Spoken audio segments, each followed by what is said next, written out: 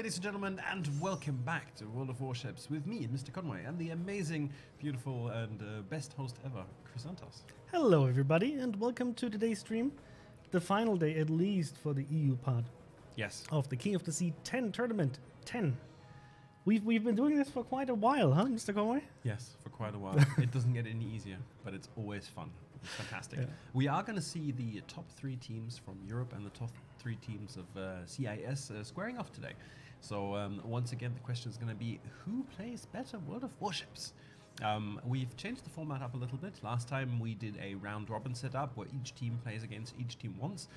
But based on feedback that we got from you, from the community, we decided to go back and try a different format again. So we are going to be matching up the ranks with each other. So third is going to play third, second is going to play second, and then first is going to play first for the honor of deciding which server has the better team in World of Warships. Yes, and we were in the lucky situation yesterday that we got to see part of the CIS finals. Yes. All matches except for the first one. So we have a bit of an idea of what to expect from the Russian teams, but overall I expect just very, very decent gameplay and a lot of entertainment. And I hope you guys will stick with us for the entire stream. We are going to be streaming for quite a while. Well, we can actually, should we maybe look at it? Yes, it's magic. Yes. We can actually show here. And also, let me just check if the audio's on. I asked Mr. Conway like 10 seconds before we went live. He's like, "Are you sure the sound is live?" And he's, yes. Well, this coronavirus has been playing weird games with us here. So and with 5 minutes stream delay, this is for me who's doing production for the stream. 5 minute stream delay is incredibly stressful because usually if there's anything wrong, we immediately hear back from Twitch and from YouTube. And people just say, hey, guys, there's an issue, and you can quickly fix it. But if there's an issue for 5 minutes, it can, in some cases, be very awkward, like where this has not happened to the official cast, I think. But there are many streamers who've forgotten to unmute their microphone for the first 5 minutes of casting a match and didn't realize until chat caught up with it. So let's hope that it's not we're in the wrong too scene. I think with anybody who has been doing any competitive kind of broadcasting, it happened to every stream at least once. Yeah. That you forgot to switch a scene or you forgot to turn back on the microphone or whatever. And with the 5 minute delay, you will only know in 5 minutes when people will let you know and you're already way into the match. But we should actually be fine this today. The cast is of course going to look very different from how we originally planned, similar to yesterday, because of course due to the corona crisis we could not fly any of our casters or commentators in as we planned. So Stats Bloke, who was supposed to do post-game commentary, is now streaming with with Flambas. Flamu is going to be streaming us his gameplay commentary remotely, and he's going to be co-streaming with Kiririn Ichiban today. And and Isolate has some other issues, so he's out of the tournament completely. So coronavirus has thrown a spanner in the works, but we are soldiering on, and we will be looping in a whole bunch of people again via Skype. Which of course doesn't provide the most amazing level of quality, thank you Microsoft, but it'll have to do for this time. It's after all the games that really count. Absolutely. And if you're wondering where are we actually broadcasting from, so this stream here is actually from the Prague office. If you watched, for example, yesterday evening the NA finals, they've actually broadcasted from, I think it was Houston, from Sea Raptors place. Yes. And yeah, it's global entertainment here, so we hope everything goes smoothly. If there are any issues, I will already apologize. I hope everything will go smoothly, but you know how it is with trying to make this all work in the current situation. Yeah, and shout out to Sea Raptor. I tuned into the stream yesterday evening after I got back home, and it looked great. Houston did not have a problem. It was really quite like that. Sorry. It's not even. Yeah, well, I know. Actually, 5 minutes into the stream, we're already at that point. It can only go, uphill from now. Yes. Anyway, should we talk about a few of the other things?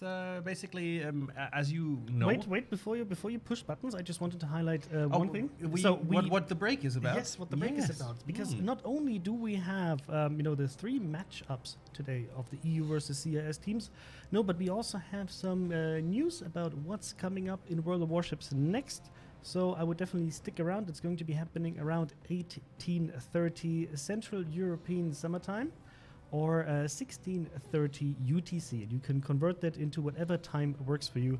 So to speak in like the easiest terms I can find, like 2 hours, 3 hours actually, and 20 minutes. Chat's catching up to the trailer. So if we didn't have any sound, we will find out in a minute. Yes. Yeah, fantastic. So that's the schedule for today. We are probably going to stick mostly to it. There's a little bit of a difference to how we usually do things. So for the first and second match, the teams are going to be not playing a best of 3, but they're going to be playing 3 games. So this is the first improvement I see from chat. Mr. Conway is so quiet. Right. Maybe I just need to speak up. It's because you... Okay. No, it's just because you're too far away from the microphone. This microphone has been a bitch lately, so we'll have to... Conway's mic is too low. Well, anyway, in 5 minutes, you will see the result, and I'll be a little louder.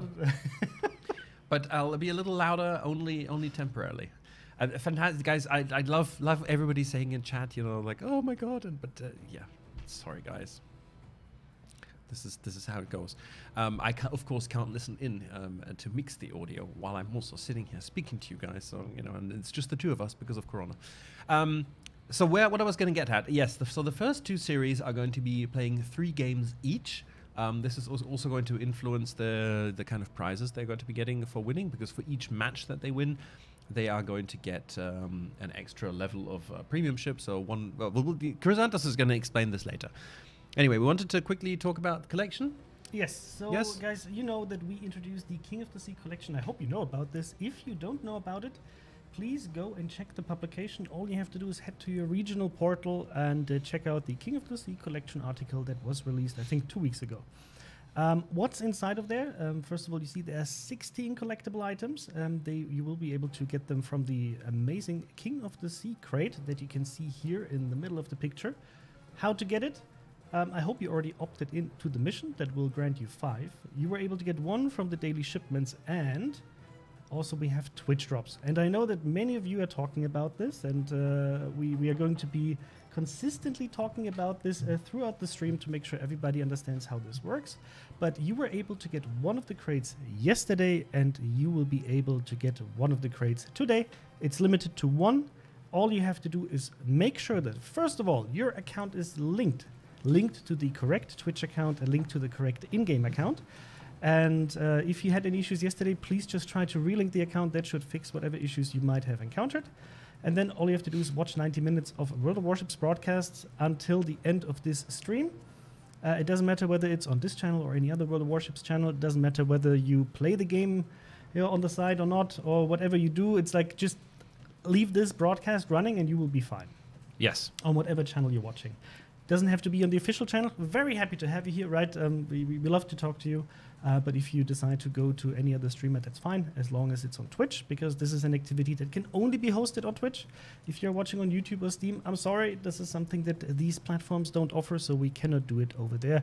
But since we have also the new King of the Sea camouflage that you can find over here. Yes. It's a camouflage we introduced with this tournament. It is. I want to give a little disclaimer as well. I don't know if many of you remember, but we did run a contest to design this King of the Sea camouflage. It was the first contest we ever ran to design a consumable camouflage, so one that is applicable to all ships in game.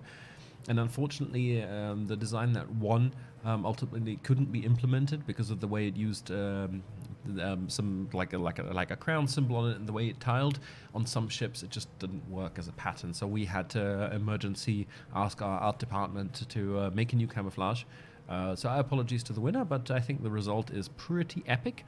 And it's a fantastic camouflage for earning free experience. It gives you plus 150% XP and then plus 500% base XP, free XP, which is really...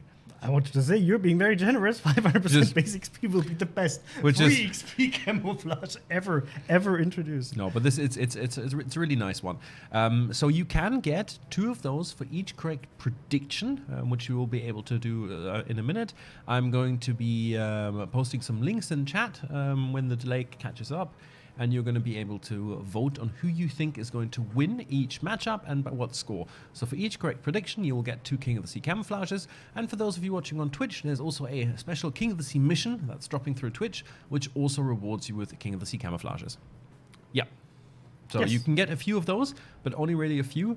The only people who are going to get a lot of these are the winners of King of the Sea, because this is pretty much the rarest camouflage that we have in-game.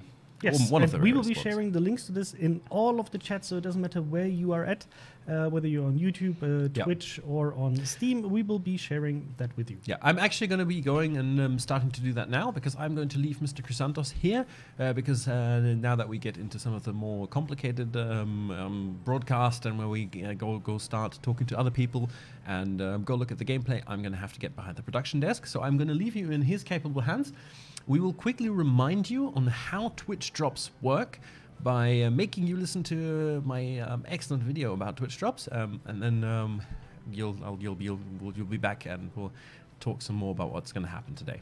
Yeah, so see you later. Welcome to our Twitch drops guide. In this video, we'll show you what Twitch drops are and how to get them. With Twitch drops, you can get free additional content for watching World of Warships on Twitch. These include Twitch containers, special missions, and if you're very lucky, even premium ships.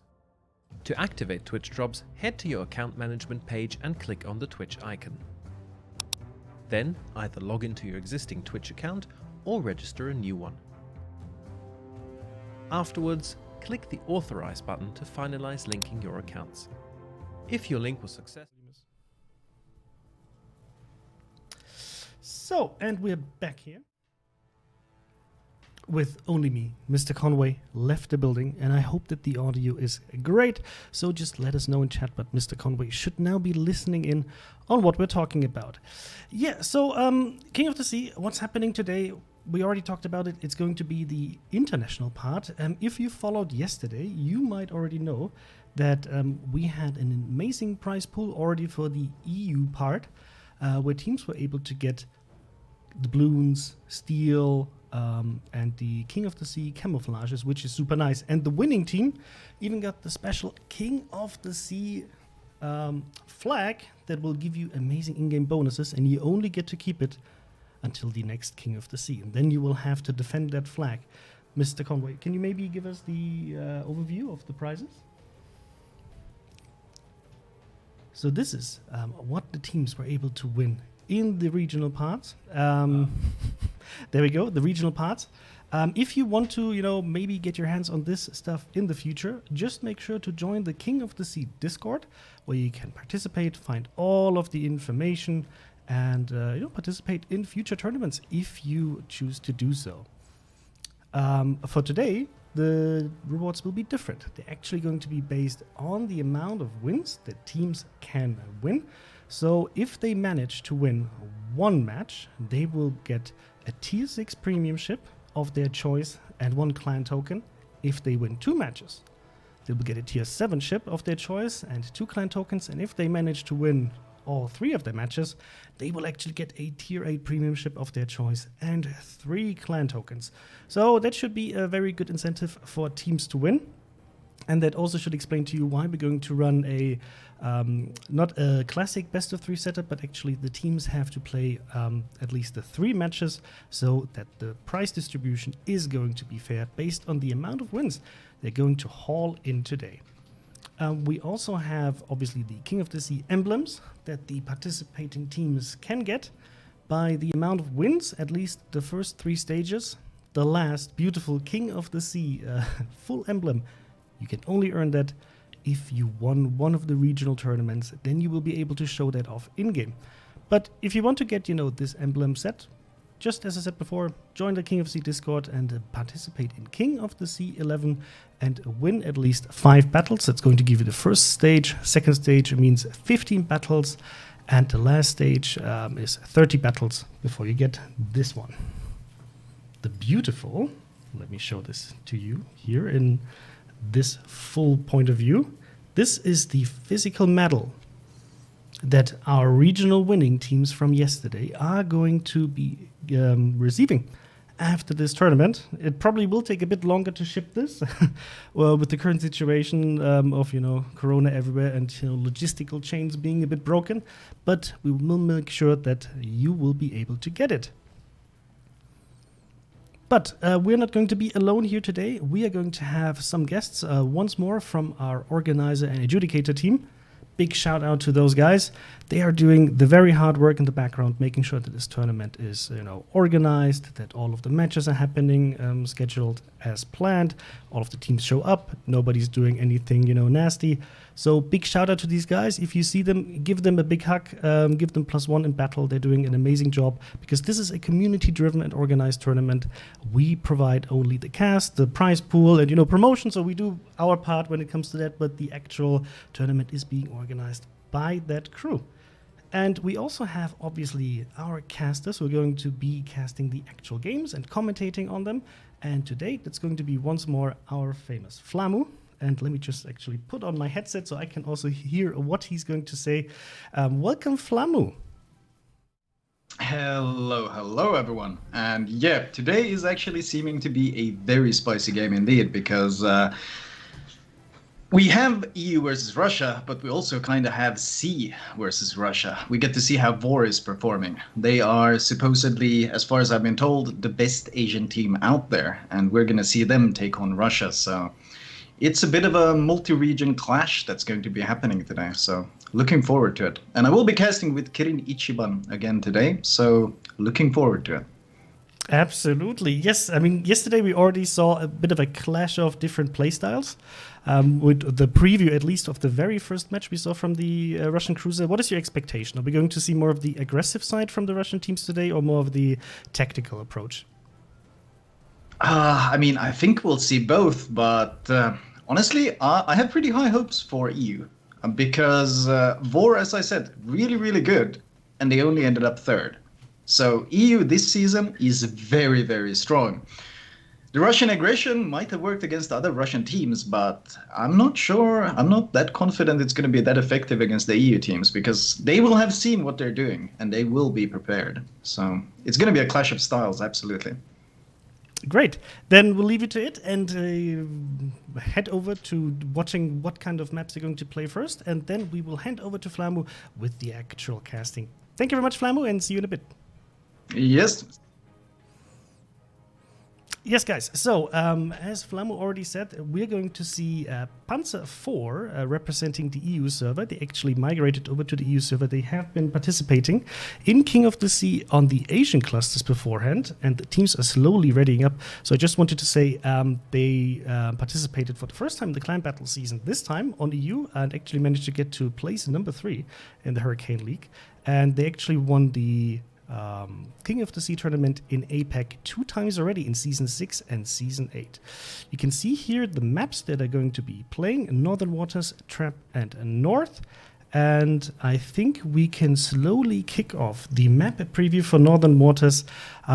Just a reminder, King of the Sea is being played on Tier 10. It's a 9 versus 9 format. The teams can only pick 2 battleships.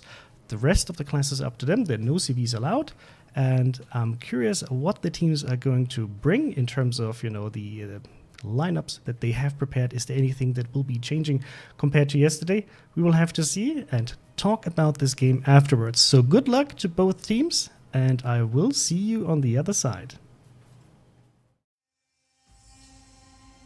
In the southern Arctic Ocean lies an archipelago of Caledonian granite. Frigid and foreboding, these frozen rocks and sparse fauna will shortly become unwilling witnesses to the rigours of naval combat. This is Northern Waters. Northern Waters is a 42 by 42 kilometre domination style map with 3 cap points running in a line from west to east. The Alpha cap is on the left, Bravo is in the centre, and Charlie is on the right. Capture Area Alpha is isolated from the map centre by 2 large islands along the eastern edge. These islands provide limited cover for radar cruisers who may want to deploy nearby, while a narrow channel connects the cap to the middle of the map. In the centre, Cap Bravo contains hard cover in the centre for intrepid destroyer captains hoping to secure control. Just like the Alpha Cap though, there are islands along the eastern edge that provide at least some cover for radar cruisers to defend from. The scattered islands in and around Cap Charlie create challenges on both offence and defence. Not only do they constrict the movement of battleships in the area, they provide places for lighter units to take shelter behind and launch ambushes from. 18 ships, 2 teams, 1 victor. It's time to play Northern Waters.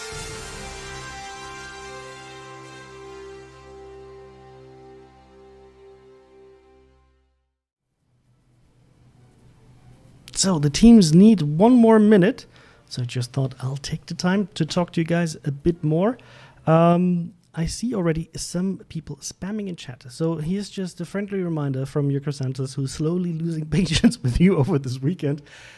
Whatever you post in chat is not going to have any influence on whether you're going to get Twitch drops or not. So please don't spam. Talk about the matches. Talk about who you think is going to win the first set of matches. What are you expecting from this day? But overall, the Twitch drops, all you have to do is watch the stream. That's all you have to do. After you linked your account and made sure the link is set up properly, that's all you got to do. Please don't make me ban all of the King of the Sea combination words that you come up with to put into an exclamation mark, because it won't really help you in any form or way. I also hope that you already signed up for the King of the Sea collection by simply, opting in to do that with the mission. You can find that in the publication. And there's also the second publication with a collection inside that we announced on the 1st of April, which is the Captain Bad Advice collection that allows you to earn a 10-point commander. Captain Bad Advice almost looks like Mr. Conway, almost, just with a beard. Just imagine Mr. Conway with a beard, and that's what he looks like. You can get that simply by opting in as well, and then you can get the mission to fulfill that collection until the end of the update of 0.9.2, or otherwise you can just get the containers from your daily containers that you collect every day, as long as the collection is set to being active. Whew. Yes, a lot of stuff currently happening in the game, and taking a look at the team that 4 is playing against. By the way, if you want to pronounce it the German way, it's Panzer 4, not Panzer Vor. It's just the German way of pronouncing it, and being a German sometimes can be helpful for that. We'll have to remind 4, by the way, to provide us with the proper resolution for their clan logo next time. And they are playing against Furry Fury, which makes me wonder, is that the Weep equivalent of Panzer IV on the CIS cluster? I don't know, but maybe they can provide us with some info on the background of their clan. The teams are still readying up, and if you are wondering how this is being done, so we also introduced a new spectator mode with the last King of the Sea 9, where we tried this for the very first time. So if you see Flamo commentating, he actually has the ability to switch between the teams and show you the different point of views without us having to switch from caster to caster. And if you're wondering what the light bulbs are for, that you sometimes see pop up next to the player names, I saw this question a few times yesterday. This means that these ships are currently spotted by the enemy team, because as you might see all of the ships being rendered, right? The teams do not see all of that. We have basically the superior point of view, and you get to see all of the information that is viable. And yeah, if you have any feedback on the presentation of the games, please share that with us in the chat. We're always happy to improve this tournament. We've been doing this for a very long time by now. I mean, I think the first King of the Sea was December 2017, and we've come a very long way from then, including the amazing preview map videos that our community contributors have been preparing for us. I hope they also provide a little bit of insights on the maps that you see here, and I hope you learn the map names a bit better than Mr. Conway and me, because we sometimes still get them mixed up. Yeah, 4 versus Furry. So we don't really know how strong Furry is. Obviously, they have been a very strong clan on the CIS cluster, and they've made it this far, so they are definitely a force to be reckoned with. But 4 has been playing very, very convincingly in the EU part of the King of the Sea tournament. And yesterday, I'm sure some of you noticed, we couldn't broadcast the match for the place number 3 match because unfortunately GKD decided to not participate in that, which is really unsportsmanlike. I just want to say this. It's not a cool thing to do, because there's a whole schedule being built around this. all of the organizers, the adjudicators, the other teams, they're all preparing their schedules and times. And it's a bit of a commitment that you make when you want to participate in a tournament like this, that, you show that sportsmanlike conduct, that even if you might have lost your match, you still show up to the next one so that we can still enjoy World of Warships as a gameplay. So please, to all teams, always be fair, always be, like a sportsman to your fellow competitive clans and participate properly. And Mr. Conway will let me know when the teams are ready. There seems to be a slight issue, so I'll just keep talking a bit here with you guys. Where are you actually from? Like I said, we are actually broadcasting this stream here from the Prague office. Usually, we would be having the casters here with us. We have a completely new streaming room because we moved offices. So hopefully for the next King of the Sea tournament, we will be able to show off our new setup in its full glory with the casters here, in place, and maybe one or two organizers also joining us behind the scenes. This time we wanted to fly in Flammu, Isolate, and Statsbloke, but unfortunately the coronavirus decided to fun police us here. And I see that chat calmed down a bit. Also, thanks to good moderation. Thank you, moderators. You're always doing a very great job keeping chat a little bit more sane than it wants to be. I know it's Twitch chat. I know you love to spam, but some things just go a bit overboard. Once more, the reminder, Twitch drops. No, because I see some comments. Oh, the chances are 1 in a million to get a Twitch drop. Absolutely not. So there are two kinds of Twitch drops that we currently have. We have the regular Twitch drops where you can get either the Twitch container, you can get a guaranteed mission every week. You have to watch I would say one official stream length is pretty much it that you need to get one of the Twitch missions. And you can also get the epic drop. That one is rare, I agree, but it also gives you a premium ship. This month it's actually the Perth, and with the next update it's going to be the Viribus Unitis. For the King of the Sea drops that are only active during the King of the Sea broadcasts, you can get one collection container. For the King of the Sea collection, it's limited to one, so if you got one yesterday and if you get one today, that's the maximum that you can reach. And Mr. Conway, put up here the maps that actually are being played in this tournament. Like I said, it's a tier 10 tournament, 9 versus 9, and these are the maps. And you might notice that with Crash Zone Alpha and Northern Waters, there are two new maps. Crash Zone Alpha has been around for a bit of time by now, but Northern Waters, very new, and it was very interesting to see how teams were playing on these maps in the past weeks. And I'm sure that the teams that are participating today have very, very detailed plans on how to react to whatever strategy the enemy team might be playing here.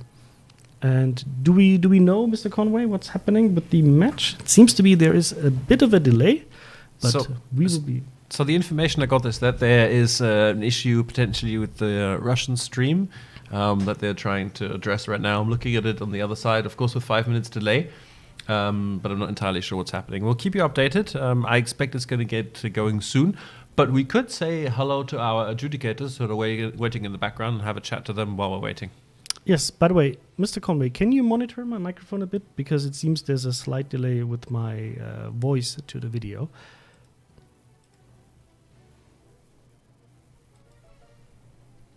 So, and also let me actually put up my headset. So let's bring in some of our adjudicators. They're going to help us also analyze the matches, and they are the guys who have been running this tournament in the background for the last weekends, making sure that all of these matches are running smoothly. So, welcome, guys.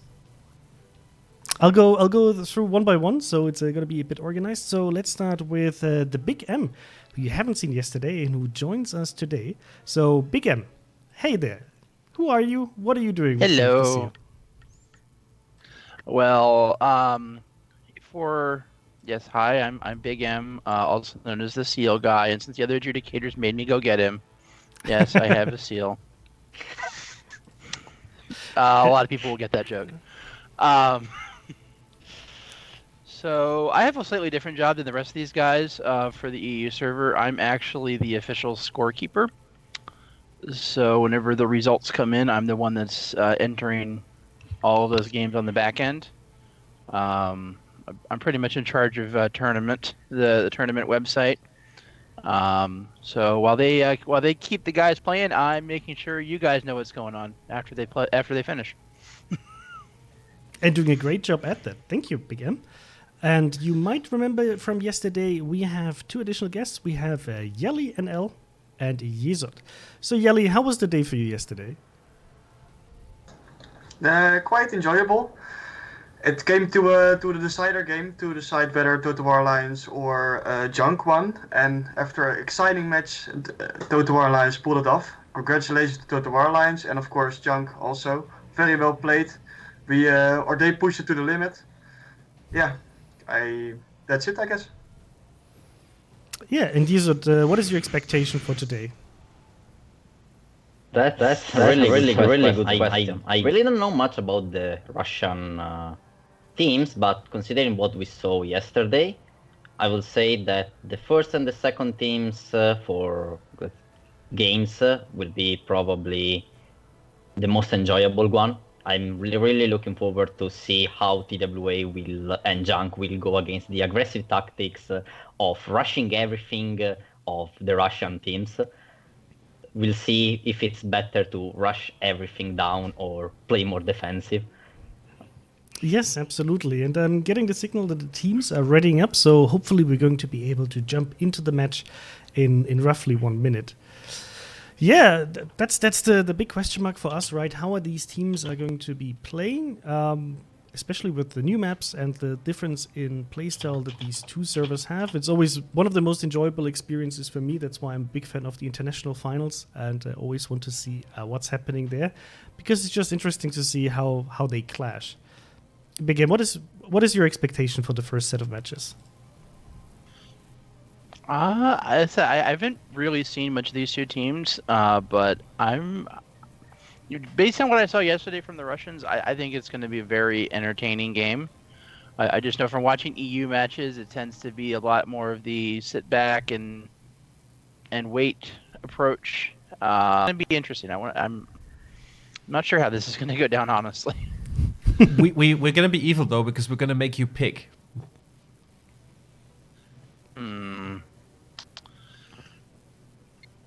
I say, knowing what I know about Vor, I have to go that direction, guys.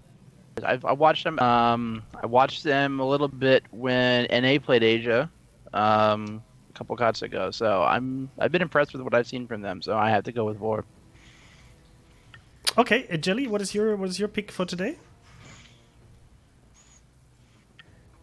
Looking like Russian aggression against Asian aggression, and my pick is also on Vor. Okay, and Yezot, what do you think?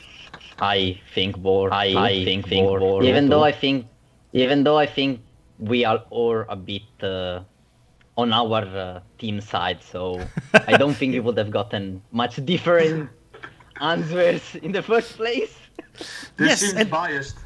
Yes, but the match is going live, so guys, I'll cut you off and we'll jump into Flamu in a few seconds. So I think, you know what, I'll give the first match to Fufu, just to have a little bit of the outsider opinion here. And let's go. Let's have some fun with this match. See you after it.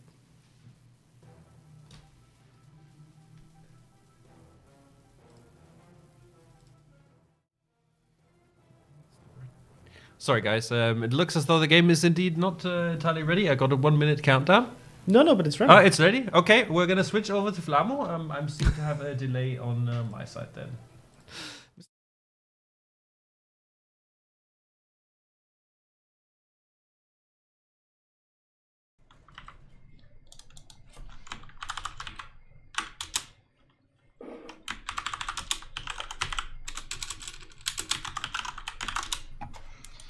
And we are live with the first game of this server clash. Vor taking on Fufu from Russia. And already they have a Daring and a Summers both vying for that B objective. I think Fufu is going to take a really good early lead here with the Kleber and the 3DD. They're going to be able to contest B and get C for free. So, considering how Vor is sending nothing over to C, I think they might have trouble with the points here unless they can get some kills. Yeah, so far not really seeing anything that... Actually, we are seeing a Conquer, and I guess we are seeing a Kleber's, and Fufu, the Russian team, is bringing a triple DD comp to this map. So they are kind of expected to get the cap plate as well, especially with a Kleber in that kind of comp. Yeah, he's actually on the cap already, and we don't have any radar close enough to spot. So he's going to be able to pick this up for free. And then on B, it looks like our Daring should be able to pick this up for free, because Fufu's Des Moines is getting... He's taking a while to get to that island there, so he's not going to have radar. There are early torps though, from Skippy, but looks like they won't catch Schwarzgewehrhund. That is such a German name. Actually, from no, an Asian. If he goes... Oh no! He surely is he running Hydra? He must be running Hydra. I would assume in this kind of position there's no way he's not running Hydra, and he slows down enough to spot and dodge those torpedoes. Meanwhile, Kleber does cap C for the Russian team. They have gotten some early hits in on the Kremlin, but besides that, there hasn't really been many trades on the map. Yeah, the Somers is taking some fire now, but I don't expect him to get take much damage from this. Oh, one of the torps actually catch the Stalingrad from Vor right on the nose. And there is... Is there any follow-up? I think the Daring smoke might just hide him entirely. Do they have any vision? Oh, he's shooting now. But even while shooting, they have no vision. The Des Moines pops the radar to catch the Daring. The Daring is spotted, but the delay, I think, is going to get behind the island before they can get any fire in. The Smolensk might have an angle, Chevalier. He should have an angle. Yeah, he can lobber that island pretty easily, I think, if he decides to go for it. No! Daring gets the cap. They don't get any resets in, even though he was spotted that entire time. That's interesting. I think part of it is the fact that they brought so many low-range ships. They have double Des Moines pushing up on the 2 line right now, so obviously they're not going to have range. And the Kremlin probably didn't want to waste his shot on a DD that he might not hit. Yeah. Meanwhile, the S'mores has smoked up the Des Moines and the Venezia, and they are in the A cap. But that Des Moines These torps radar... look nasty on this Des Moines. Oh, they actually... Nah, he's going to get behind, but he's going to have to leave the smoke, which means popping up right in front of the Kremlin at 13 kilometers. Do they have vision? Oh, they just lost vision, because Summers went behind the island, but the AP is out. The shot is out. Des Moines stops. Oh, good juke by the Des Moines. He full stops, and the shells go wide. Venezia eating a bit of damage, but it looks like Uruhav, the Des Moines, will make it up to that island. Oh, and the torps of the Kremlin. Fufu Des Moines. The Ohio and the Des Moines have his broadside as he makes the run for this island, so let's see how much damage he takes here. Oh yeah, that Ohio AP is out right now. He turns in to dodge it. Yeah, he turned in to dodge it. But that means spending more time in the Des Moines AP. Yeah, he might take a fair bit of damage still. Oh no, yeah, Ohio is gonna get a reload off, I think. Ohio is absolutely gonna get a reload off. The torps all go wide of the Kremlin. Huge chunk on him. This might be a kill. 9,000, he's popped the heal, 9,500, 10,000. Oh, but the Ohio AP is out. He has to turn out again to try to mitigate it. And no, he's dead. Yeah, he's dead. He was forced to turn out because of that AP, and there's no way he's going to get into cover. They're going to finish him off, and it's going to be an early kill by the looks of it. Surely. Right. Surely. Where's the HE? He has to switch to HE. Come on now. Come on. Switch to HE. Oh, why is he insisting on AP? The guy's perfectly nose in. That acceleration mod, is it really going to allow him to disengage? No, this should not happen. That was a kill. That really should not happen. That might screw them up because Uruha wants to push forward now to secure the kill. I don't know what Tei is doing. Yeah, I don't know why. Why wouldn't he switch to HE there? He was so low. It took one HE while he would have killed him. Oh no! And he look at the trades back. He's blapping him right back. Tiei. Oh, not switching ammo and then just staying there too long trying to secure the kill. He lost almost all his health for basically nothing. A huge misplay for the EU team. And meanwhile, the Summers is securing the A cap. T is actually might go down here because now he's sitting in the open against the Montana and the Des Moines, farming it from across the map, and he's gonna have to reverse and then. No, he's turned around. He should be fine. I hope, but not getting the Des Moines. And even if they kill the Des Moines now, that's still such a mass misplay because that's so much health lost. And he's got another heal off. The Des Moines has another heal off, and A does get flipped. Meanwhile, though, Daring gets spotted. Daring is radared, and the Kleber is opening up on him. Oh no, the Daring is in huge trouble. He does not trade well against the Kleber with reload booster up. He's trying to accelerate out, but he can't accelerate too much. I think he's afraid of any crossfires. Good hits on the Kleber though. Is it gonna be enough? His reload booster has run out by this time, so which means the Daring is trading very, very well. And the Daring is just tanking it. And now he pops smokes. And the Oh! Kleber's still going to be spotted. Maybe? I mean, he's so fast. There's AP out. Oh, only chips in once. But now the Kleber is down to less than 3k and burning. Or about 3k and burning. And the Daring probably has a fair bit of heals left. So ultimately ended up being quite a good trade. They have a radar on the Kleber? Oh, the Des Moines, meanwhile, Lisa has healed up to 9,000 health. The Kremlin is very low, though, so they've been trading extremely well on him. But is it enough? Fufu's health pools look very, very questionable. They got 4 ships that are almost down. The problem with Fufu's health pools right now is 2 of the ships that are almost down to the DDs, and that means they can't contest any of the map besides, like, I guess even C, maybe. C is the only thing they can contest. They're panic smoking Corbin Dallas. He pops damage con on a single fire. Is there going to be blind fire? Oh, really good blind fire. That was the Ohio. Takes him down to 3,000. Is there a follow-up blind fire? Sap is out, but Sap does almost nothing to Kremlin. He gets a heal off. And do they have vision of him? He did shoot, so they do have vision of him. It might even be... No, he's not in Des Moines radar range. It was just because he shot. He's playing with fire here. Where's the Ohio follow-up? Oh, they get double fire! Double fire. He's dead. He's gone. It doesn't matter if he's undetected. That double fire from the Ohio burns him down. And that means it's free farm on this Des Moines. This Ohio can just go up and pick up the Des Moines now. The only thing he has to worry about is the double Summers that will probably be moved down here because they need to secure this cap. They know they can't really hold C because they don't have a radar. I want to highlight, even with that fairly poor trade on the Des Moines, the health advantage that Vor is enjoying right now is immense. 130,000 health advantage for Vor. Fufu, they've been out-traded on pretty much every single flank. Yeah, they're down a full Kremlin already, 9 minutes into the game? It's definitely not a place you want to be. And that DD advantage isn't working out that well when 2 of the DDs are basically 1 spotting away from being dead. And how are they going to stop War from pushing C? There is no way they can do that. No, Stalingrad, Conquer both pushing. Like, what do they even have that can shoot? Smolensk? The Montana? And both are forced to back off because Kleber can't afford to spot because with Stalingrad radar can get him killed. Well, more importantly, they don't have a radar on C, so the Daring can just walk up to it, smoke, and then he's got the cap. And then he'll rotate back to B. And it's not like the Kleber can come back, not that the Stalingrad is pushed so far up. The points do favor Fufu, though. 650 to 580. They do have 2 caps, and the Summers is even moving to secure B. So, if Vor struggles to convert these low HP ships into kills... Oh, there we go. Speak of the devil. Yep. If they struggle too much with converting, then it might be costly, and these torpedoes from the Summers are dangerous, because both the Vor players might be bumping into each other. If that was a radar from Uruha, I assume he's running Hydro. Venezia is going for the turn. No, Venezia is dead. Miyako is dead. What about the Des Moines? He's fine. He will be fine, but the Venezia will go down. That's going to be... Oh! He barely lives, but it is a flooding. Is there going to be blind fire? He cannot afford to shoot. Is he within 10 kilometers of the Summers? He's not, so he can still shoot. The flooding ticks. 5.4, 5.3. It won't kill him, but he needs to be able to disengage without being blapped by the Venezia. And Vor holds on to B with the Stalingrad radar. Their final full HP DD was chunked to half HP, and C is flipped. So Vor is climbing, and they're climbing fast. The Venezia got spotted. He was got shot down to 3,000. Oh, I think he's gonna die here.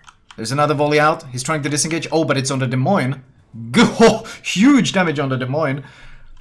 But I don't think they'll be able to finish them. They can just turn around and flee. And what exactly can Fufu do about it? Not much. Yeah. I think Summers might even smoke them up. It's not a bad choice. No, it's playing safe. Just making sure he doesn't get spotted again and they lose him. Nah, he decides to save the smoke. Oh, but those Venezia torps. Nah, they won't be quite enough. So Vor taking a 140-point lead. B is contested, but the Des Moines has rotated all the way around. I actually like this. He's rotated all the way around from A to B, and he's there to radar the Summers now. And they're getting a lot of pressure on him. Stalingrad HE chunks him to 9.6. Do they still have vision? Des Moines is keeping track of him, barely keeping him within that radar. He might die for this, though. I'm not sure if this is worth it, because they already have such a huge lead. All they need to do is preserve their ships, and then let the enemy come to them. If the Venezia gets into sap range of this TE guy, he's gonna go down. It's not even that. I think if they can just keep spotting on TE, Kimbuster might be able to just solo him. Oh, the Conquer! No, the Torps are not gonna catch him. Kleber has to play so safe because of the daring and the Stalingrad zoning him. Meanwhile, is War extending here a bit though? They are 1 minute away from winning, 860. They have all caps. Why are they pushing so aggressively? Montana is about to go down though. Montana is burning. Does he have damage con? He does not appear. If he goes down, that's gonna be lights out, I think. He gets a heal off. He gets a heal off. That's keeping him alive. Do they have vision of him? Yes. They do. Oh, AP out from Stalingrad. H out from Conquer. Surprisingly, it does very little damage. Not a clean hit. Yeah, I think the biggest issue for Vor right now is the Stalingrad getting farmed by the Smolensk. Otherwise, TE is now safe behind the island, and the Ohio is going to pick up Kimbuster in a couple seconds. So. Yeah, Montana is burning down to 14,000. Actually, he heals up back to 14,000, but it's 950. Oh, and the Kleber gets spotted. Everyone focuses him, and the Des Moines actually takes down the Summers on the other side. Wow! Besides that rather questionable trade at the start, where I feel like they should have just instantly killed that Des Moines, and TE was a bit too stubborn with the AP. Besides that, this was very clean from War. Very clean. It was an absolutely perfect game. Not a single ship lost. No, they straight up crushed the Russian team. What does the studio think about this first game in this region clash? Wow, that was a very impressive showing from Panzer 4 here, taking the first match from Fufu. I still have to get used to that name. It sounds rather cute than, awe-inspiring. But what do the adjudicators think about this, guys? What do you think about that first match on Northern Waters? Big M, what's your take? Well, first off, I have to say, as far as competitive goes, I love this map. I've seen a lot of great games on this map during the whole tournament, and this one didn't disappoint. I think the one thing I took is there's been a lot of games recently have shown the value of making sure you finish ships when you can. Because when the Kleber had that shot at the daring and couldn't finish him, that was important. Yes, absolutely. I think if you're in a situation where you cannot finish off a ship, you put yourself up for future troubles, because whenever you can clean off a ship, it doesn't matter whether it's random or competitive, you always want to get the DPM off from the enemy team, and especially something like a Kleber or a daring, it can still spot, it can still torpedo you, and it will cause trouble. But Yesod, why do you think that Fufu lost? What did they do wrong? Mostly, I think that the engagement on I think it was the A Cup where the Des Moines at the start almost died, and the Kremlin being completely farmed. Having the Kremlin dead and the Des Moines basically on 10,000 HP with the Voroyo that, if I remember correctly, was almost full HP, basically opened completely the map for Vor on the A side. The C side, they had the Kleber that was on pretty low HP too, so also that side was pretty open. So Fufu was basically pushed completely back to behind their spawn with basically no map control.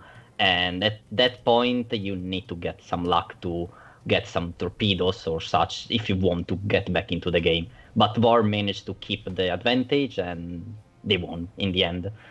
They didn't offer many opportunities for Fufu to get back into the game. Yeah, absolutely. I think that's something that especially when it comes to fielding something like a Kleber, it really hurts you if you cannot use it to convert the daring kill, because afterwards, if you're on low HP, there's not much else you can do with the Kleber. you will get outspotted by the enemy DDs. You won't have the torpedoes like a Somers or even a Daring to put some pressure on the other ships. So it does get very, very tricky if you cannot really use the ships in the way you position them. And I was surprised by how much HP that Kremlin traded early on. There was even before the Des Moines got into that huge trouble of pushing up. The Kremlin was just like taking the damage without being able to make that HP count on the enemy team. So yeah, really well played by 4 over there. Yeah, Lee, what do you think Fufu has to change for the next map to get back into this match? Me? What do you think Fufu has to do differently in the next one? I think what I saw in the 7th minute of the match is that 4 had the positions really high up in the map. They had cruisers really close to the A, B, and C cap. I think if Fufu can punish them pushing up to those positions harder, they might gain a bigger advantage and can pull the game back around when they push up in those positions. That's the only thing I can really note, and the other mistakes might come down to really small things, which I probably totally missed, or miscommunication on the voice comms because we don't hear those. And those things tend to happen as well. That is my guess, to say so. Yeah, I mean, it's always tricky for teams like that. Obviously, we cannot listen into their conversations, which would still be very interesting. Being part of a competitive team and to hear how they approach it, it's very different from team to team. Some teams have super open comms and basically just yell at each other. Other teams have a proper FC who just, everybody else has to be silent. They will just tell them what to do. It's very interesting to actually see that. I can definitely highlight and recommend you to watch streamers who are playing clan battles, for example, while streaming it, because it's very interesting to see how different teams approach that aspect and just how they try to react to things. Because while you might have a plan initially how to go about that match, that plan usually doesn't really survive until the end of the match. You always have to be able to adapt. Yeah, so that's interesting. I think the next map is going to be Trap. And we will have to see how Trap is going to be played. As far as I know, Panzer IV picked actually Northern Waters, and we can see why they picked that map. The next map pick was actually from Furry Fury, and they will start from the Alpha spawn, so they will start up north. And I'm sure they will have an interesting plan to get back into this match. Please keep in mind that this is not a typical best of 3, so even if Panzer IV is going to win the next battle, we're going to see a third match, because the rewards for the teams depend on the amount of wins they get. So it is for them about the amount of wins to get the highest possible prize. Yeah, guys, what do you think for Trap?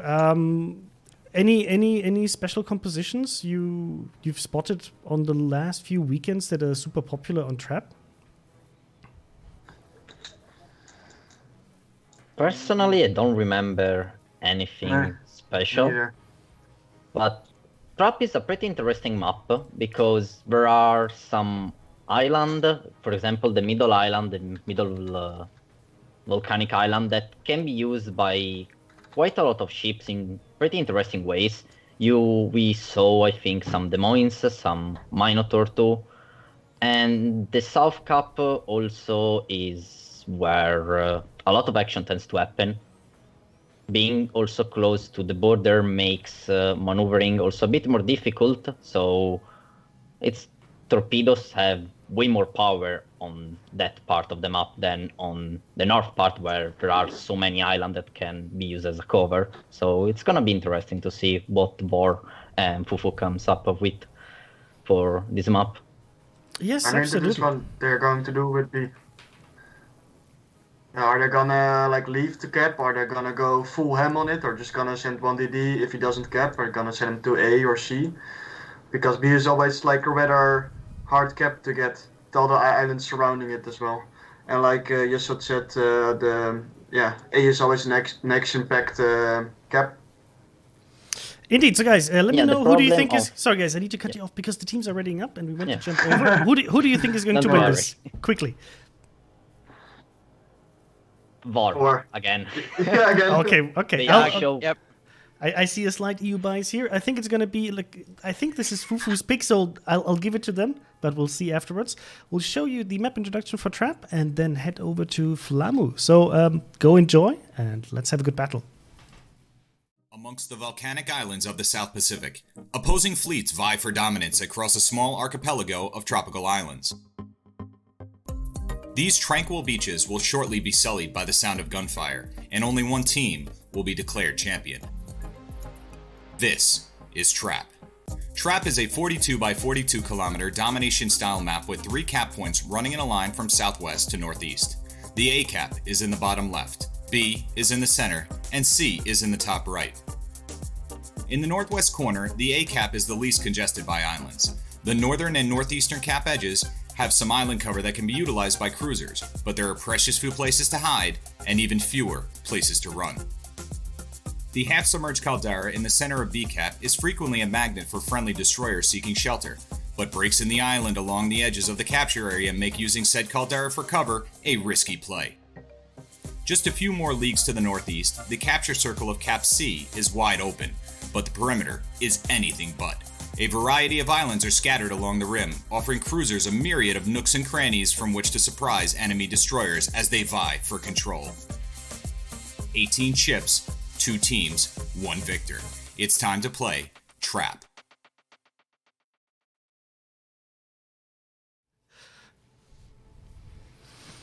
So I don't know. The team seemed to be jinxing me because while they were readying up and ready to push the button, they unreadied. So we'll wait for them to finally ready up, guys. And I see some questions here about talking about the clans with rather weep focus here about future collaborations with, for example, Azerlane or Ares Nova or Concolle or anything else. So right now we don't have any news about any collaborations regarding that in the future. But you know that collaborations, has to be signed contracts and negotiations, all of these shenanigans. So as soon as we have any news about this, we will let you know. We're very happy to have these collaborations, and I'm sure there will be more, but give us a bit of time, and as soon as we have anything to announce, you will be the first to know. And as usual, you can find this information on our official streams, especially on the EU streams that we have every Thursday from 6 to 8 Central European summertime. Whenever we have news to share, this is the most likely place to see them on a stream. And apparently... yeah, teams are still readying up, so we'll wait a bit. Just a bit of background information about these teams. So for Panzer IV, like I said before, they actually, and you were able to see this, they have a very tactical approach. They usually go for early cap control, even though that was not the case on the last map. The last map was actually early cap control for Fufu, but Panzer IV was able to claw it back and quite, convincingly with the way they just made the enemy pay for each of those camp points. And they seem to be running a very stable composition in terms of what ships they're fielding. They have been running the APAC tournaments instead of the EU ones. They participated in there. In King of the Sea 9, they actually were second behind FFD.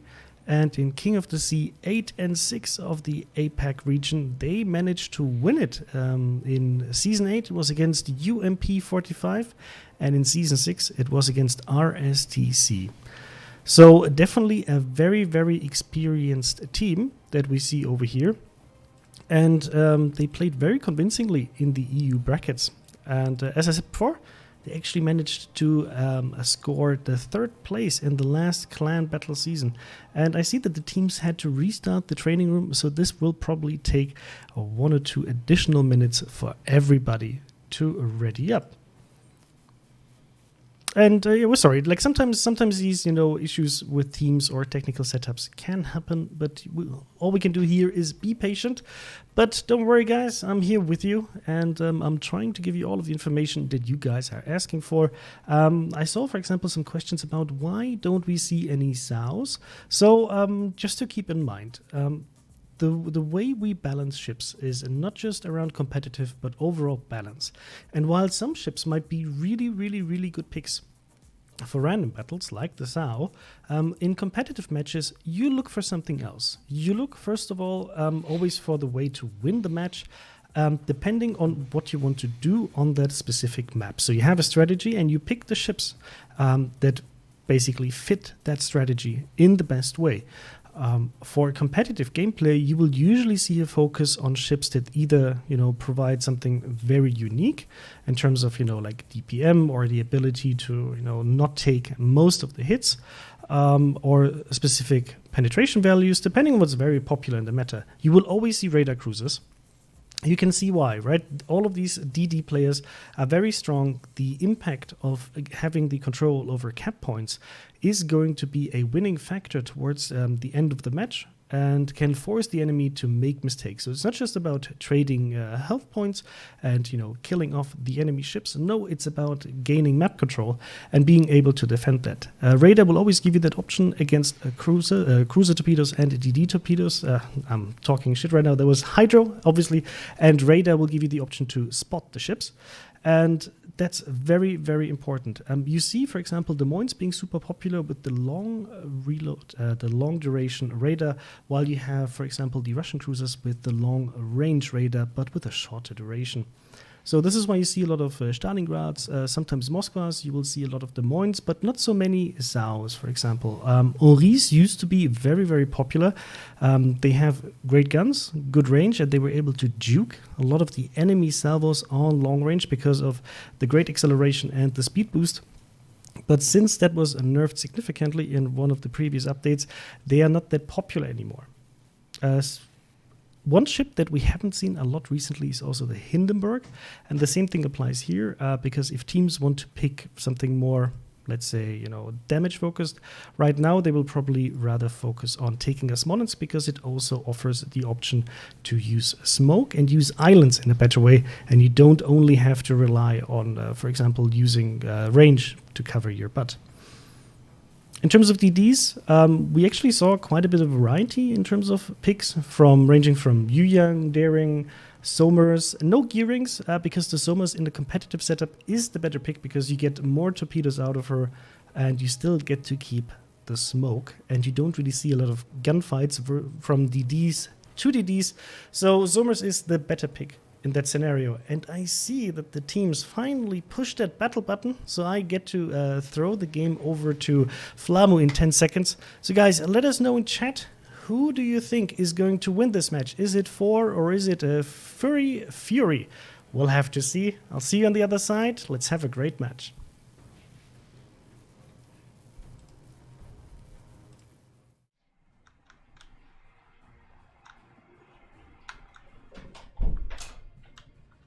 And we are live with the second game of this clash between Vor and Fufu. I'm being told, people are being quite upset. Apparently Vor is supposed to be pronounced For. So I'll try to keep that in mind from now on.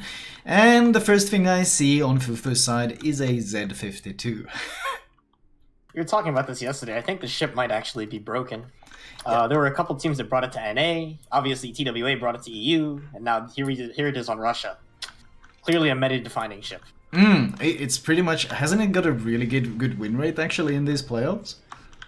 Yeah, so far so good. Most of the teams that have brought Z52 have won. So, Meanwhile, double Somers and the Kleber. So triple DD from Vor's side this time, against only 2 from Fufu. So a slight change. We see 4 Stalingrads, Ohio Kremlin versus Montana, Ohio. We have seen a fair amount of these Montanas lately, but honestly, I have not really seen the effectiveness. It's okay when you can make crossfires, but especially on a map like this, it's pretty difficult to get a crossfire. And considering the enemy's team comp now, double Stalingrad, like, it's going to be very, very hard for the Montana to be effective. You can't really pen any of these ships at all. Whereas things like Des Moines and Salem, well, they're gonna struggle running into the likes of Kremlin and Ohio. They're really gonna, especially the Kremlin, of course. The question is, how are they gonna deploy? Vor sends the Kleber to B, trying to get that early cap, but the Z52 is going to deny it, and with the radar from the Stalingrad, there is no way that's going to go down. Somers, Smolensk, Stalingrad, Kremlin being sent south. Miyako, the Stalingrad, is being parked by B. I think they're gonna keep the Ohio central, and only the Somers and the Des Moines being sent north. I guess they're hoping for a quick free cap with that triple DD advantage. we saw this kind of play from them before, and I think what they're going to do is they're just going to have T and Griffith play like a very kiting flank and try to see if they can bait any of the enemy ships into chasing them. Radar from Miyako. Did they get vision? Oh, they have a vision of the Z-52. Yeah, he's actually caught in it. That's going to be Kleber opening up, guaranteed, with reload booster. How much pressure can they get? AP is out from the Stalingrad as well. No hits. Oh, they do finally get some chip damage, but oh, he stops to juke. He is. He's still spotted though. Oh, this is such a bold move because he's still in the radar. They still have vision and he's reversing. I'm not sure about this. I think he did that too soon. He needed to wait a bit longer. He did that too soon, and yikes, that's a lot of health lost. He could have gotten away scot-free, but he got greedy. And that. Oh, never mind. Sorry. Yeah, no, but he could have gotten away because Stalingrad couldn't push any further with that radar because of the island and exposing. So he was going to stop at the island regardless, but Skippy got a bit greedy there and reversed a bit early, and that's half his health pool gone. They will secure B, but at what cost? I don't think that's worth it for him at all because he's the primary contesting DD, and if the Kleber decides to come back, he can probably just run him down at this point on 11k health. 4 on the other. Oh, sorry. Sketch Kid is putting himself in like a really awkward spot because he's gonna get farmed by the Smolensk, and now obviously we've seen Stalingrad in this position. He can't back up because of Miyako, and he's gonna get farmed down now if he doesn't like turn away and leave. Meanwhile, though, 4 is getting that C cap. It's not going to be contested. That Des Moines radar will not reach that submerge, so C is going to be flipped in 4's favor. On the other hand, Schwarz is trying to contest A fairly aggressively, actually, against this enemy submerge, but I think the submerge is just going to sit there until the Stalingrad shows up. Unless those torpedoes get really, really lucky. Ooh, I mean, if he stops moving right here. Nah, here's reversing. It's fine. There's a radar from this. Yo, but look at his health! What was that? I think that was the Ohio. I think that was the Ohio or the island, because he just lost all his health. I think the Ohio just blapped him over the islands, and now this is very much a potential kill for 4. Yeah, you cannot, I see every team puts their Stalingrad there and it always dies. What happened to the Submerse? The Submerse is also so low. Oh no! He's blind fire! The blind fire might even kill him here. No. They have vision? Oh, 20... No, it's blind fire. It's blind fire, but he's down to 2.9k. Once again, the early trades from 4 are so much better. The Ohio has taken a bit of damage, so is the Submerse, but look at the health pools on the Russian team. The Stalingrad is about to go down. The Submerse basically has to run for his life at this point. Ohio? Yep, there he goes. Huge early advantage. Again, a cruiser. Very early lost by the Russian team. This is looking really bad for them. And if you remember the GKD game we saw, where I think it was CWA got baited into chasing these 2 ships over and over again, it looks like we're going to see the exact same thing. It's the Montana, the Salem, and the Des Moines. They're just like posting up on C, but the entire enemy team is on A, and they're losing the other side really hard, so they have to get something done. I mean, Fufu is sending so many resources up there, but ultimately they're just going to run into a Des Moines and Submerse that can quite easily kite, and the more time they waste, the better. This is so many resources that they're wasting from them. The battleship is here as well. Meanwhile, 4 is just pushing through A with that Kremlin, and I don't see any way if they can stop it. Yeah, I think if the Kleber can just run down the Somers right now, and then right after he finishes getting the kill, he can just press S and disengage from the Smolensk. I think that would be totally worth it to just pick up another free kill. I think Schwarz is about to get vision of the Smolensk. I'm looking at it from his perspective, and when he gets vision of him, Ohio is spotted, but Smolensk is also about to be spotted. What's the vision like? Oh, he's so close. He's so close to getting that vision. And once he gets that vision, that's Stalingrad and Kremlin that's going to open up. And they're going to have to panic smoke him. I think Kleber eats a torp here. Oh, good beats.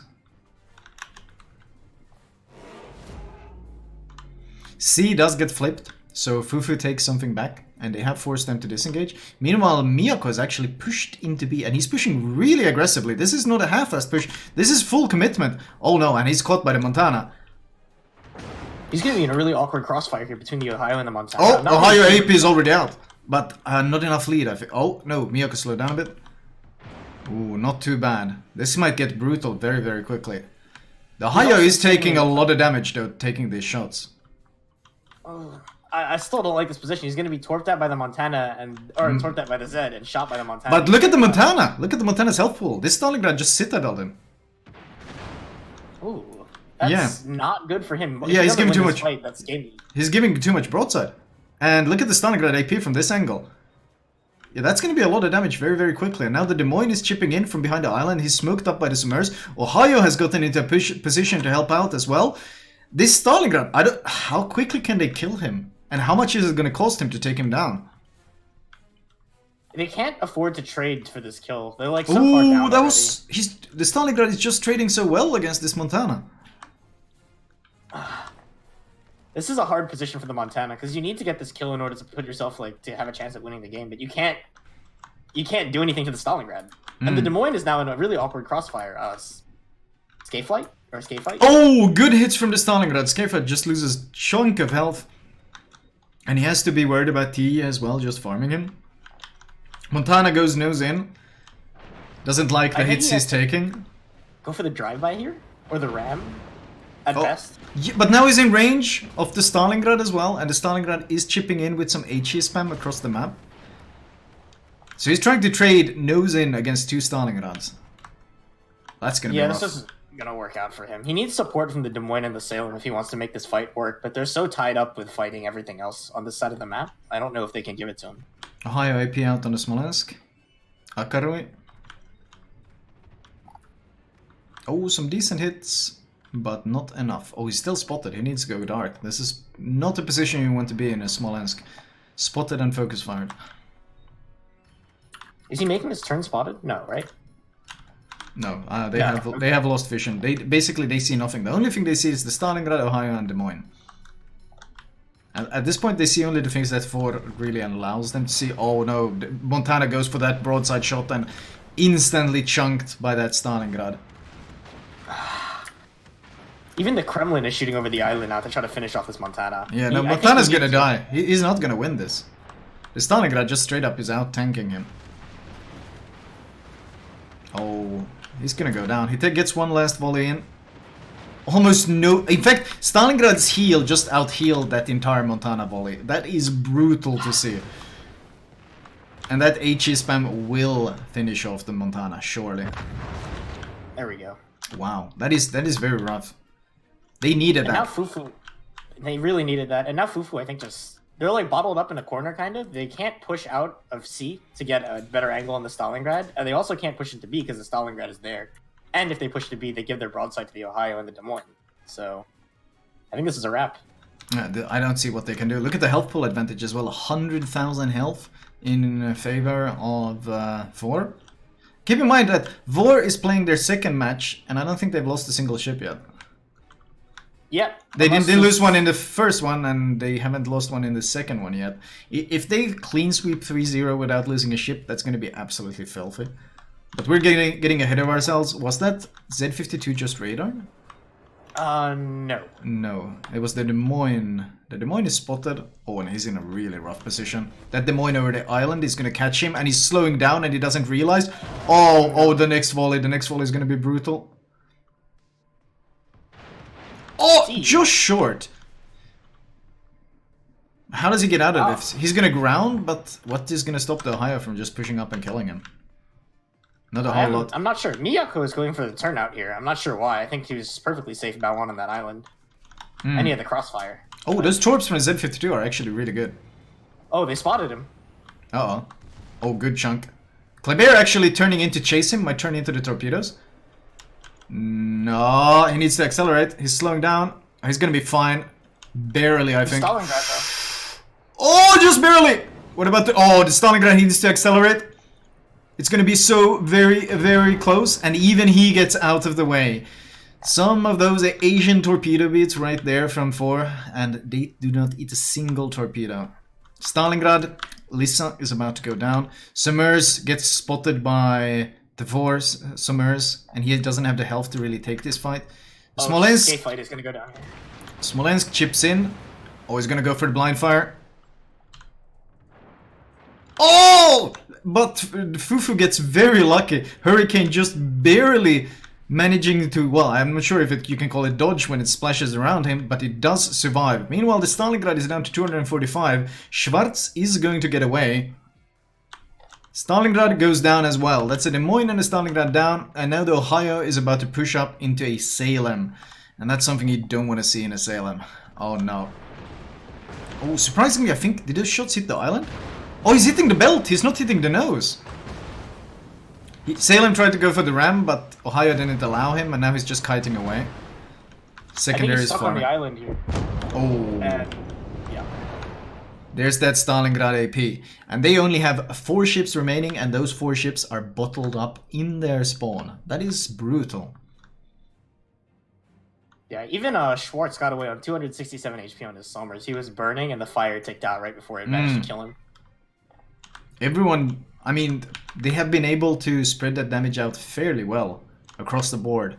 I mean, overall, once again, though, it's been just straight up out-trading. Like, Fufu does not seem to be able to trade with 4 at all. On every flank, they just get crushed. And with that kill, in very convincing fashion, still without losing a single ship, 4 take it 2-0. Damn! I hope you guys were predicting this. What does the studio have to say about this clash? Wow, very convincing by 4, and I have to say, very, very well played and executed. 4 seem to be in control of this match from the very beginning. I think Fufu tried to get the B cap early on and you know, paid a little bit of a price, but losing that Stalingrad so early on really... Oh, Conway? Sorry. Give me 1 minute. No. I hear myself. Conway is such a potato sometimes. Guys... sorry, guys. Just for context, for some reason, the audio was just really noisy, and I had to listen in there quickly, which threw Chrysanthus off. I do apologize for the occasional audio issues. As you know, we have a little bit of a different setup here due to the coronavirus crisis, and I'm trying my best to keep on top of it, but for some reason, our microphones are currently playing up. Hashtag blame Mr. Conway. So yeah, guys, that was a really great match, and we'll also talk to our adjudicators and what they think about this match. I just wanted to give a quick reminder. Overall, please keep in mind that for Twitch drops, you have to watch 90 minutes, and you will be able to get them on the NA, EU, and SEA server. If you're on the Russian server, just join the Russian stream. You will get instructions over there how to get the Twitch drop on your channel. Besides that, if you haven't done this yet, please try to opt in for the King of the Sea collection to make sure you get your 8 to 9 drops collection items for the King of the Sea collection. You will not be able to finish this King of the Sea collection with this tournament. You can only get up to 9 if you figure out the hidden bonus code in the collection. And then with the next tournament, you will be able to get the remaining 8. And in the future, there will be more, with each of the King of the Sea tournaments. And Mr. Conway, you will let me know when my headset is not talking to me with my own voice, and then we can talk to the adjudicators. Also, please, chat, give us your prediction for the match that is upcoming for the second place of EU versus second place of CIS, and for the winners of the CIS and EU King of the Sea, which will be seeing later on, and you can get up to 2 King of the Sea camouflages from each of these prediction campaigns. You can win multiple times, so go and do that. And with that, I'll invite our adjudicators back into this call and see what they have to say about this very convincing win from 4. And welcome back to our adjudicators. Yeli, what do you think? Well, first of all, interesting match once again, and 4 is really heavily pushing and doing it very well. One thing I wanted to point out to Twitch chat though is the following: what I see in a lot of random battles is DDs just running into caps with their face, bow in. But you see in all these competitive matches, DDs going ass in, reversing into the cap. And you might think, why would they do that? Well, it gives you 2 advantages. First of all, When you get spotted, you just press W and you go forward and you just wiggle that ass and you just dodge a bit and you're safe.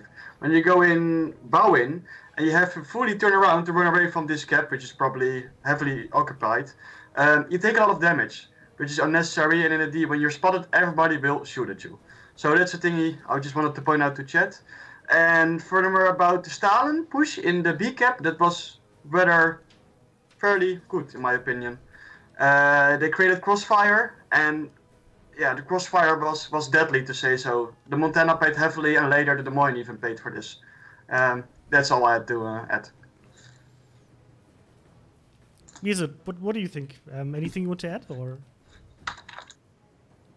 Yeah, the push from the Stalingrad from Vor in B was a pretty good reaction from Fufu pushing A, because Vor already, Vor already won A, so that basically means the Fufu was retreating, so the Stalingrad was able to push into B and basically stop every attempt of pushing from Fufu into C, things that they did by basically completely stopping both the Des Moines, because Brosset was Stalingrad, if you're a Des Moines, you are gonna get hurt, and the Montana.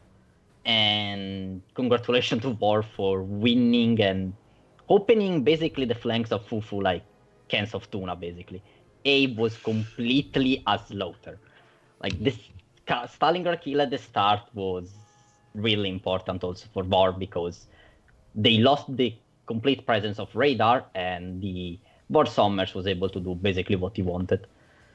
Absolutely, and it seems like the teams are ready to go into the third match. Guys, please keep in mind, yes, all of the teams will play at least 3 matches, because it is about the rewards they can get from this. So Fufu still has the chance to get their own Tier 6 container.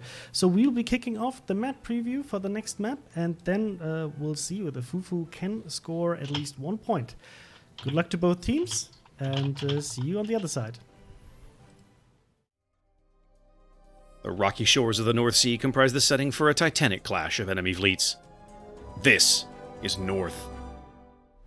North is a 48 by 48 kilometer domination-style map with 3 cap points running a line from west to east. The A cap is on the left, B is in the center, and C is on the right. Cap A on the left is the most open and accessible on the board. There are plenty of ways in and out for destroyers, and not many places for radar cruisers to hide nearby. As the smallest capture area on the board, the most common access to Cap B comes from due north or south, but there is a small access via a channel between the islands on the eastern edge.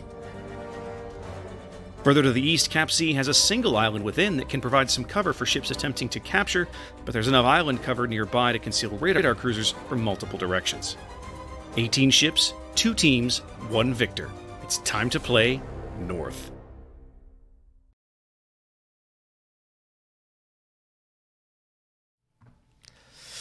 Yeah, sorry guys, I don't know what happened with the microphone over there. Just wanted to say sorry. Apparently we blew out your ears and we didn't touch anything. You've been like, I've been here like this beforehand, so I'm sorry. Sorry guys. That is our fault, and hopefully it won't happen again. The teams, I don't know, they still seem to be readying up, even though they were already ready to push into the battle. Yeah, they did give us a heads up of 1 minute, so we were like, yeah, let's go. But unfortunately, it seems there's a bit of an organizational issue. To explain a bit how this works, right? How you can imagine how this setup in the background works is, so first of all, we have the King of the Sea organizers and adjudicators who are basically making sure a room is created, a training room, because all of these matches are happening in training rooms. Then the teams join in, and then there's a team they agree on. There's a time when the teams agree to be ready for, and then as soon as we see that the teams are ready, we push to the map preview. But apparently there was some issue, and they unreadied, and we have to, come back to me because you guys probably can't get enough of me all day. The question for me is there anything in particular you would like to see from any future King of the Sea tournament that you haven't seen so far? We have been playing this on tier 10 for a while. The 9 versus 9 format seems to be very popular. We played it with CVs, we played it without CVs. The without CVs setup seems to be a bit more popular. And you know the restrictions with only 2 battleships, but always happy to get your input. You can share it here in chat, or you can also go to the King of the Sea Discord, leave some feedback about the cast and about the matches in general and the tournament. Is there anything you would like to see being done differently in the future? Always open for your feedback. And nice, I see the game is almost starting, so in like 30 seconds I will hand over to Flambo. So just to keep in mind, this is the first set of matches. We are in the final match for, third versus third on EU versus CIS. And after that, we will see the second versus the second. So we'll be heading over to Flambo's stream. I hope this is going to be a very interesting match here on the North map. And let's see who's going to be the winner of this one. Enjoy.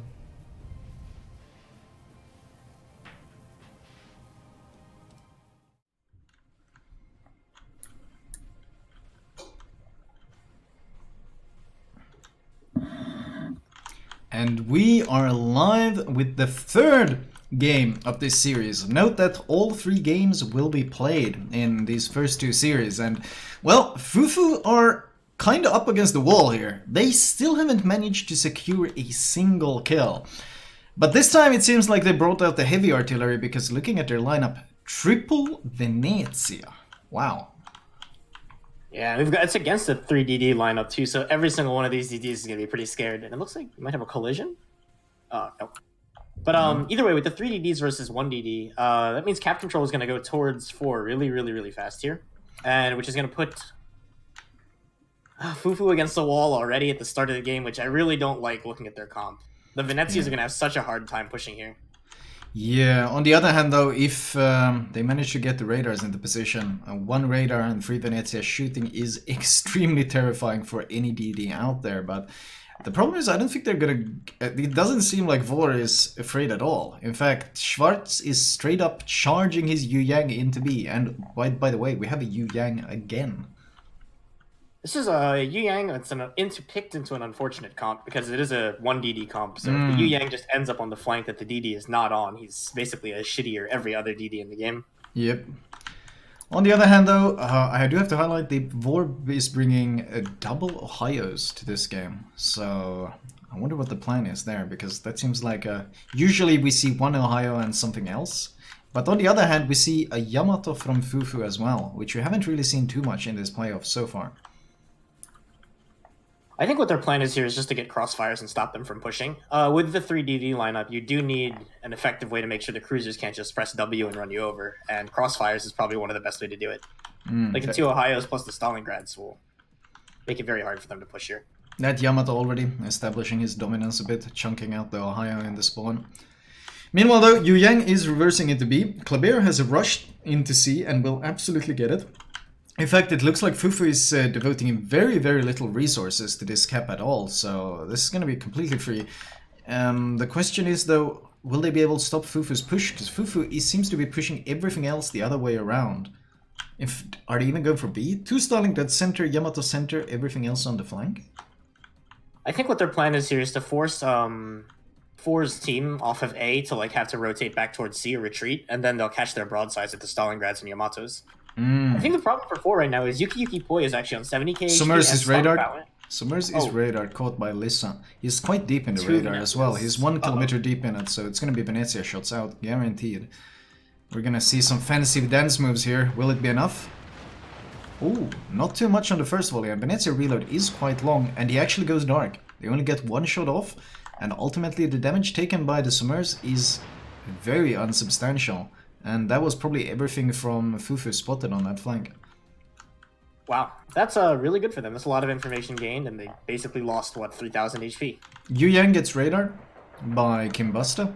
He's very deep in the radar, so it's going to be a full duration radar. But what do they have to shoot him? Yamato, Stalingrad. A lot of AP is out, and not a single hit. Wow, 4, and there's the Venezia sap, and not a single hit there either. 4 is getting away with these early radars really, really well, actually. We've said this earlier, though, that they seem to be trading exceptionally well, and in this case, they're trading radars for almost no damage on their DDs, which is quite efficient. Yeah, that is really, really good. Well played from them. The only thing that they're not trading well on right now is the Venezia. He's down to half HP already, but he's also against this incredibly strong pushing flank, so...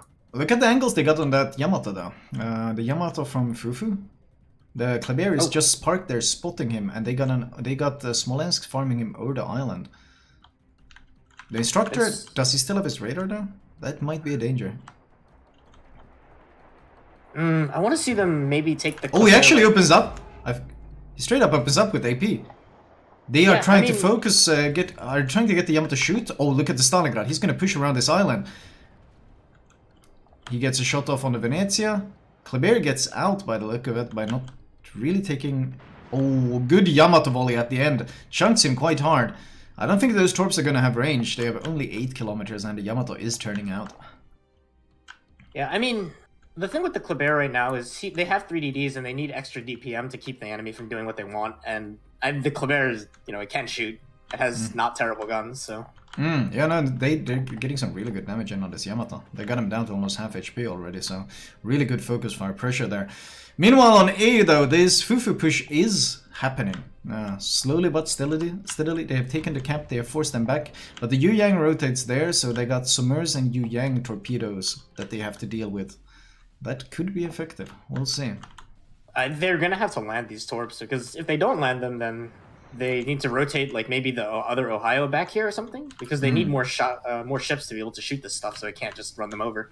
Yeah, but you do need to remember they're bringing 2 Venezias on this flank, and surprisingly the 2 Venezias are alone, and Venezia of course does not have hydro nor radar, so if they get unfortunate, that's going to be torpedo hits, and there's not a whole lot they can do about it. Oh, good hits on Lissa. Ooh. I think the Ohio lobbed shells over the island and caught him. Yuki is forced pretty low, but he's so far away. Oh, Summers. Summers he's gonna spot the torps. Oh, Yu Yang gets spotted! And it's radar Yu Yang, so he can't really disengage either.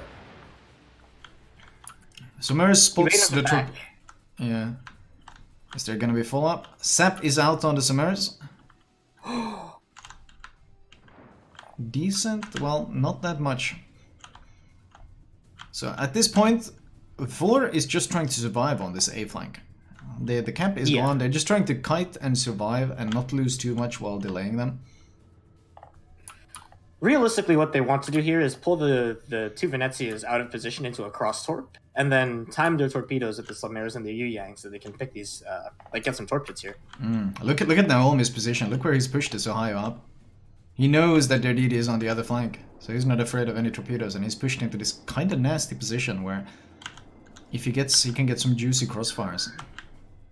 That is really smart. They've also rotated Akuri back in his Smolensk to help stop this push, and I feel like this might get blunted here. The Venezias are starting to take damage now, and they actually have to turn around. Summers spots the torpedoes, so Lissa is unlikely to eat any of them. The thing is, what is Fufu's next move? They got A, they forced them back, but they can't really push into that spawn, so where do they push this force? They still have a significant health advantage. They started out with a heavy advantage, and they still have a 100k advantage when it comes to health. That is, of course, because they're facing a triple DD comp, so how are they going to use that firepower and health? I think they really need to bring their ships towards B here in order to take another cap. The only problem is that the 1DD, they don't have any ships that can actually step on it. And because of the Ohio's positioning and the Kleber's positioning, they can't really... Yeah, you can't put anything that's not a destroyer. That was actually really good timing. The Stalingrad radar, just as the Kleber was about to go YOLO, TX instructor. They wanted to YOLO to get rid of him. But Kimbasta happened to pop a radar just then, so he has to cancel those plans and is now reversing back. I mean, he can still do it whenever he wants. TX Instructor is fairly alone. The Venezia is too far away to support him, and he only has one other Stalingrad. I don't think the 2 Stalingrads will do 18k to the Kleber before the torps get off. No, but TX Instructor is aware of that threat now, so he repositioned so that if the Kleber pushes, he can accelerate and turn away and just flee. He risks getting some hits in from Yuki, but it's so far away that it's better than eating Kleber torpedoes. Oh, Stalingrad pushes in around the corner! Good timing. Not as much damage as it could have been, and he does seem to be getting away with this. But how deep can they chase this? The Montana has been pulled back, the Yamato is waiting here. Pushing in here is getting real dangerous for Vor. Ooh, look at the Des Moines. Ohio AP out from the center. Oh wow, this is nothing. Okay. The Yang is actually down to 7k now, so this the push is kind of turned around now that the Des Moines. Oh, but look at the Venezia. I did say sooner or later they would eat torps, and it looks like he just ate 2 submerged torpedoes, and Grasgull is down to a small sliver of health. Well, not small, 13k after using his heal, so it's still brutal. And there's the second set of torps. Once again, they do not have hydro. He finds a gap, quite fortunately.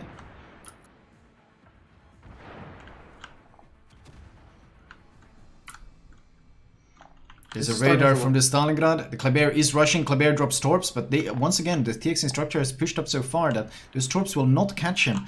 Oh, can he get a ram off on the Ohio? No way. There's no way Yuki should allow this. Yuki should just blap him if he tries to go for it. Oh, he's reversing. Oh, he's glided too far. He's glided too far. Oh, it's gonna kill him. Boom! Damn. I think he tried to stop just in time, but you gotta remember Stalingrad is a huge ship, and it takes some time for the thing to stop. It keeps gliding, and he glided just past, and Naomi realized this, so he reversed to get that perfect angle, and that was a quick deletion on their Stalingrad. And once again, for the 3rd time in a row, Fufu starts the series by losing one of those radar cruisers. But this time, I think they will be able to trade it on the Ohio. Yuki is spotted and focused by a Yamato. He pops the heal, but if he doesn't reverse in time, those torps are about to finish him. Summers has a really good volley going right for him. Ooh, it looks like he's content to sit here. He's probably gonna eat this torp. Yeah, he's gonna eat it. He's gonna heal enough that it won't kill him instantly, but the follow-up probably will. Yep. So that is the first kill for Fufu in this entire 3-game series. So well done to them. We got a game on our hands now. And that health advantage... Whoa, what happened to the health advantage? It's down to 40, 50, less than 50k. From more than 100k. 4 has been trading so very well. Yeah, they've chipped down a lot of the enemy ships. Like that push, the 2 Venezias are down to half HP now, so that's about 25k each on 50k total. The DM lost some health, and they've only killed the Ohio since then. Oh, Montana, Corbin Dallas, he doesn't realize the Kleber is behind that island. The Kleber snuck up and he launched those super fast torpedoes. He's got to be seeing them now, but it's too late. They are so brutally fast. And that Kleber ambush working out beautifully. He's down to 6k health and oh no, he's trying to shoot, but the Kleber finds this little cranny he can hide behind. And now that Montana is going to be under so much focus fire. He pops his heal, and with that new Montana heal, well, new, but somewhat recently buffed Montana heal, he does regain a significant amount of health, but, I mean, 4 has to be smelling blood here. The Ohio is probably going to come out. Naomi is probably going to come out and pick up this Montana. The problem right now is, I think, APO Lanthar, he's pretty exposed on 11k HP. If the Venezia and the Montana can focus him down, they might be able to pick up a second kill here. If they kill the Montana, though, Lanthar, I think, will be dark. Do they have vision? They have vision still, because it just shot. Oh, he's still shooting, though. They really want that Venezia, huh? Oh, the volley looks pretty good. Is Sketch gonna dodge in time? Ah, somewhat in time. He only takes a bit of chip damage.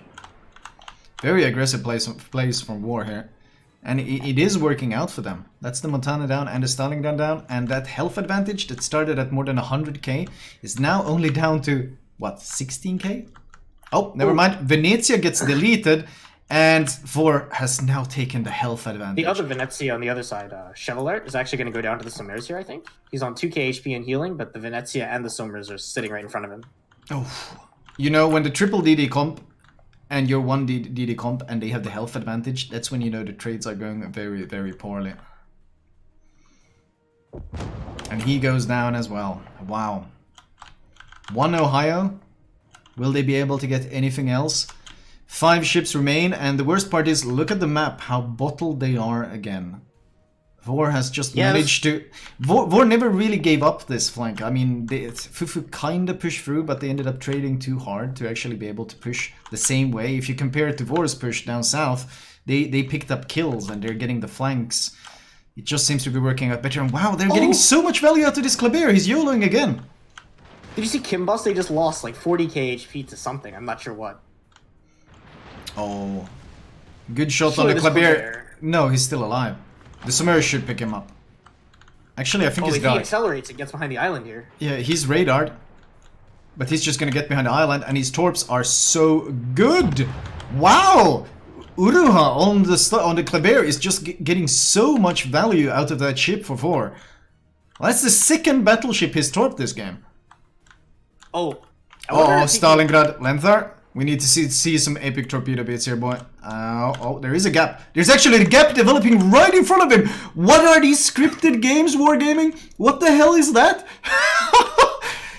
Perfect gap develops, and the Stalingrad doesn't eat a single torpedo, and the Kleber survives with 200 health. And if they kill this Des Moines, which they probably are going to, he pops a radar.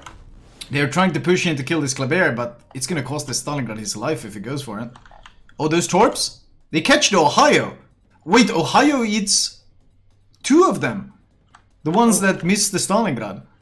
And it looks like he's flooding? He is flooding. Oh, that's He has a perma-flood. shot on the Venezia, though. There's a lot of shots. Stalingrad and Ohio are both shooting him. Stalingrad chips him down low. Ohio goes wide, but the Des Moines is about to go down. And if they kill this Des Moines, which they are just about to do, that's gonna be the end of it. Wow. So they got 1 kill in 3 games. That is demoralizing, to say the least. I mean, oof. I'm kind of hoping that the top 2 Russian teams put up a bit more of a fight than this one, because good lord, you can't really say that this was anything besides just a crushing victory for Vor. They played every series excellently, and I still can't believe how much value. We've seen teams struggle to get value out of the Kleber. Not Vor. They were extremely effective. What does the studio think of this 3-game clash? Very, very well played by 4. I'm impressed, and I think you guys are too. They definitely showed Fufu who is the better team here. Fufu tried their best, and definitely a good team, but apparently, at least in this series, not a match for Panzer IV. Very well played, and even though Flammo, you know, as he sees some scripting here, my scripting would have been better. It would have been a 2-1, not a 3-0. But I'm sure that the next matches are going to be a bit less one-sided.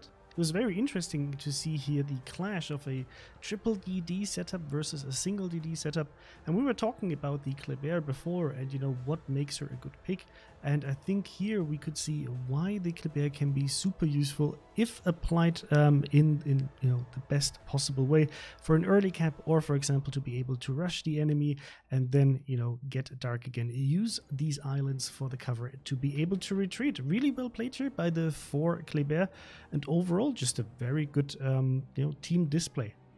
I think Fufu had a really good start off with pushing, you know, the A cap, and it looked like they would be able to do something with that, but they never could really turn that health advantage into something meaningful to push towards the win.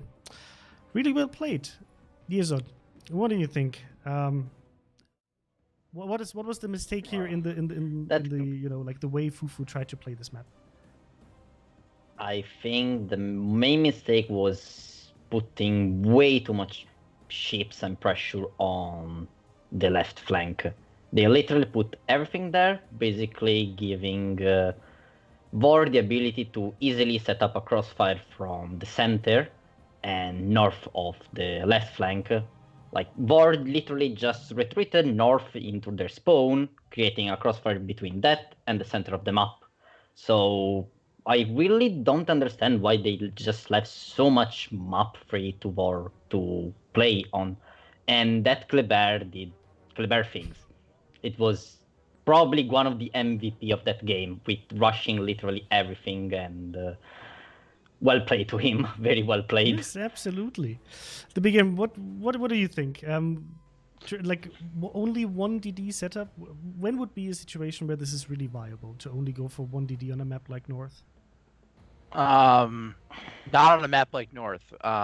It's not. It's maps where you have much more, you know, much wider maps. Like I might be more willing to go 1 DD on something like you know, Sea of Fortune isn't in the EU map pool, so that would be one of the ones I might consider a single DD. I also want to note seeing a Yu Yang was rather interesting. We don't see many Yu Yangs in competitive. So seeing that Yu Yang come out was a bit of a shock. So yeah, it's just like it just seems like a very kind of very like almost the two most polar opposites when you come to comp lineups. There, which is I was actually surprised to see a triple TD beat out a triple Venezia. That just was a little shocking to me. Yes, it's the first time I saw actually a triple Venezia setup in King of the Sea so far, and they couldn't really make use of that. At least I didn't see how they can apply it, especially against the triple DD setup, where you would expect these Venezias to maybe play out their strength and just nuke them one by another. But 4 had a very good plan and executed it very, very well.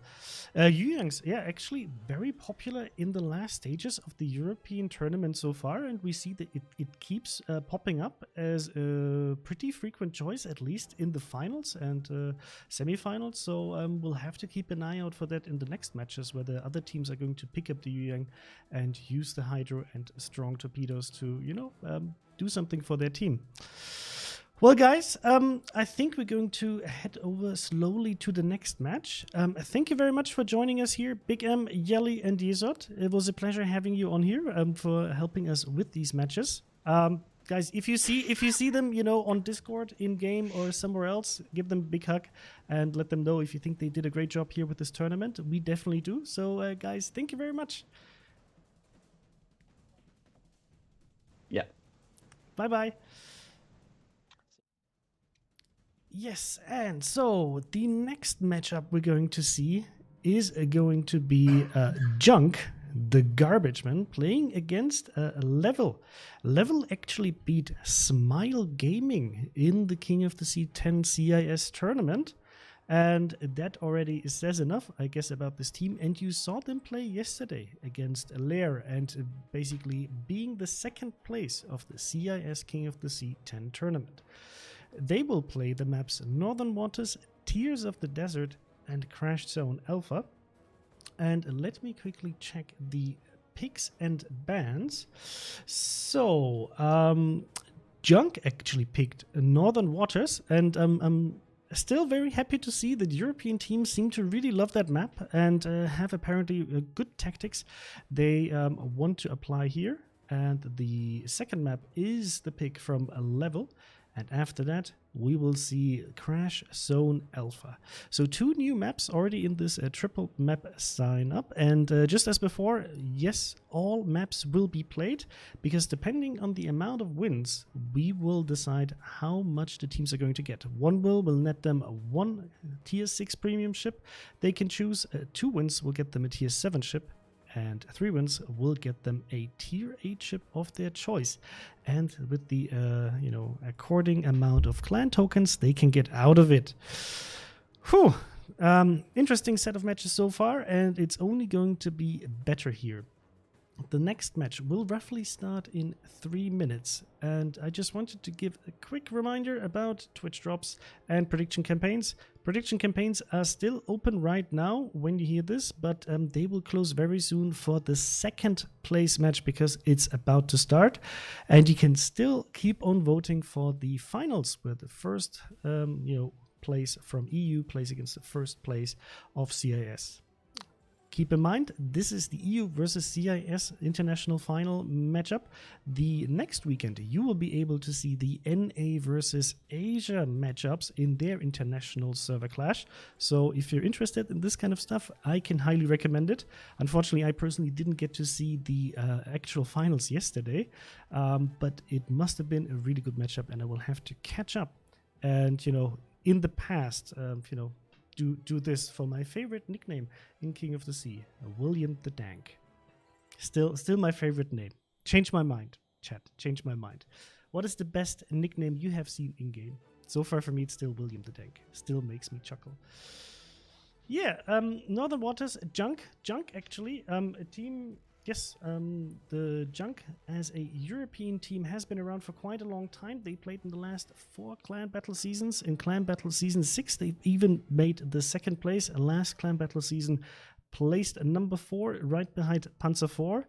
And as you know, yesterday they were second place, just like in the King of the Sea 8 tournament. And in King of the Sea 9, they managed to get into the quarterfinals. A very, very convincing plays against OM and other teams. And it was really close yesterday against TWA. The teams are slowly readying up, but Mr. Kommer, I think it still takes a bit of time, so we will have to see. That's actually a good point in time to maybe introduce two of our adjudicators, or, well, actually organizer and game designer that I will introduce here for you. You might know them from the last tournaments, and if you don't know them yet, you will know them now. We have with us Toby and Mimi. Hello, Toby. Hello, Mimi. How are you doing today? Hello. Not feeling very happy being demoted to adjudicator, to be honest. Wow. Well, you're an adjudicator in, like, to a certain degree. You just have more titles. You can just keep adding them. Okay. Yeah, how are you doing today? How was the first set of matches for you, Mimi? Oh, well, I've seen the first matches with Four and Fufu, and what I was watching, seriously, that was very well executing. Let me put it in this way: massacre from the Four. What I've seen. I like how they opened their tactics by what was settled by Fufu, how they breaking up their flanks, and that was very impressive. I was rooting for Four, and I'm very happy that they won this match. And I'm really trying to pronounce this in a German way. Yes. So Mimi, in general, do you rather root for EU teams or CIS teams? EU, of course. Oh, wow. Well, we won her heart over EU. Good job, chat. Good job. But Toby, I don't even have to ask who he's rooting for. It must be EU. So, Toby, what is your expectation for the next matches we're going to see with Junk and Level after seeing Level playing yesterday against Leia? I mean, yesterday we saw two EU teams that were on an equal level. Junk and TWA played on a very, very high level yesterday, and when we watched the Russian final, it was also a more convincing game. I think that Leia had the way upper hand, so I expect Junk to do very well today, and that TWA will have a very, very tough time beating the Russian champion. Leia looked super convincing, and this is a match that excites me the most today. Yes, absolutely. And we're going to see that, as the big final later on. Yeah, for me, it's going to be very interesting to see how the different playstyles are going to clash, because Junk is a team, at least in the last matches that we've seen, that is very much focused on getting the point gain and defending it and taking that to the win. Not really playing for the health pools that much, but rather establish good map control and then, just let that work for themselves while denying the enemy team to ever come back. And with Level Gaming, we didn't really see that much. So I'm curious how that's going to play out and which strategy is going to be the winning one. And Mr. Conway, maybe you can already show us again the maps they're going to be playing on. As I said before, Junk picked Northern Waters as the first map. And how do you guys feel about this map? Seeing it in competitive properly for the first time, do you like it? Is it a good part of the current map rotation for King of the Sea? I absolutely like it. Go ahead. I'm a little bit biased for the answer. Of course, I like this map. I'm super happy that the teams keep picking this map for their final games. I mean, for me, it says a lot. Maybe I really did a good job with this map. Yes, guys, because if you didn't know, if you ever beached somewhere, if you ever ran into an island, it was Mimi who put it there, right in front of your ship. Like with the poor destroyer yesterday of Junk, with the poor Clever. Yes. It was an island well dropped at the right time. This Mimi basically has the red island button, to make an island immediately appear right in front of your ship. Yeah, but it's pretty fun for everyone but the beaching ship. Yeah, beaching is usually the worst thing that can happen to you, unless it's intentional, right? If it's intentional, it can help you, survive, especially in something like this competitive meta where you need to, take every advantage you can get. Sometimes the island is the last thing that can really help you survive. But what do you think about the map, Toby? Or what makes it so special to play? Yeah, it has a huge variety of options. The eastern and western side are completely different. I think the addition of these plenty of these very small islands make it excellent for ambushing and pushing and applying pressure there.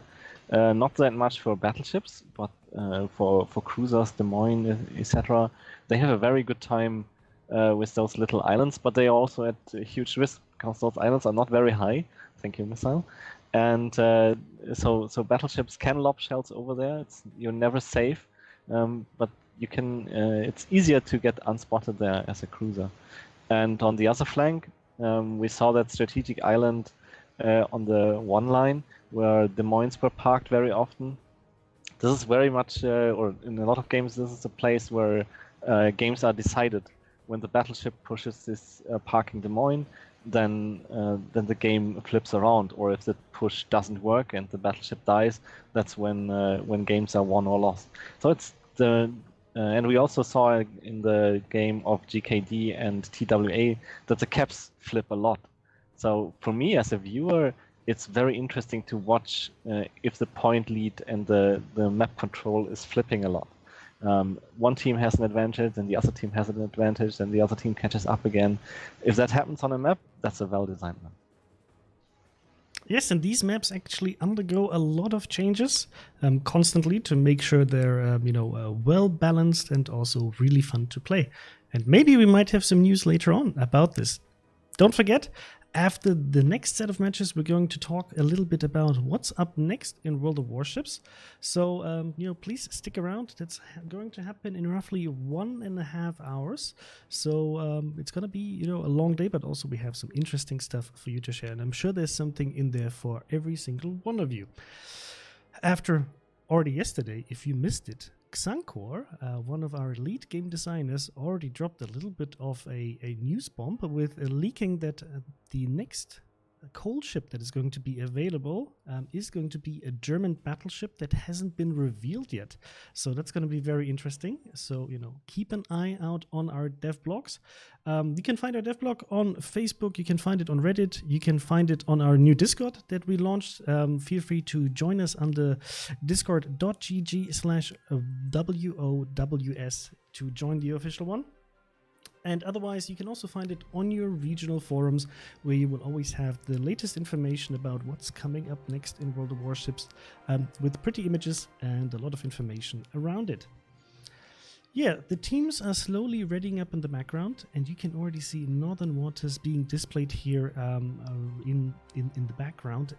If you think that this map is a good one, please let us know in chat if there's anything you would like to see changed. Mimi is with us here, so you can just drop your feedback in chat and she will be happy to read it and see what we can do about this map also in the future. But for now, it seems to be already quite decent and very popular among teams and also just regular players like me who have a lot of fun playing on this map.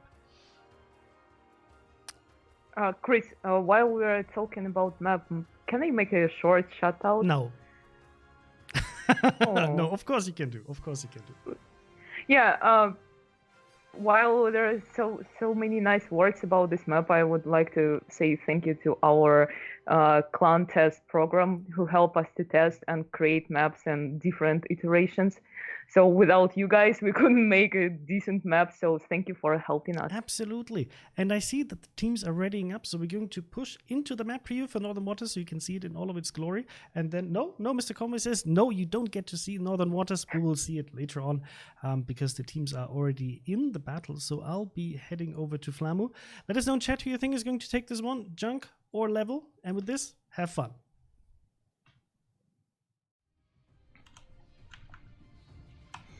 And we are live with our second place clash. Junk against Level. And for those that watched the broadcast yesterday, you should be aware of the kind of insanity that Level can play. And in fact, looking at their composition, what am I seeing? What kind of insanity am I already seeing? Yeah. It's the Kleber Wolfpack. Oh boy.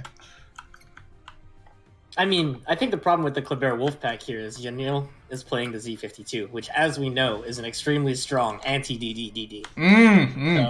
True. So that's basically hard counter from the get-go, right? Yeah, exactly. The only thing that might be able to stomp Clever's harder is a daring. I forget who said that, but somewhat important. Okay, but all three Klebers are already going towards C, so this is the Wolf Pack. Obviously, this means surprisingly the health pools are pretty even, but that's because Junk also brought 3 DDs. Double Smolensk, Stalingrad, Des Moines, Yamato, Ohio, Montana, Thunder, Des Moines, double Stalingrad.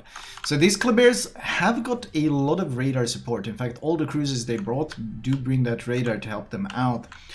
But, I mean, we might see some butchered Smolensk here, because, of course, Kleber can easily citadel the Smolensk at pretty much all ranges. So if 2 of them pop reload booster, that's going to be a very short-lived Smolensk. I'm more concerned about Junk's Kleber. He's heading up to C as well, and obviously 1 Kleber versus 3 Klebers is not a fight you want to take. No, I would assume he's going to play this very safe. Because really, at this point, he's got to realize the only thing that can get him killed right now is running face first into these. And, oh, please no. Yeah. Go ahead. No, I was about to say, to be fair, Level do have a lot to show for now. Because, I mean, this clash did not start well for CIS. Their first team just got 0. They got 1 kill in 3 games. That is not a promising start, so you can bet that Level and Lair, they do not want this clash to end up being a 9-0 affair. They will be pulling out all the tips and tricks and all the tactics that they can figure out. Yeah, I want to see how Junk plays this, because they did play Kleber Wolfpack in clan battles a lot, so they should have experience playing against it, or at least have experience knowing what they probably want to do with it. Oh, look at this, Vilex is actually playing very, very safe. He just drops the torps and he backs off entirely. He does not even take this fight at all. They're playing this very safe, and I like it. Z52 also reverses into the cap. Well, that's pretty standard on this cap if you're not just going for the B island. And the Submerse is gonna lay a smoke. It's pretty common that the feed, he needs to start laying it basically now if he wants to cut off this line of sight. Oh, he drops torpedoes. And there's the smoke as well. So they will be trying to get this Des Moines over to the island. That's the idea with the Submerse. He smokes off this corridor so they can't see the Des Moines moving up and that he can't take shots at him. Smolensk, Ohio, following up. So a fair bit of firepower being moved towards A. I think I really don't like Junk's position on C. With just the Kleber and the Smolensk here, like, they're going to have a really hard time keeping this Wolfpack off from killing the Stalingrad and the Yamato. Yanil is radared. Oh, good dodges. Oh, takes a bit of damage from the Stalingrad. He is quite deep in that radar, but he should be leaving that radar range now. And yeah, he's in fact already dark. So ultimately the radar just delayed the B cap, but I guess that's kind of what they want to do. They want to delay so they can activate this Wolfpack and catch something off guard. I don't think Junk has seen where the Klebers are yet, and that's why they're playing so safe. Ooh, take a look at Level's Kleber, or Level's Summers. He might need a torp here. Oh, right on the nose. Oh. That of course gives them quite a bit of an advantage. Yeah, you can't really, you don't want to contest the cap with 10,000 health. And because of that, he's also afraid to scout the Des Moines. So usually when you push a Des Moines up to this island, you're prepared to take a bit of chip damage on the way. Like, it's pretty common. But Hodaji is just going to get up to this island completely uncontested with, in fact, completely undetected. I'm sure they suspect he's there, but that's going to be a lot of cap control for free for Junk. And I think the feed is just going to reverse right into the cap, and there's not a whole lot they can do. Oh, no, he's going to reverse into the torps. Oh, no. He's reversing, though. He can accelerate. He should be fine. He was angled enough that, and there's a nice fat gap for him, so the feed does get away with it, and he will be able to reverse for the cap. Meanwhile, the Kleber Wolfpack is opening up. The reload boosters are active, and Yanil is under a tremendous amount of pressure. They've managed to break his engine, and that Stalingrad's got him deep in the radar. Oh no, and the Thunder opens up with that hard-hitting HE as well. Everyone is focusing Yanil. Is this gonna be the first blood for Level? I don't think so. He's going to be able to get away here. The only problem is they can't take B with Yanil anymore, and I don't think they really should have been contesting to begin with, because they have double radar over it. So he's never going to get it unless he hard commits to the cap on the island. They got double Stalingrad for this purpose. He's down to 9,000, and we'll see if he actually goes back for it. Junk is reacting to these Klebers by moving both the Smolensk back towards that C cap. And wow, look how far back the Yamato is playing. Obviously, he's afraid of just some insane YOLOing things, because I wouldn't put it past level. We've seen what the Russian teams can do, and 3 Kleber's rushing you, there's not a whole lot you can do about it. Yeah, I really like Junk's rotations. El Snackman is already down to 44,000 health here, though, which could end up being a problem for them because the Kleber burst damage is pretty insane.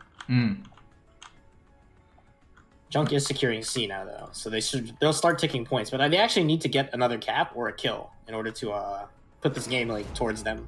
Oh yeah, they need to force the Klebers to push into them, because if they're forced to push into the Klebers, it gets very, very difficult. Wow, huge hit on El Snackman. Was that the Montana lobbing shells over the island? He just took a massive chunk of damage, and he's now down to 18,000. Now he is sailing away, so there is a good chance that he'll be able to disengage from this, but that is a lot of pressure coming his way, and those Klebers are also chipping in. Yeah, he I'm not sure what's chunking him. I think it might be the Thunder actually, because I don't think the Montana can lob shells over that island. They still have vision because he's on fire. That is so frustrating for him. They still have vision. This Kleber, I think the Kleber is seeing him through this gap because he's on fire. Those double, he's gonna go down. There's no way he's gonna survive. Those fires will burn him down. Wow, first blood for level, and it's a Stalingrad that goes down. That is really bad because that means they don't have radar over B anymore, so now level just gets a free cap. And you don't really want to face check into that Kleber Wolfpack in a DD, because if they decide to just go for you, you're dead. I'm not really sure what Junk can trade on here now. It looks like Vilex and Honrubia are going to be able to push up and take C.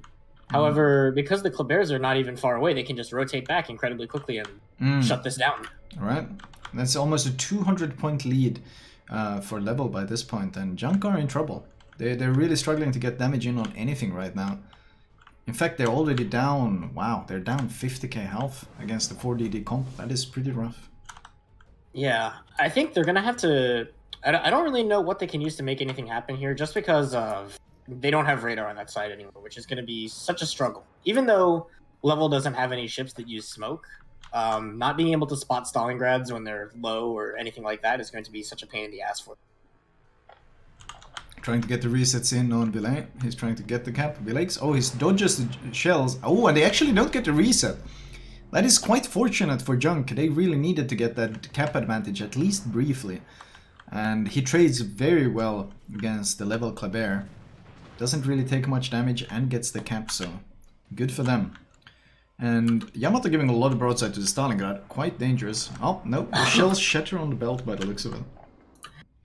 I think the problem here is Junk needs to hold 2 caps for a little bit, and they're not going to be able to do that with the, I guess, the lack of ships on their side now. Unless they can catch a Kleber with a Smolensk or something, they really don't have any good way to kill these things off. They're trying to chip down a Maximica on this A side to maybe move the Des Moines a bit further up. But it's just so hard, because in order to get vision of him, the Summers has to push up into radar range, then he gets radar and forced to run away. It's gonna take a long time, and well, right now they have the time, but they won't have for long, because these 2 Klebers are basically glued together at the hip. These 2 level Klebers, they are just working together, so anything they run into, they can overwhelm. And Junk are struggling to deal with this. Yeah, I think the problem here is Vilex he might get caught here if he stays Ballon. He has to turn out. You want to be kiting away when these 2 Klebers are coming towards you. And the problem with all the islands on C is it blocks your vision, so you might get caught off guard just because there was a rock too close to you. He might get vision of them now. Yeah, he gets vision of one. He's open up on. Uh-oh. He doesn't know. He doesn't know, and he's about to accelerate into the 3rd Kleber, and he has no idea. He has no idea. He's about to get a rude awakening once he comes around this island. They do get a good hit in Subota, but I don't know if this is worth it. They need to preserve their he Kleber. reverses just in time. I quite like that. He doesn't take too much damage. And they actually managed to defend the cap for now. So well played by him. If he had overextended there, he would have eaten a ton of damage, but he plays it very safe around that island and relies heavily on that Smolensk support and Yamato support from the back. Level's Klebers actually aren't trading that favorably, since you don't want to trade your HP for stuff that can heal it back. You want to trade your HP on their DDs or like cruisers with citadels. So they really don't. Pac-Man is playing with fire, he's full broadside in the smoke, and Montana AP is just splashing all around him, going for that spotter playing blind fire into the smoke. Oh, meanwhile, Villet is caught. He does a reload booster, and that's so much firepower coming his way. He's down to 8k, but he does trade quite well, but I don't think they can afford to lose this Kleber. He is so vital for them to get keep any sort of map control here. Yeah, the Klebers are trading a lot of health to go for him, though. They are all trading a lot of health for this. He's down to 5.6k, but in return, one of the Klebers is 5k, the other is 13, one is 14.7, so the trades are quite good. It is kind of worth it for levels Klebers, though, because what you want to do here is you want to make sure that they can't come back to C. Like, if the Z52 on 9k comes to C, they radar him and he dies. And then, now what they can do is they can bring the Somers from B onto C to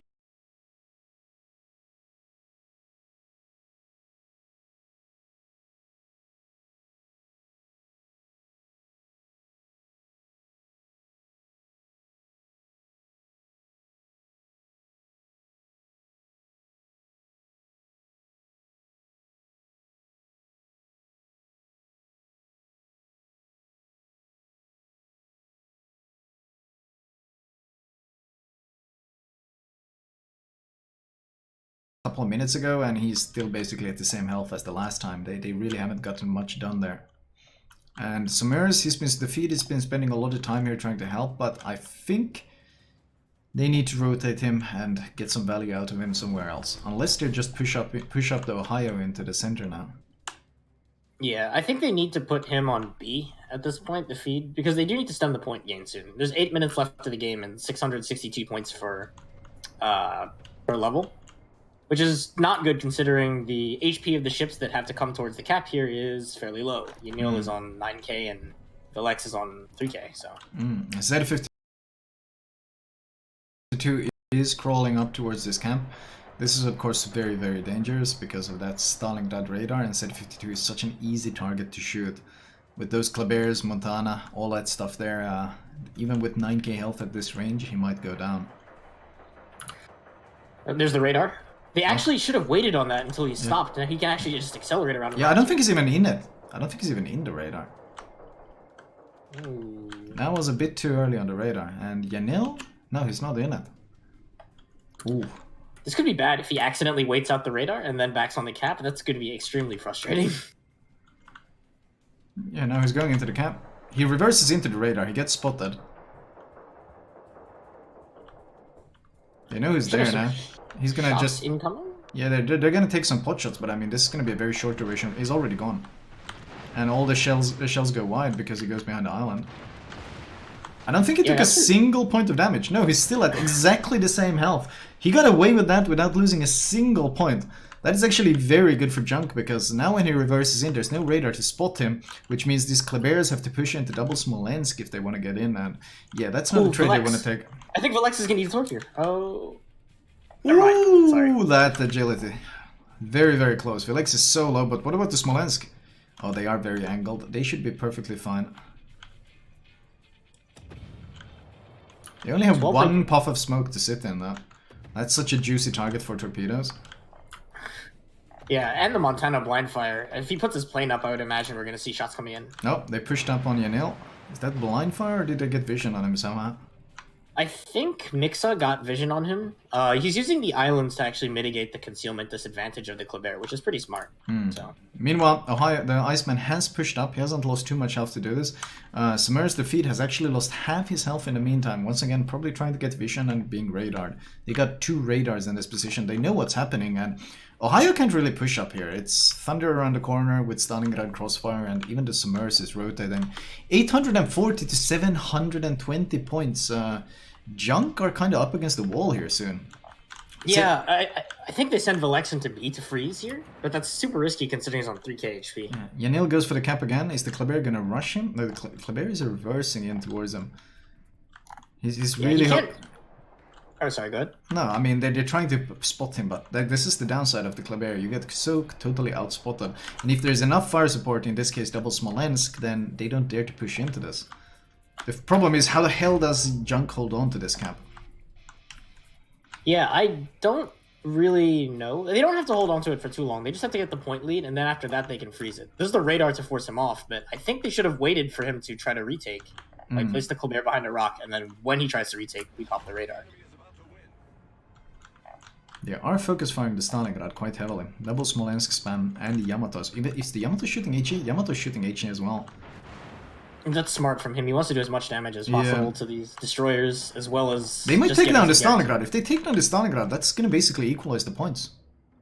Yeah, but... and it'll also make it possible for... And the Kleber is spotted. He hits a fair bit of... Oh, but look at that. Oh, that's such a good position to cap from. They don't have the crossfire anymore. It would be vulnerable if they still had some ships in the center, but Vilex, is he going to go for it? I want to see Honrubia come forward here. You can actually reset him if he does that. Or Yanil, maybe. Do they have vision of him? They do not. They have no vision whatsoever. Ooh, and this is where that early Stalingrad loss comes in. If they could radar this guy, they could actually kill him. But I think Yanil is going to rush in there with Hydra. This is very dangerous, because the Kleber can kill him. And I think, Kleber is reversing out. Oh, this is danger zone. He's forced to smoke instantly because the Kleber DPM is so brutal. Here's the focus fire. They're going to blind fire the hell out. He might be dead. The blind, because it's such a big ship, it's so easy to hit. Or if they just kept shooting, they would have killed him. I don't know why they stopped. They should have just kept shooting. Oh, they are. Here they go. Shells. Oh. This isn't worth it for Mixo. What is he doing? He's going to die for this. Yanil is getting so close to death. Oh, 2 shells, 3 shells will kill him. Oh, no, he goes down. And it's not going to be a trade. Mixo lives with 200. There's no follow-up. Oh, no, this is brutal. They can't get the hits in. No. That's so bad. That means they lose C. 960 points. It's so heavily in favor of level now. They need to get that kill. And now the Smolensk are pushing up. The Smolensk have to push in. And pushing into Stalingrad, that is not a fun thing to do. Montana, Stalingrad both just waiting there to take pot shots. They have to, though. They have no choice but to contest. Thunder AP comes out. Just lands around them. They're just going in, guns a-blazing, trying to get something done. The Kleber has to bail. If they can live for 1 minute 25, this is still a win for Junk, but how on earth this Smolensk is... Look at that Kleber AP, it's gonna Citadel him, and he knows it. I think he needs to stop pushing. This is... Pac-Man? You got the cap, you got the lead. You have the points lead. Do not keep pushing. No, Pac-Man is going for it. Oh, they do take down the Smolensk, but... Oh, that AP, look at that AP from the Kleber. It's guaranteed Citadels if it gives too much broadside. This is very, very brutal. Pac-Man is going for those islands. He wants to get behind those islands. He does get a heal ticking, but he's taking so much damage from Subota. 7.8. There's double Citadel. He's down to 2.4. 100. Smoke. Smoke. There's no way they don't blind fire this. Come on. Just needs... There's radar. There's the radar. And the blind fire finishes. But they get the Stalingrad! They get the Stalingrad! Junk! Junk is 950 points! Point is gonna eat a torp and die here. Oh, he barely dodges it!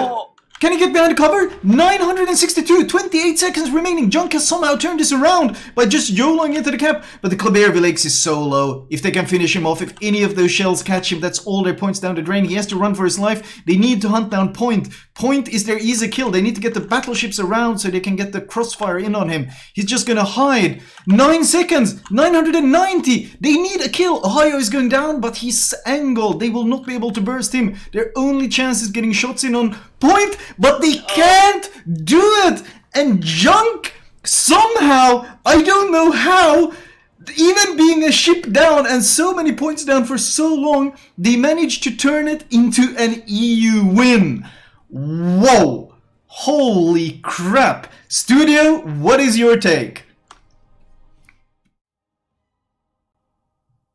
Wow, what a game! Wow, that was intense until the very last second. Level and Junk really showing off very different playstyles and how to adapt to what the enemy team is doing.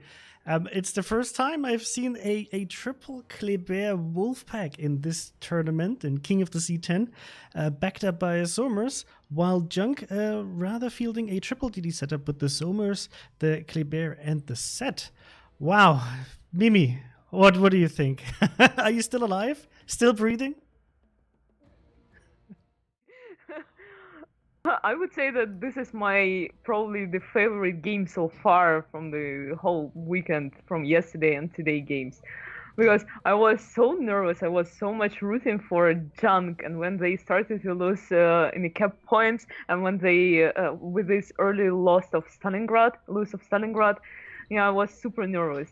But I like how Junk reacted so quickly on the Wolfpack on Charlie Cap. Have you spotted how they just moved their forces from the center with double Smolensk to Charlie and was there in time? That was a pretty good reaction. Yes, and that really makes the difference between a good team and a great team, to be able to react to the enemy's plan and, just be able to rotate and make sure that you can counter what the enemy team is trying to achieve. Because especially in the beginning, it looked like Level could really ruffle stomp on that flank with the triple Kleber pushing the set out of B. So, wow, yes, very well done by Junk. Toby, did you manage to catch your breath by now? Ooh, barely. Really, really well played by both teams. That's exactly what we saw a lot on Northern Waters, is that the point lead and map control shifts a lot. First Level had a very tight grip of Bravo with a double Stalingrad. Then they had to move their Stalingrads. Then Junk attempted to cap there. On the other hand, Charlie went to Level at the start, and then Junk kept it. Then Level tried, Junk tried, Level tried. It was going back and forth a lot. So that's exactly what makes competitive Warships so entertaining. These back and forth games, and very interesting compositions. I really like the gameplay Kleber offers. It's really different to what we see in most games. So I'm happy to see this action-packed game, and it almost worked. And Junk perfectly reacted to this massive pressure. Yes. When we get a little bit into the actual ship picks from the teams, we haven't really seen any Yamatos yesterday, but today Junk actually brought a Yamato here. Why would Junk bring a Yamato for this specific gameplay? What do you think? I think they brought a Yamato yesterday too for exactly this map. Don't remember. I think that they spotted some positions where they can lob shells over. Because they played this flank with the Yamato yesterday as well, and my guess is that they can fight the bow-on ships on 9-10 line and lob shells over these small islands, which is not possible with the flatter shell trajectory of Kreml. So Yamato is a good pick here, and it's also it's not used for heavily pressuring or pushing. It's more in the second line. With the DD screening in front, and that's where Yamato shines. They don't pressure with their battleships like TWA did yesterday. They shove their battleships in your throat. They push them very hard and apply a lot of pressure with pushing forward battleships. And Junk applies the pressure with the destroyers and the caps. And the battleships are more for damage dealing and denying retaking caps. Thank you for the detailed explanation. And I just got the info from the prediction campaigns that you guys voted for, or you tried to predict who's going to be the winner and with what score. So 7% of you think that Level is going to win 3-0 against Junk.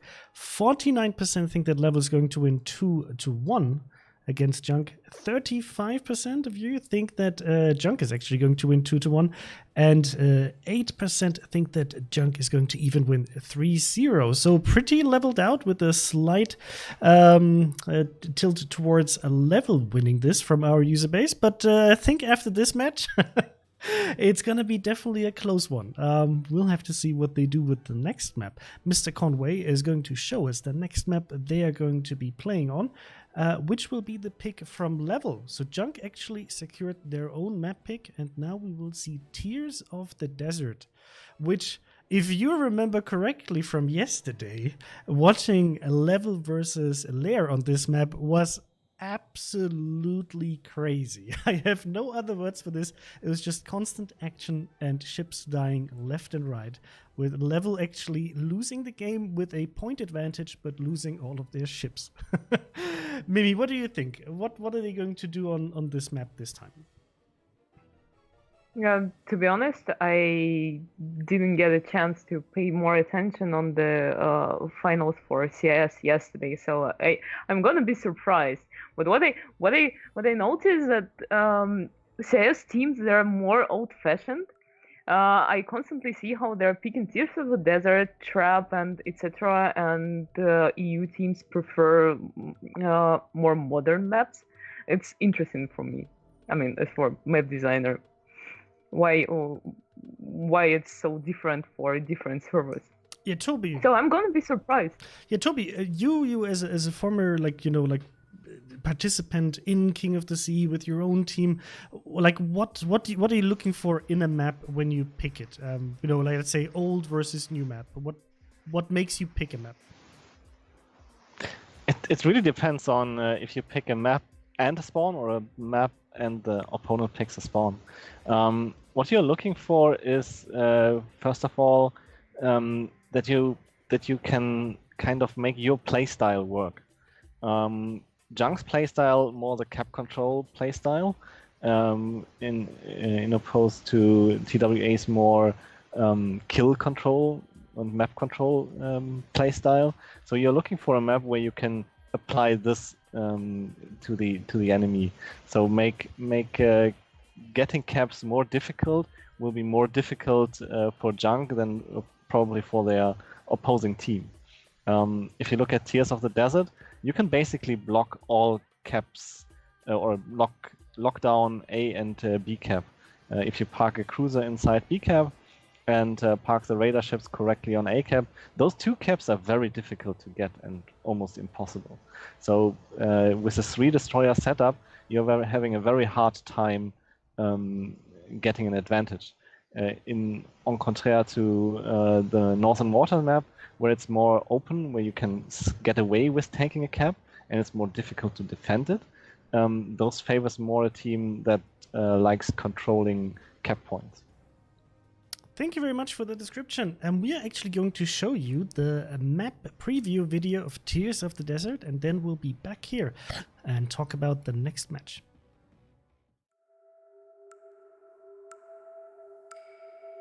Off the North African coast, an arid expanse of the Mediterranean Sea plays host to opposing forces as they battle it out for control of the seas. Amongst these sun-blasted islands, where enemy fire isn't the only bad way to die, only one team will triumph. This is Tears of the Desert. Tears of the Desert is a 42 by 42 kilometer domination style map with 3 cap points running in a line from northwest to southeast. The A cap is in the top left, B is in the center, and C is in the bottom right. Capture Area A has enough island cover nearby for teams to sneak in a radar cruiser and cover the capture zone, though it's common to see ships attempting to flank the cap by sailing into the northwestern corner of the map.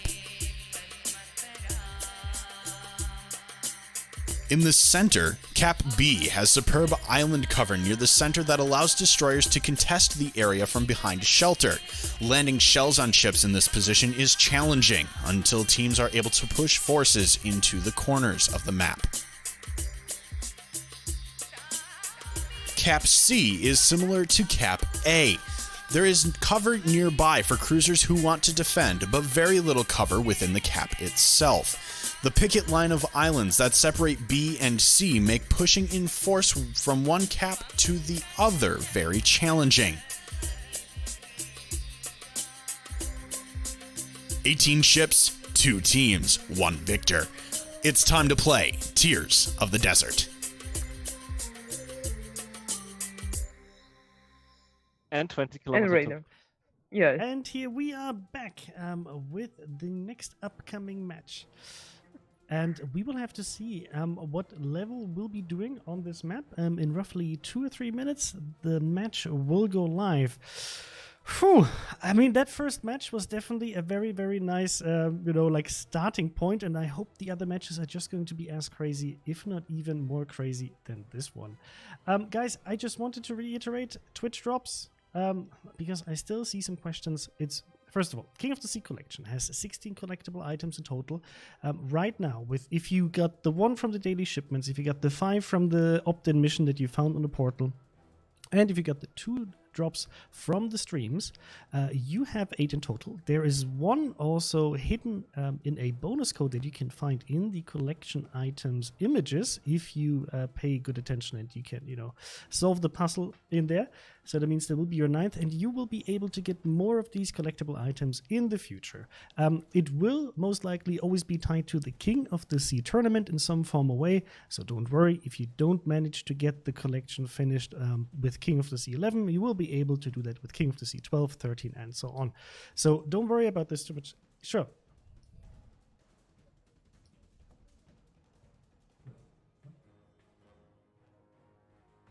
So it was a King of the Sea camouflage, right? Yes. Sorry. Yes. So you can get up to 8 right now, and if you pay attention to King of the Sea 11, you will be able to complete it with King of the Sea 11 if you get everything. And don't worry, if you play at a slower pace, you'll be able to get it later on. We will take care of you. No worries. Please also keep in mind that the prediction campaigns are still up for the big finals we have later on, where we're going to see TWA play against Lair. So that will be also very spicy and interesting, and you get the chance to get your hands on a King of the Sea camouflage 2 actually per correct prediction. And I see that the teams are almost ready to go. So Mimi, what do you think? Is Level going to be able to take Junk by surprise and take that map off of them? I already seen how they can react on the actions from the enemy side, so I think Junk will take it. What about you, Toby? What do you think?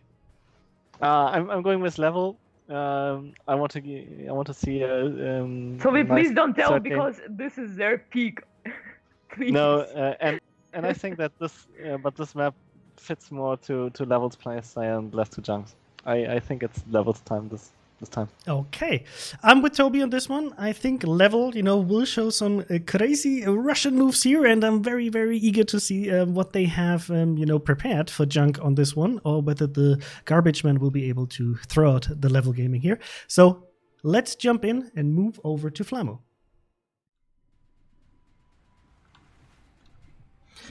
And we are back with this amazing clash between the second place finishers of the CIS and the EU region. Junk barely manages to steal out the win in the first game, and I do say steal because they were down ships and they were down the entire game, but when it mattered the most, they managed to turn the points in their favor.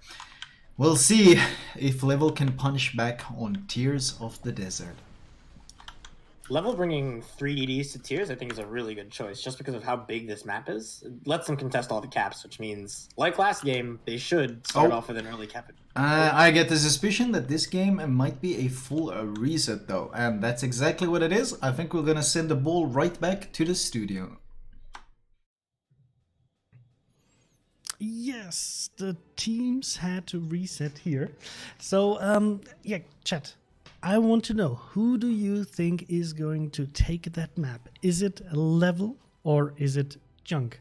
Our favorite garbage men who take care of our trash with passion for a very long time by now. And I'm rooting for Junk in this one because they had such good matches yesterday and were so close to actually getting the title. So I hope they get to, get some additional bragging rights here against the Russian team. And I'm always super happy to see these guys play. It's just a joy to watch the servers clash, the different metas, the different kind of playstyles.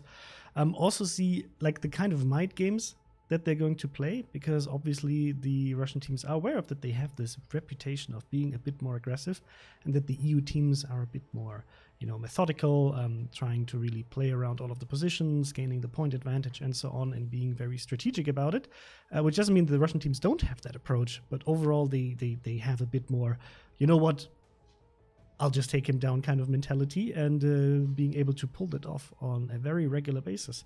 So we'll have to see what mind games they're going to be playing here. And we already saw a sneak peek here with Junk actually going for a triple DD setup. So as usual, Junk opting in for the early cap advantage. And we'll have to see whether Level is going to allow that, or whether they're going to punish them for that with their better HP pool. we will have to see. We'll give back to Flammo, and I hope you're going to enjoy this match. See you on the other side.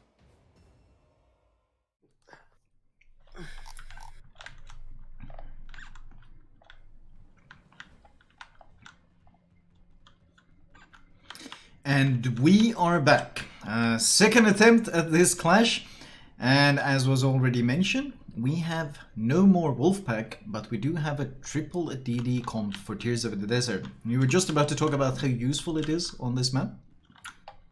Oh, yeah. So, I mean, cap control on this map is pretty important because once you have the caps, it's hard for the enemy to take them back since it's so easy to have cruisers in radar positions for a lot of them. And B, obviously, is the perma-lock one that a lot of teams will just stuff a DM, a Minotaur, or maybe a DD on the island to make sure that you can never take it. So having 3 DDs is pretty useful here. The question is, will they try to send Pac-Man into B? Normally when you take a Minotaur on this map, it's because they want to YOLO it into B, but he did not get the best of spawns. He actually spawned quite far out on the flank.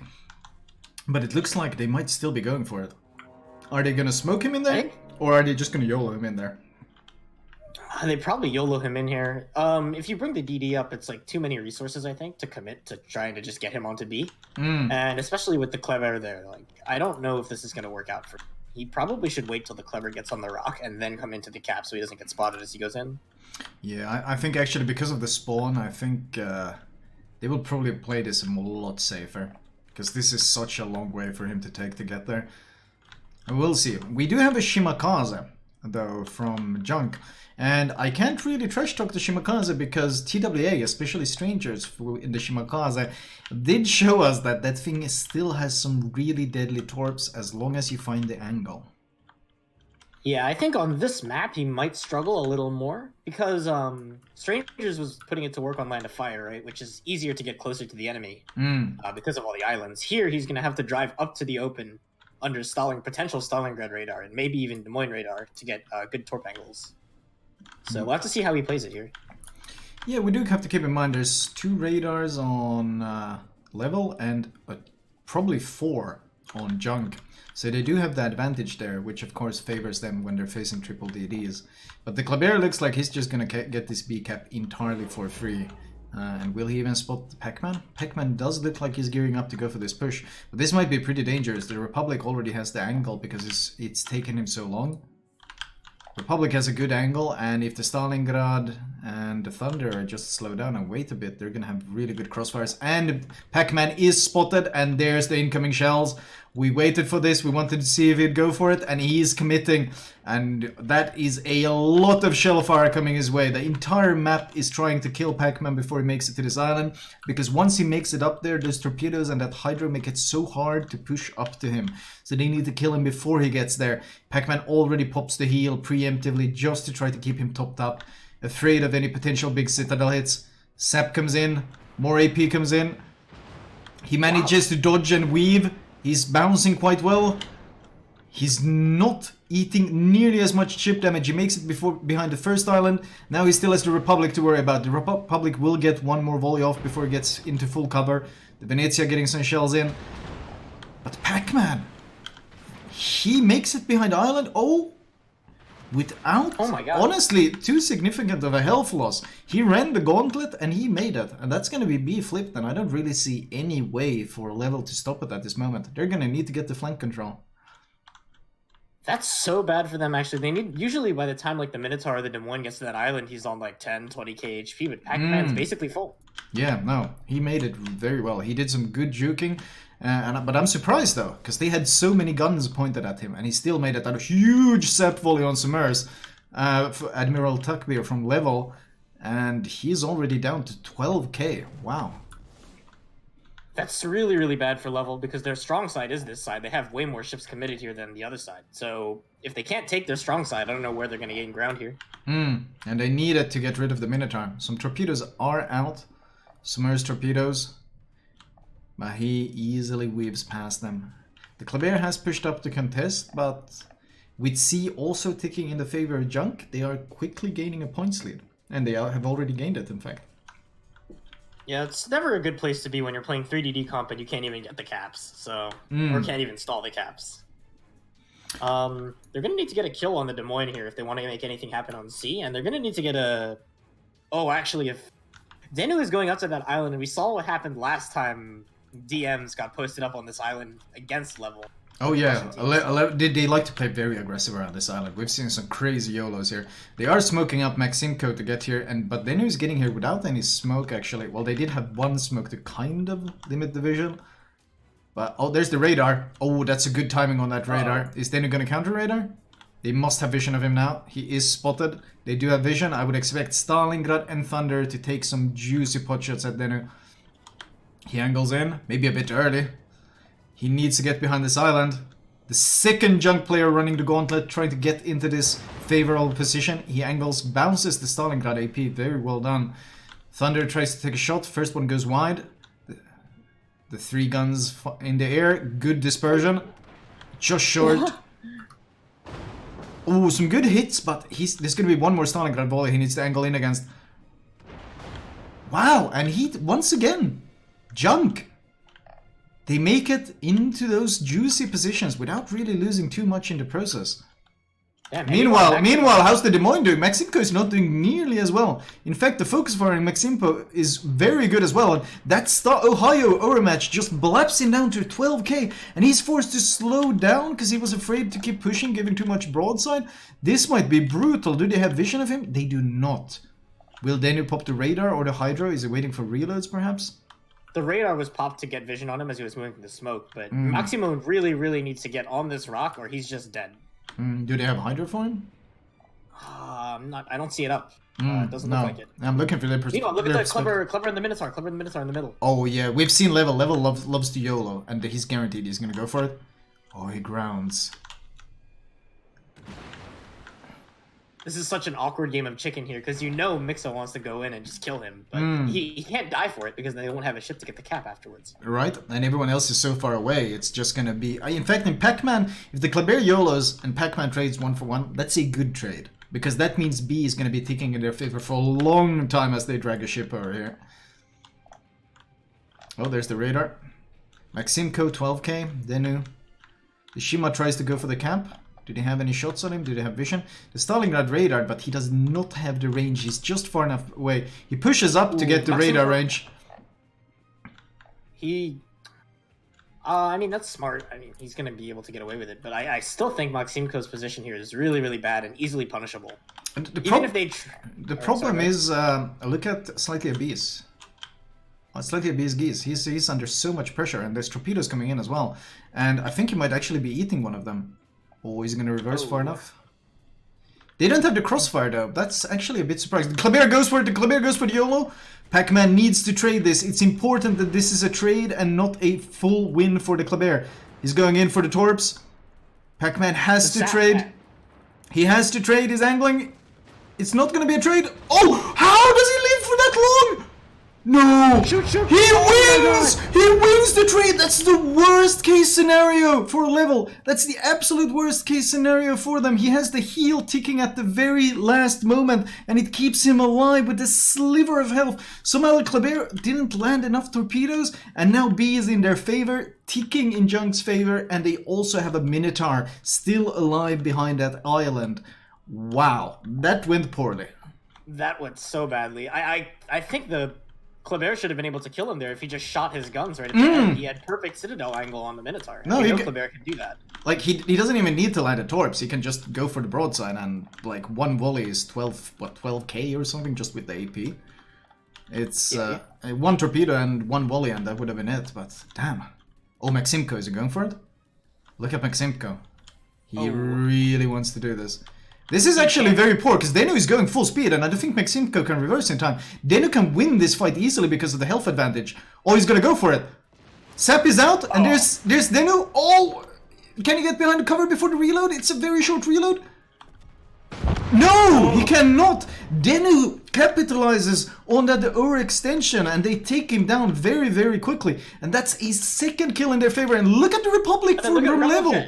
Yeah, what happened here? He must have eaten submerged torpedoes? This is going very poorly for Level. Junk, my god, are they taking out the garbage? This is brutal on every flank. Can they finish him? Do they have vision? They still have vision. I don't think they have... It's I don't think they have the range on their Des Moines. Des Moines is trying. He needs so few hits. Oh, they don't have the range. And the shells splash all around them. But it's almost... Oh! They do get it! Oh no, this is turning very, very poorly for Level.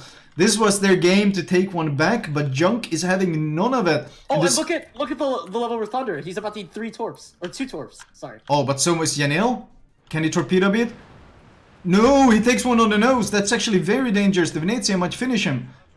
Oh, they get good hits in on the Venezia. Sepp comes back. Yanil is still alive, trying to finish the Summers. Can they kill? Which Summers dies first? Yanil is nose in against that Sepp though, which helps him so much, and he's using all his guns on Seahund. Down to 3k.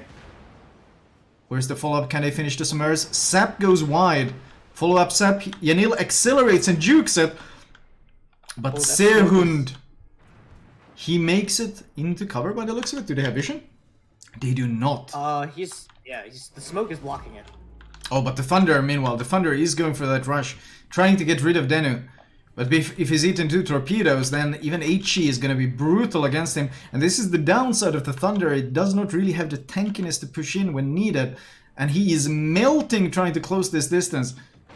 Oh, and Ohio too. Oh my god. Oh no, he's going to go down. The 900 to 100 level have still to get a kill. They land a torpedo on the Ohio, but Venezia is almost down. Yanil somehow is still alive, considering he pushed into Venezia. That really should not happen. Junk. Good lord, they're pulling out all the stops. Oh, Summers! Gonna go down.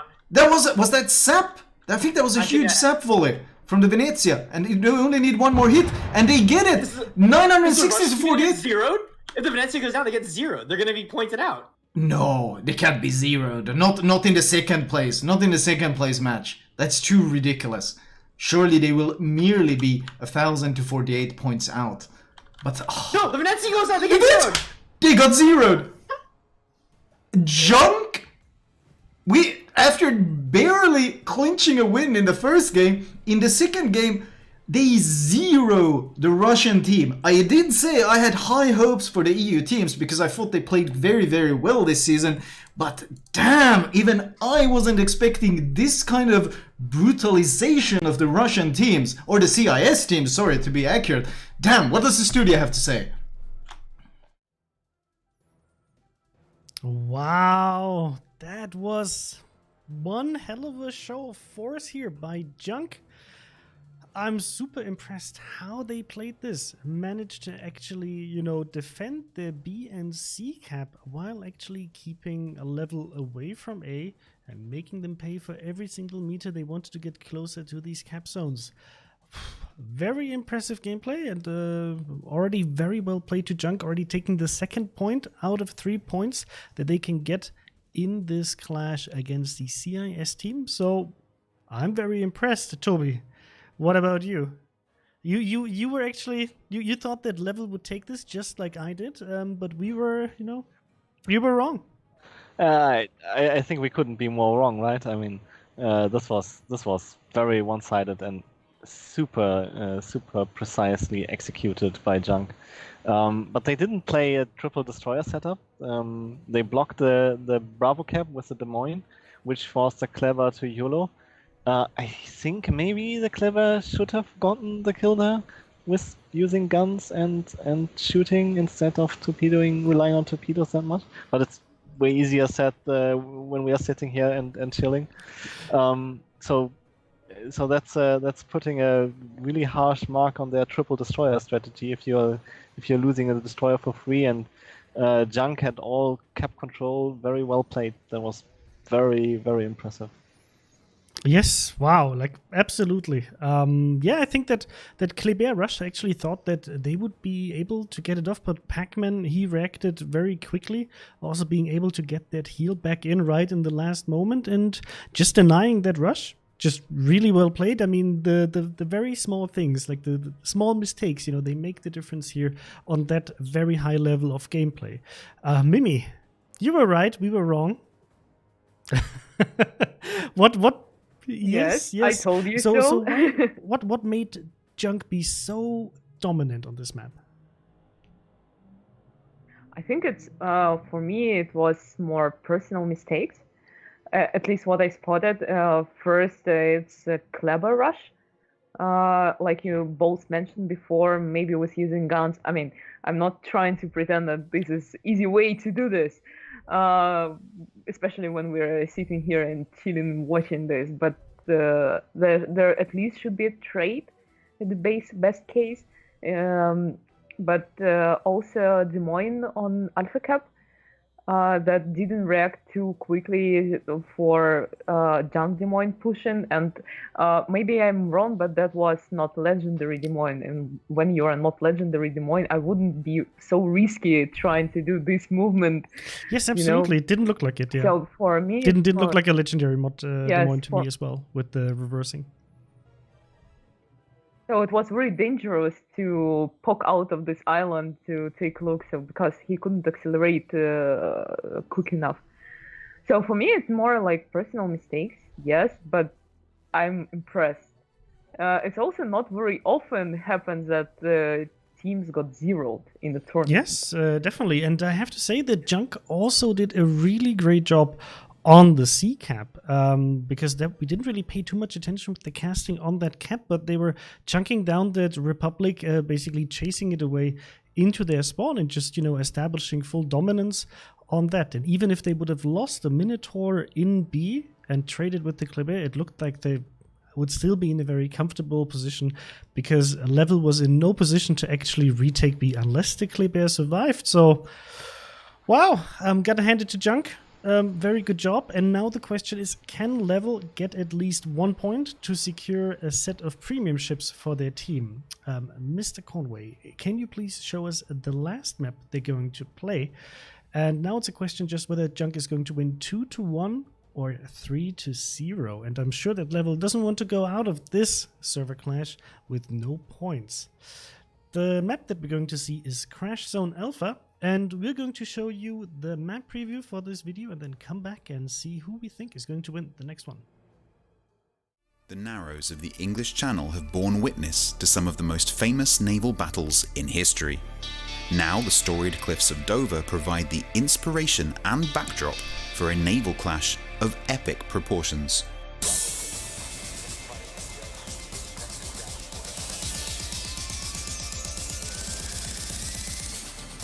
This is Crash Zone Alpha. Crash Zone Alpha is a 42 by 42 kilometer domination style map with 3 cap points running in a line from southwest to northeast. The A cap is in the bottom left, B is in the center, and C is in the top right. In the center and southwest, both A and B caps provide a little cover for radar cruisers looking to support friendly destroyers as they vie for control of each cap. The islands that hug the borders of these 2 capture zones are tall enough to block most shells and close enough that their radar envelopes will cover their respective capture areas. To the northeast, Capture Area C is a much riskier play for cruisers. The islands here are smaller and further back from the capture zone, providing better access for destroyers. Battleships seeking better firing angles on enemies further south are likely to find what they're looking for, but pushing too far, too quickly, can be a very risky play. 18 ships, 2 teams, 1 victor. It's time to play Crash Zone Alpha. Yes, so Crash Zone Alpha. This is the next map we're going to see in this server clash. And please, guys, don't forget, after this match, we will talk a bit about what's up next in World of Warships, what's to come. So make sure to stick around to not miss out on any news we might have, to share with you. And after that, we will be watching the EU versus CIS Super Finals, basically the first of each server playing against each other, and that's going to be very interesting. reminder when it comes to Twitch drops, you can get the King of the Sea Twitch drops by watching any World of Warships broadcast until the end of the stream, basically. And you can get the drops on the EU, NA, and SEA server. If you want to get the Twitch drop or the content of the Twitch drop for the CIS server, please head to the CIS stream and follow the instructions over there, because they're mostly streaming on YouTube. So that's where the difference is at. If you're watching on YouTube and on Steam, please make sure to follow the links and give us the prediction for who you think is going to win after this set of matches with TWA against Lair. And I think the training room had to be reset up, so we'll probably have 2 or 3 more minutes to talk about what else is going to happen soon. So guys, please keep in mind, next week, the update 0.9.3 is dropping with the full release of the European tech tree. So make sure that you prepare your ships and be ready to grind your way up to the Halland. We will also be releasing a completely new campaign. I hope all of you who wanted to see new campaign, because it has been ages since we introduced a campaign, are gonna be happy to see that one. It's gonna be lasting for 6 months, so you have plenty of time to complete it. And yeah, I hope you're as hyped about getting towards Holland and just playing the European DDs as we are. At least Mr. Conway and me, we're very big fans of these DDs, even though sometimes I have to suffer under Mr. Conway's very big love for those torpedoes, even from the second row. As you might have seen last week. No, his torpedoes are touching me. That's the problem. I've seen a clip. Yes. What happened there? Can you describe how you felt? Well, I can describe my feelings. I was slightly angry. We can actually kill the slightly. I was very angry because I was fighting with the Friesland, actually running away from a Friesland, and Mr. Conway thought that's the perfect moment to drop torpedoes right in front of Chrysanthos. So, chat, never do that. Never risk second row torpedoes. It's definitely not worth it. Yeah, but Mr. Coldway just wants to get back to his real home. That's true. He loves the co-op mode, and he's.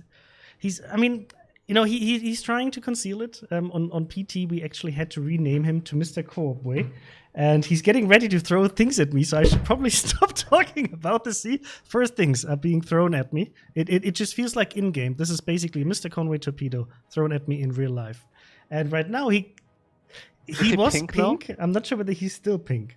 I'll mute you. No. After throwing more red than pink, you. I would say. Yeah, chat. So while the teams are still readying up, we want to know who you think is going to win this match. So please drop it in chat. Also, if you want to participate in discussions with, staff and other players, we also set up an official World of Warships Discord where you can actually link your in-game account with Discord, so you get to talk to everybody with their proper nicknames. Feel free to join us under discord.gg/WOWS and have a good time with us. We're actually going to have the Visioning Up with Staff evening next Friday on the 10th of April for the EU and NA region.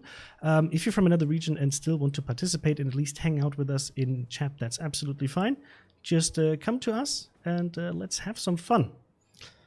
Phew. So, Mimi, junk or level? Who do you think is going to take this? I know your answer already, but I still have to ask.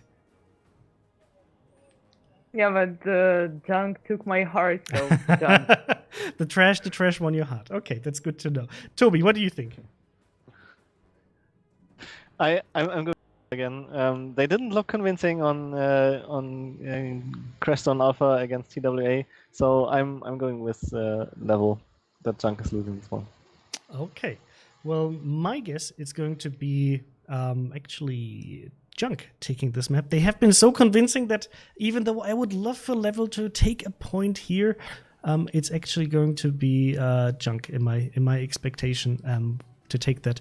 But while we wait for the teams to get ready, maybe we can show the Twitch drops guide once more, so you guys know how to link your account, even if you haven't done this yet, and how to participate in our Twitch drops activities that are always live, not just for King of the Sea, but every single day. To our Twitch drops guide. In this video, we'll show you what Twitch drops are and how to get them. With Twitch drops, you can get free additional content for watching World of Warships on Twitch. These include Twitch containers, special missions, and if you're very lucky, even premium ships. To activate Twitch drops, head to your account management page and click on the Twitch icon. Then, either log into your existing Twitch account or register a new one. Afterwards, click the Authorize button to finalize linking your accounts. If your link was successful, you will receive the Twitch Welcome Achievement in-game. Now let's start getting some drops. Open your browser and head to the twitch.tv homepage. If you are anything like us, you might want to activate Dark Mode. To find World of Warships content, click on the search bar and enter World of Warships. Select World of Warships to head to the game directory, where you can see all live World of Warships streams. Make sure to follow our game for easy access to streams in future. Pick your favorite streamer and start watching. You can check whether Twitch drops are active underneath the title of each live broadcast. You will receive your first Twitch drop after watching eligible streams for a certain amount of time. Eventually, when you get a drop, you will receive a notification on Twitch. You can click on it to access your inventory of all received Twitch drops. Please note, the notifications are going to stack up for all received drops during one update. You will also get a notification in-game. You can earn several Twitch containers in each update. They can contain credits, premium consumables, and signal flags. You can also receive exclusive missions from Twitch drops. To find these in-game, click on the Combat Missions tab and navigate to Personal Assignments. These missions will give you a variety of cool items, rare camouflages, and more. Follow our official channel at twitch.tv/World of Warships. Come chat with your World of Warships staff, participate in exclusive giveaways, and be the first to get the latest in news and announcements. Action Stations Captain.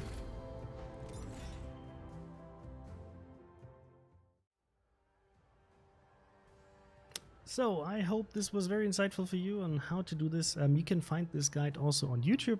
So if you're still struggling to link your account, that's where you can find the step-by-step instructions how to do this. If you had any issues with Twitch drops, my personal piece of advice is please try to relink your account. After that, it should be fixed. Otherwise, feel free to contact our customer support and we'll try to help you. Yes, so the teams are almost getting ready. Just wanted to give a quick reminder, please. If you want to get Captain Bad Advice in the Captain Bad Advice collection, you need to opt in before the next update hits on Wednesday or Thursday, depending on which server you are playing on. So make sure to click that button and start collecting. You will be able to finish that collection with the mission until the end of this update.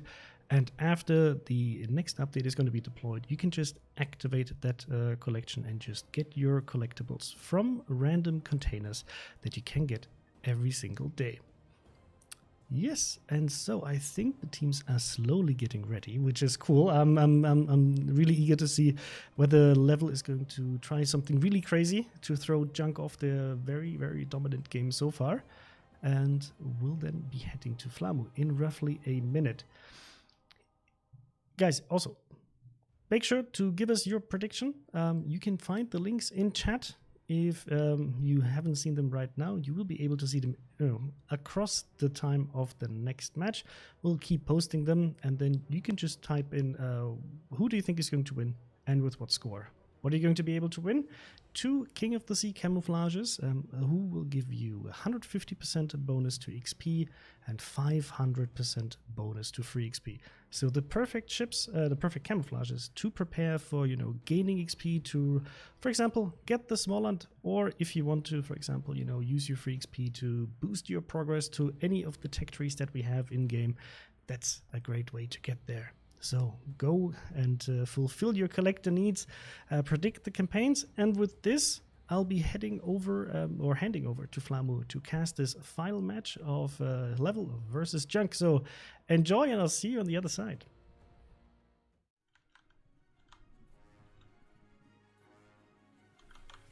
And we are live with the third and final game of this Junk versus Level clash. The first game was incredibly close. The second game was pretty much the polar opposite of that, with Junk putting on an incredible performance. The question is, can Level finally get a point for CIS?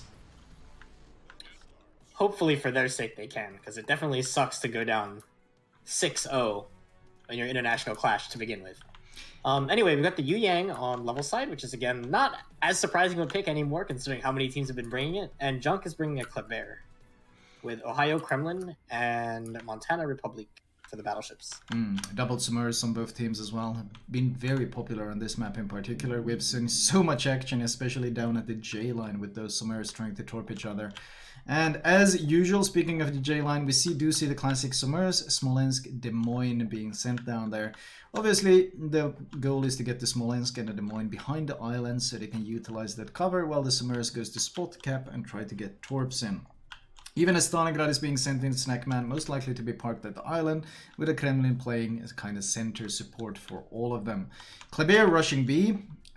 Will they have a Yu Yang radar to prevent this, or just anything to spot? I doubt it. It looks like this is going to be a free B clap for Junk here, which is actually really good for them because, like we mentioned before on this map, B is pretty hard to contest because of all the radar you can put over it. And the islands aren't exactly conducive to just going around really fast. They're actually trying to get a Stalingrad in through the center. Oh, this is actually pretty curious. They're smoking in a Stalingrad. They're trying to get him very aggressively up to this island. Look at this. The Submerse is smoking him in to get him into a very aggressive position. If they can't get him behind that island, I guess the idea is to get some sort of crossfire going. They are pouring a fair bit of resources, actually, to both flanks now. They do get vision of the Kleber. That radar catches him. And some really good hits on him. Wow, Willie. I'm surprised he ate that much damage. Usually the Kleber tends to be very hard to hit at those ranges. But damn, that was like 10k chunk. And he seems to be still spotted with the AP in the air. Oh, another chunk. This is really bad for the Kleber. Yeah, and that means the Somers is actually going to be able to take B here, I think, because they have no... Junk also brought no radar to the center, so... They were hoping to just get it for free, basically, but they figured that, well, if he gets spotted, he won't lose much, but he ended up losing a huge chunk thanks to some really good aim from level. Meanwhile, the Somers is smoking up the Des Moines. Up here, the goal is very, very similar. Get the cruisers in behind the islands, and the goal is with the Somers to smoke him over there, and maybe utilize his radar in securing the objective. Yeah, I think level Stalingrad actually got lucky here, because a lot of times we'd see like a Smolensk or a battleship sitting in mid, or a Stalingrad that can just fire at the Stalingrad that's going to sit where Mega Jin is sitting, but he doesn't really have anything to shoot at him right now.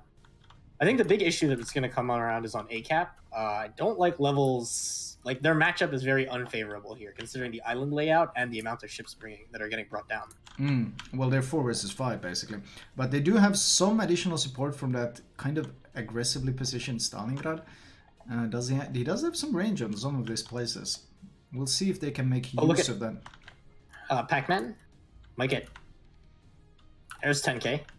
Or Snackman, sorry. I was Pac-Man? Hold on, Snackman, yeah. He gets chunked on the way, and the Submerge spots him, and that aggressive position working in their favor, but that's really the only volley they're gonna get. Meanwhile, Admiral Takbir, we have seen Stalingrads in this position. We have seen them melt. But usually when they melt, it's because there's some offensive ship holding that reverse path, basically blocking it off, but Junk has not placed any ship there. Including the Ohio is behind the island, so if Takbir wants to, he can just reverse into safety, and there's not much Junk can do about it. Yeah, we saw this in the GKD rain game. GKD didn't really have a ship to get the crossfire in, and as a result, Bazinga ended up living for a really long time on this spot. I think it was that game, at least. Yeah, sounds familiar. And in fact, he traded very well with the Kremlin that had to push in and kill him because they lacked the crossfire. But this island working wonders for Junk. Even though they might not get the kill, they're still getting a lot of pressure in, and they are forcing him back, and that's of course part of the goal, because if they force him back, then the Submerse can go and cap the objective. They are trying to get the Des Moines into position. Maximko is taking the wide path to get in behind this island. With double radars, of course, A is very, very hard to cap. Both teams just cycling radars on it. Yeah. I think we're gonna have to see what the Somers does, because like we've seen in past couple games, or in previous games on this map, the J1 position. Yu Yang radars the Somers. Oh. He's reversing into him and radaring him at the same time. They don't really get any good hits on him so far. He takes a bit of chip damage. No, but honestly, they're also far away. I'm actually a bit worried here. The Venezia is behind the island, and They don't really have too much support. This is absolutely going to stay in Junk's control, this C camp. Yeah, I don't really see a way they can actually effectively take back this cap. Since they don't have a radar at all. Like, the Sommers can just, like, sit on it and smoke if you want. Or they have the Yu Yang for radar, I guess. But, it's, like, risky. Point is under some pressure here. Oh, under a lot of pressure, actually. Some really good hits. I think that was the Montana or the Islands that chunked him straight through the nose. So he's down to only, what, 17k health. Des Moines is shooting him, and there are submerged torps coming in. Is there a magical gap? It looks like it. He does not have his smoke either, so as long as the Sommers can keep spotting on him, he's going to continue to get farmed here. Barely dodges the first torpedo, and there's some gigantic gaps in the follow-up torpedoes, so he should be perfectly fine. The Kremlin, though. Yeah, does he need 2 here? Oh, he is. Oh, Honrubia, that is not a good start for a Kremlin push on this flank. We've spoke of this Sommers down on the J line, and we always say they tend to do a lot of work, and they're quite hard to deal with. Meanwhile, torps on Takbir, they do land one on the nose of Takbir. That's actually quite good, and also forces him forward. A does get flipped for Junk, but they actually ended up losing C. Somewhat surprising. And whoa, Seproid is in a huge amount of trouble here. Torps coming in, and he's under a lot of pressure. That's both their DDs very low. Contesting this cap is becoming all the more difficult, and this Stalingrad in his position, he's taking shots on the Des Moines, who's full broadside. Oh, that's quite fortunate. He turns in, they might but get even the then... Yu-Yang, though. Levels Yu-Yang. Mixo is down to 800 and burning. Oh! Really good volley from VX. They do manage to convert. And with that Yu-Yang dead, I don't think the Sommers will dare to push in alone. And this will probably be the cap being switched the other way around. Republic AP comes in on... Wow! The shells splash all around VX. So he will be perfectly fine. Meanwhile, the Des Moines Maximka, I'm not sure what happened here. He must have given broadside to the Stalingrad or something, because he was quite healthy earlier. He's down to 22k health. We look away for a second, and somehow it seems the Junk always ends up out-trading them. To be fair, though, point is very, very low behind this island. I really don't like the fact that they're pulling back from here. We saw this exact same thing yesterday in, was Junk versus TWA, I think, if I remember correctly. When Junk retreated from the islands, there was just no way for them to get back, and Level's pulling back the same exact way. I don't know if they have a plan. Wow, those Des Moines angles, he can actually lob shells in between this little gap. His front guns, he's trying to find that there's a little nuke there that you can shoot over Pac-Man is using, and he was able to lob shells over it on that Stalingrad. Meanwhile, Sommers is spotted.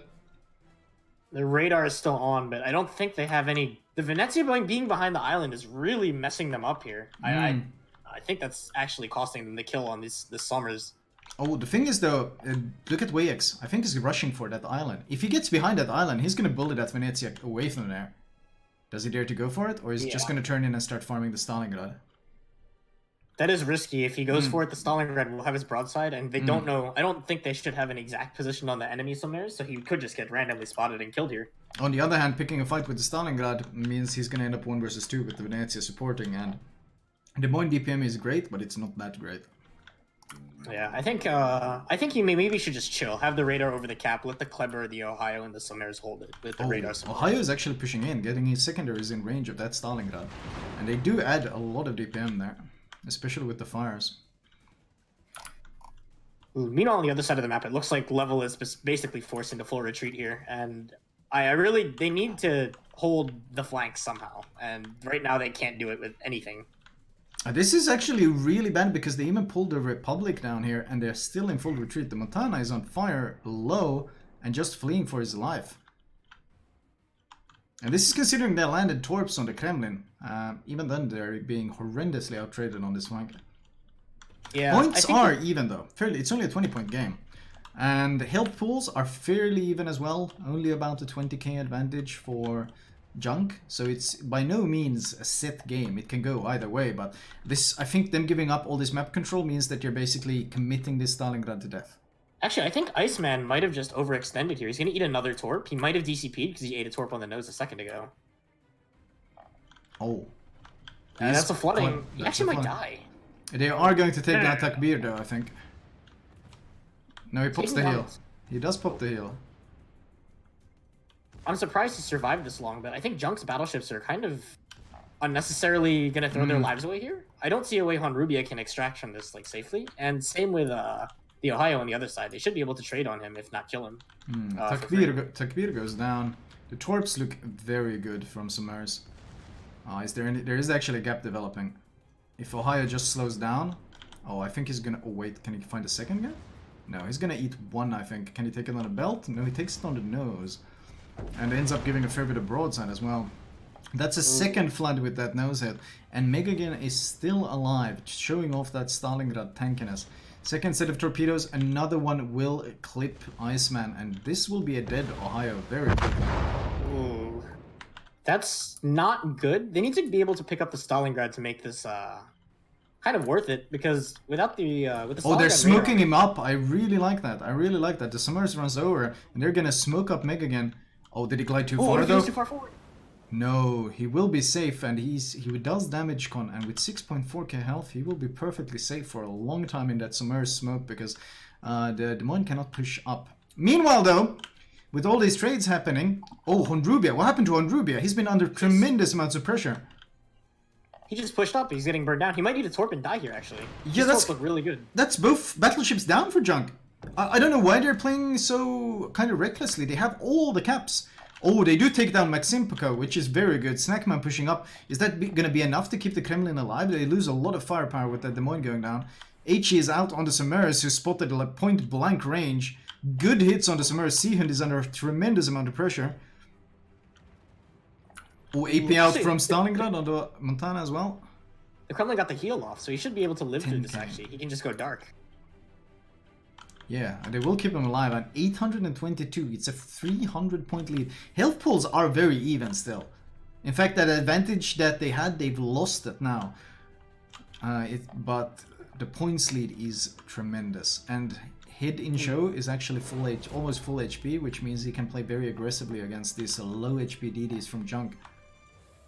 Yeah, Head and show, I think he should be up by C here, because they need something to spot the Des Moines so that the Venezia can try to take the fight at range, because he has a better chance of winning that over there. Or he can kill the Clever if he just gets a good spot and some sap. And the Republic is melting now. He's in range of that Smolensk Des Moines combo, and especially on a Republic who's so vulnerable to that, it just does so much damage. AP out on the Kremlin, they're trying to finish him off. I don't know why Honrubia is still going forward here. I mean, it's a Kremlin. He should just chill. Yeah. Oh, but even a Kremlin can eat some huge hits. That might be the end of him. Bit too greedy there. He can't go dark either. Summers is within his spotting range, and that Summers is guaranteed going to stop to make sure they finish off the kill. He gets another heal ticking though. Will it be enough in time? AP is out. Oof, no damage. On the other side, Subota is actually going to go down here to the Des Moines and the Kleber. And so is the Montana. He's under so much spam. That Smolensk ridiculous range is working greatly in their favor. Subota pops his smoke, tries to disengage. He's on fire though. A couple of hits is all it takes. And he will be burning down. No, wait. He pops the damage gun. 196. Another blind fire. Oh, it goes wide. He turns. He turns and dodges the blind fire. So he stays alive. But the Montana, he's barely alive with the heal ticking as well. 958 for Junk though. Level needs a kill. Kleber. Oh, they should be able to. Relax. No! They don't! They finish off the kill, and again! Junk only losing one ship. That's 3-0 in the first game and 3-0 in the second game. EU is looking absolutely monstrous this season. Man, what does the studio think of this series?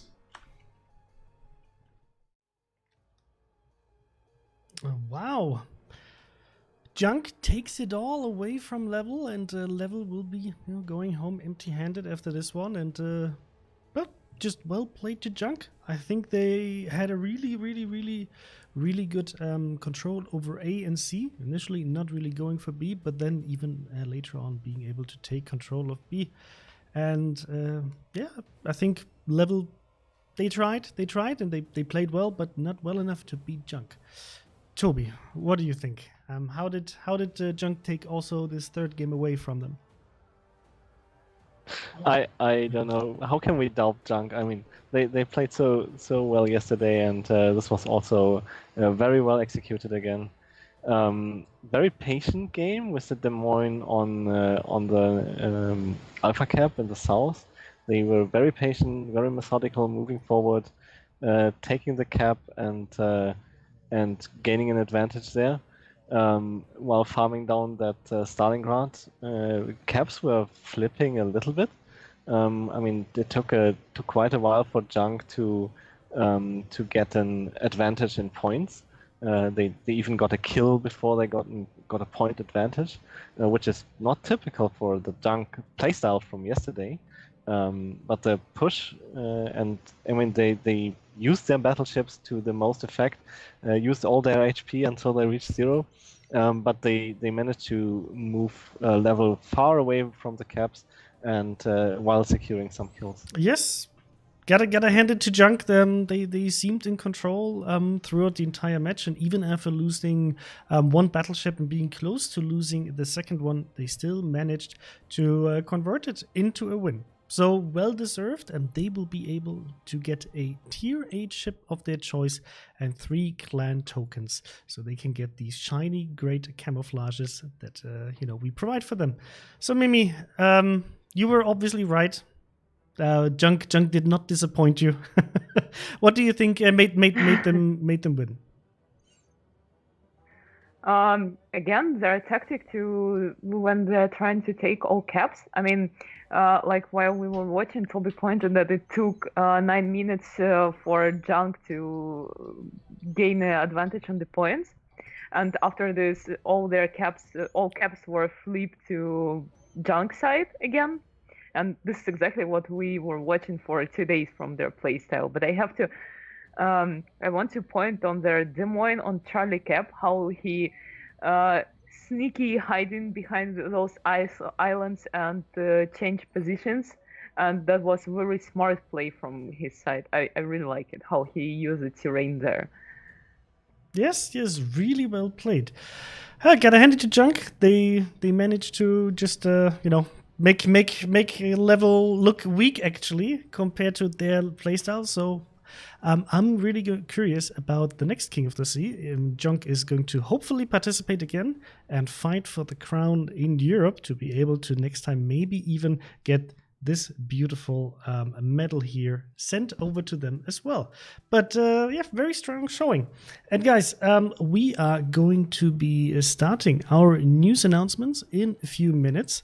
I will already say thank you, Mimi and Toby, at this point. Thank you very much for joining us for the post-game commentary. We're going to see you again for the next set of matches, which are going to continue at around 7 o'clock Central European Summertime or 5 o'clock UTC, and then you can just convert it to whatever time that you're from, which means in 30 minutes. Easy, probably easier than going for weird time zones.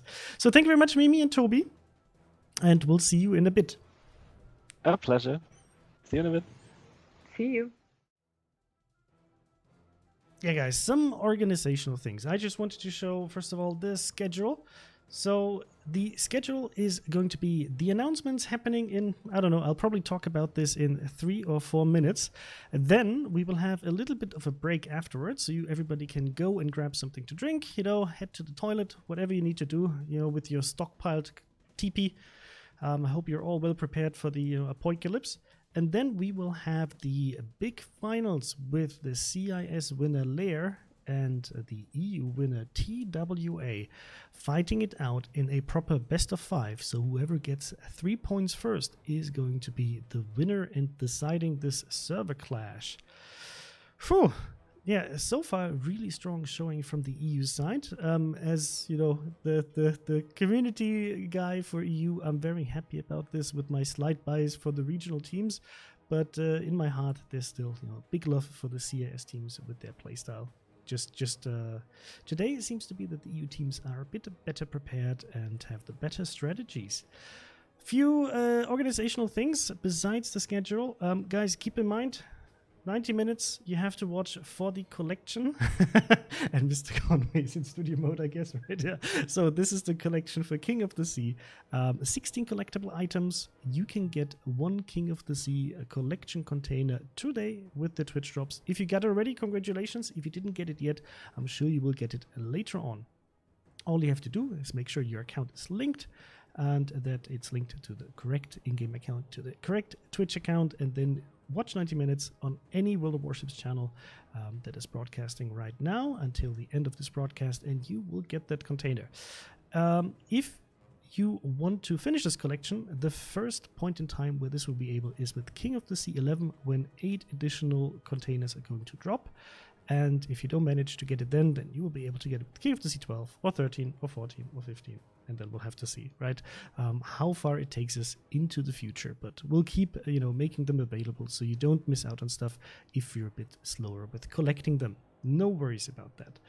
And then I think we can slowly start talking about the news that we have prepared for you. So I can already spoiler, it's not new ships. Mr. Conway, what do you want to do? You want to? Okay, thank you. So we're going to start off with a ranked season number 16, which is going to happen from May 20th to June 16th. And it will be held on Tier 7. We got a lot of feedback from you guys that, yes, Tier 8, Tier 9, Tier 10 might be great, but not all the times you would like to see ranked also on lower tiers. So I hope you're going to be happy about playing it on Tier 7. It will be in the 7 versus 7 format, and just as the ranked battles format changes, so do its rewards. So you will be able to get up to 4,700 steel and many, many, many other rewards. So I hope you're happy about this. And we also have something for our... true, I have my own buttons for this. We also have some news for co-op players. We got quite a bit of feedback about the speed of co-op battles and how quickly they might end. So this is why we're making changes to the number of points at the beginning of each battle in the domination mode in co-op battles. So for battles where you have 3 key areas, they will be adjusted from 300 to 400 starting points. And for battles with 4 key areas, they will be adjusted from 200 to 300 points. That means this will hopefully reduce the amount of battles which are finished too early, too early on when one of the teams reaches 0 points. And I hope that you co-op players will have some more fun in the mode. So I hope good news for you, and that's not everything. We also have new camouflages lined up. So the first camouflage is the new expandable camouflage for the recruiting station from our camouflage design contest. If you remember that, we ran that a few weeks ago, and this design actually was the winning one, submitted by the EU player Yonazi. Big shout out to you. I have to say I'm always super happy with all of your creative ideas when we do these creative contests for camouflages and many other things. And reminder, we're going to do a new creative contest, not for a camouflage, but for emotes on our World of Warships official Discord starting on the 21st of April. So if you're, happy to provide us with some funny, emotes, memes, whatever, prepare your pencils and your digital art skills. We will be very happy to see what you have up in your sleeves for us. We also add a new permanent camouflage Nordic. You can already see it's mounted on a special ship. So this one will be added to the game as well. I hope you like it. Feel free to let us know in chat what you think about these camouflages. And not only are we going to do this, we also have some map changes that we wanted to talk about, as I teased a bit earlier on. So first of all, on Atlantic, we are actually removing the map on the A7 position in the very far north. We highlighted it here with red lines in our best paint fashion with provided by Mr. Conway. No, but we thought, some people might not know, A7, where can I find this without the legend on the map itself? So we just wanted to highlight it's that map up there. So that should provide for a bit more interesting gameplay on the northern part of that map. And now, with significantly more changes, is the map loop.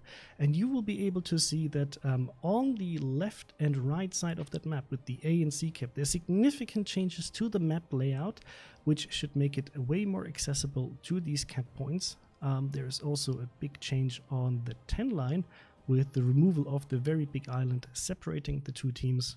And if you pay attention to the B cap in the south, you might see that this island is significantly changed in terms of there's a slight gap in it. So it won't be as easy to hide in that as in, the past. And also the islands on the B and G line should also be quite different. So I will have to see how this will actually turn out. Please keep in mind, this is a work in progress, but this is our current plan with these maps. And please feel free to share your feedback on this. Obviously, we will be posting all of these things on the development blog, and we're very happy to hear your feedback about it. Now, Clan Battle Season. There's going to be some changes with the Clan Battle Season number 9, and we wanted to share with you the time frame when it's going to be available. Season 9 kicks off on the 15th of April, so very soon, within the next 2 weeks, and it will last until the 8th of June. So prepare your clans, make sure you're readying up all of your fleets to be able to maybe kick TWA off their throne that they're currently, sitting on when it comes to Clan Battle Season 8. But Clan Battle Season 9, the cards are mixed again, so, go and have some fun with that. What else do we have? Oh yes, we have this beautiful camouflage. It's the new permanent camouflage Soviet, and this is something that you have been waiting for and asking a lot about in the last weeks. The Soviet Cruiser event is going to kick off with update 0.9.4. And there will be an event dedicated to the early access to Soviet cruisers of tiers 8 and 9. And this permanent camouflage, which is very beautiful, if I may say so, is going to be available for cruisers Mikoyan on tier 5, Tallinn on tier 8, Riga on tier 9, Petropavlovsk on tier 10, Bagration on tier 8, and Ochakov on tier 8. On top of that, there is also the Black Sea port being updated and renamed to, please, anybody who's Russian, I already apologize for completely mispronouncing this, but I'm doing my best. It's Novorossiysk, and this port in its usual form, if you don't like the new one, can still be available to you in the mod station if you're not a big fan of this rework. But I think it looks pretty interesting and pretty to look at. So hopefully you will like it too. Here you can also see one of the containers that obviously will be available with the early access, and we have something that we kept for the very, very last part. It's something we actually discussed during last year of the announcement with the Naval Training Center, but we then put on hold, which is, and this is going to be a great change for every single one of you, including like veterans and newbies and free-to-play players, everybody. The consumer, Mr. Conway, yes. I think Mr. Conway is probably the happiest person about this because we are making premium consumables free. That means all premium consumables will be free because there will be only one standard consumable in the future. So only one type of each of the consumables with the parameters of the current premium version. So why are we doing this? Well, we want to significantly reduce the number of credits spent after every battle and make the game more comfortable for those who cannot afford using premium consumables all the time. So this way, it's a level playing field for everybody, and you will be able to, also save some time when equipping your ships. You will always have the best consumable selected. You will still have to make the choice, right, if there are different consumables in that slot, which one you prefer, but all of them are going to be the premium version. And if you're wondering what is happening to my inventory items, well, if you have premium consumables in the inventory, as well as those that are currently already mounted on your ships, they will be automatically converted to credits, so you're not missing out on anything. The more consumables container will no longer be available, so it will be removed. If you have any of these containers currently on your account, they will be exchanged straight up for 160,000 credits, and the slot for the consumables in any other container will be replaced by signals. That's true for containers, rewards, and so on. So I hope that's a really good news for everybody. I'm very happy to announce this. We had to hold back on this for the last few streams because we knew this is going to happen, and we were not allowed to tell you until now. So I hope that makes you happy. Lot of good things for a lot of different player groups. So I hope that makes you happy. We don't have any ship announcements today. You will have to, bear with us with that. We will have more stuff in the future for you. As usual, you can find all of these information on the development blog, and you will get more news, obviously, on our future streams. So I hope you like all of the things that we've announced here, and please share feedback. With this, I'll take a bit of a break here. We will be back in roughly 15 minutes with the final matchup with the TWA against Lear. I hope you all will stick with us and join us for that super, super spicy matchup. I'm hyped. I hope you're too. And I'll see you in 15 minutes.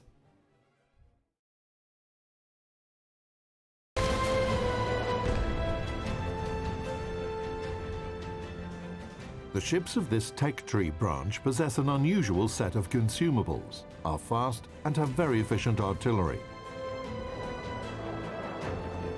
These are players' impressions after playing with French destroyers.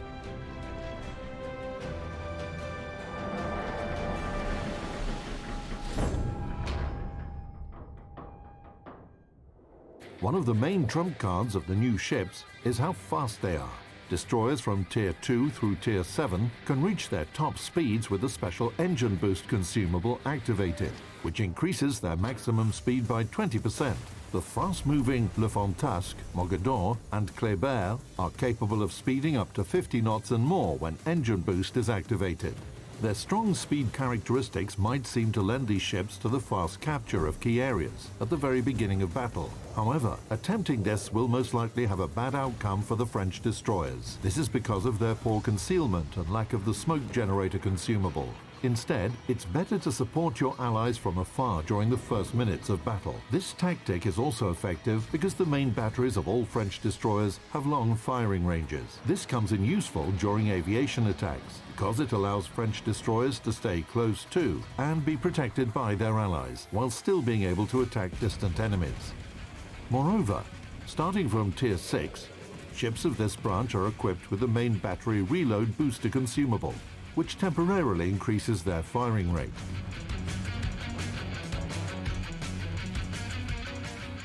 This consumable is particularly important when fighting against other ships in artillery duels. Thanks to this feature, the new ships may receive reduced damage compared to destroyers of other nations in case the HP of their central hull part reaches 0. Another advantage of the main batteries of French destroyers is the armor-piercing shells they fire, which are capable of penetrating even the armor of cruisers. These shells are most efficient for Tier 8 destroyers and higher, thanks to the flat trajectory of their ballistics and 139mm guns. That's why, if you can see an enemy exposing their side to you at a distance of less than 10 kilometers from the helm of your Le Fantasque, Mogador or Kléber, you would be wise to load AP shells.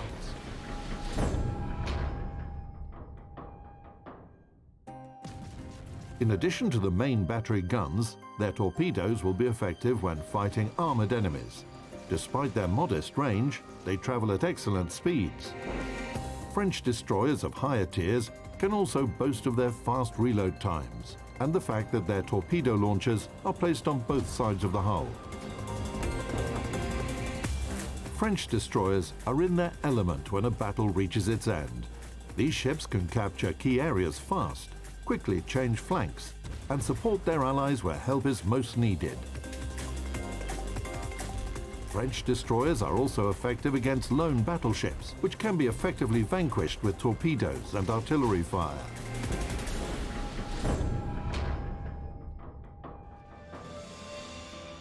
When selecting skills for commanders of the new destroyers, we recommend choosing in favor of survivability and firepower. Skills such as Survivability Expert, Basic Firing Training, Superintendent, Adrenaline Rush, and Preventative Maintenance are extremely important. While selecting upgrades, you should keep to the standard set for destroyers. One special upgrade that increases the operating time of engine boost will be extremely helpful.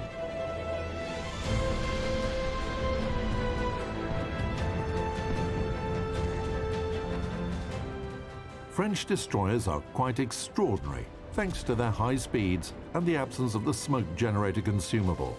Captains who like fast and dynamic battles will favour these ships.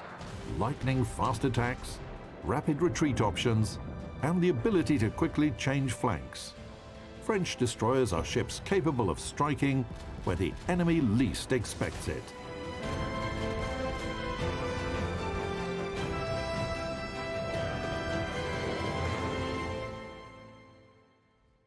Welcome to our Twitch Drops guide.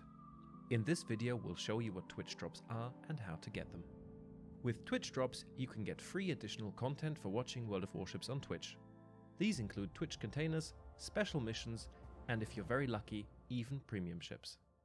To activate Twitch Drops, head to your account management page and click on the Twitch icon.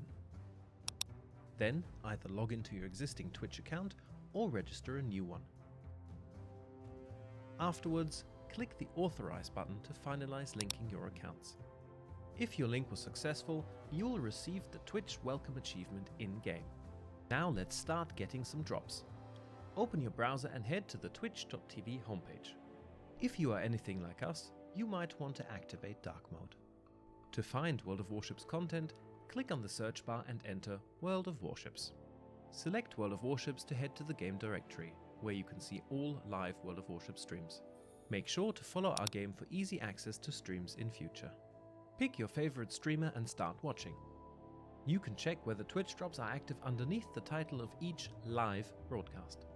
You will receive your first Twitch Drop after watching eligible streams for a certain amount of time.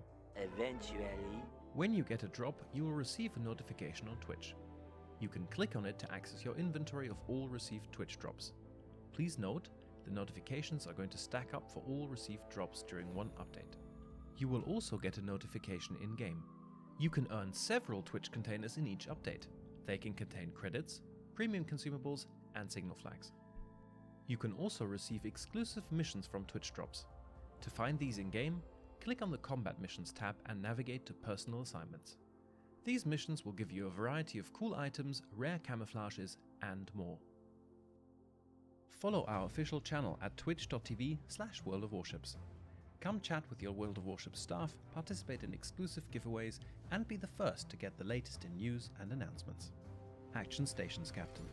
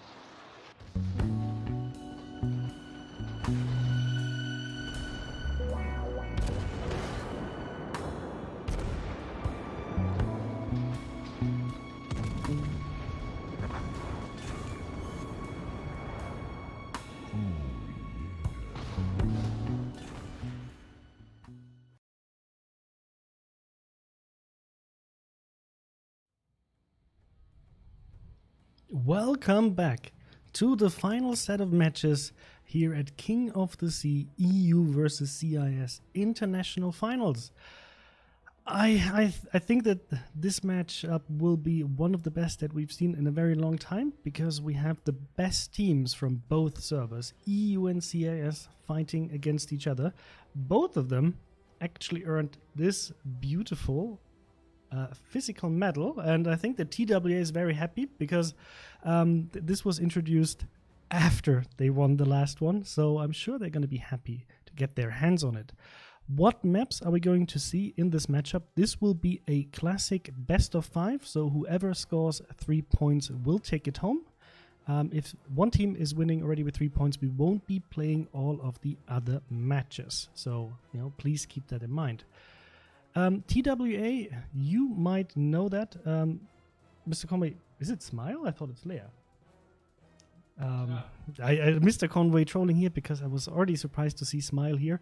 But no, it's the Leia team, the newbies that definitely do know how to sting.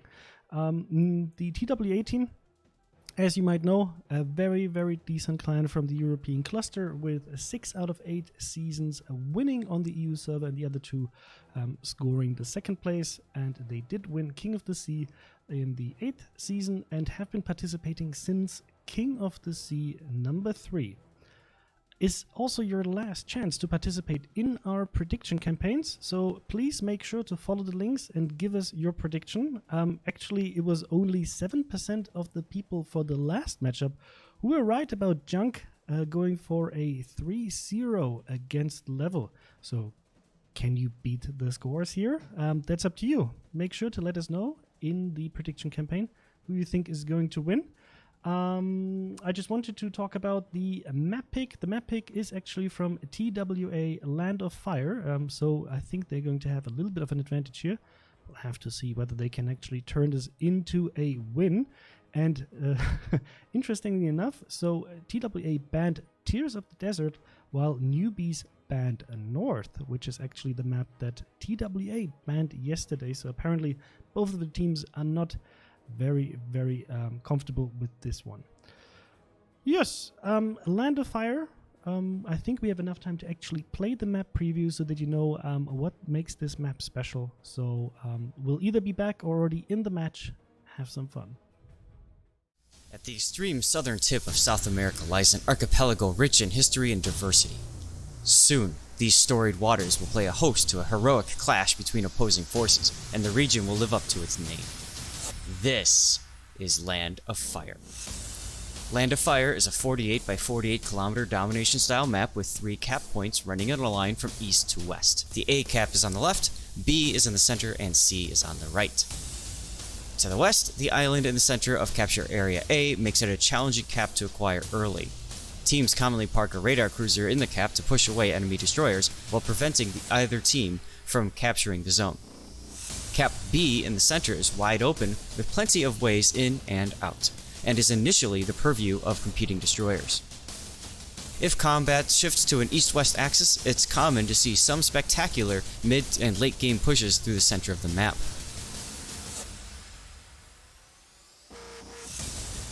On the right, Cap C and the islands to the east make a tempting target for teams looking for early cap points, but teams who invest too much firepower along this edge of the map may find themselves at an extreme disadvantage later in the game.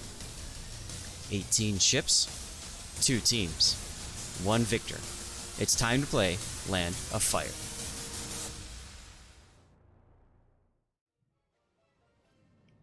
So, both teams are ready, which means we're going to be handing over to Flamo. Guys, let us know in chat, who do you think is going to win? My money is on TWA for this first one. So, good luck and have fun with Flamo.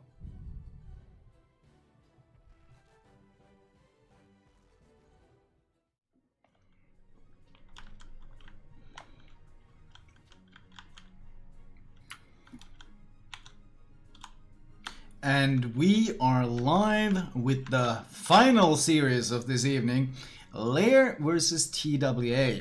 Now, I want to keep in mind that when TWA fought Junk, it was a very close clash. In fact, Junk was up 2-1 and TWA managed to scrape it back into a 3-2 victory.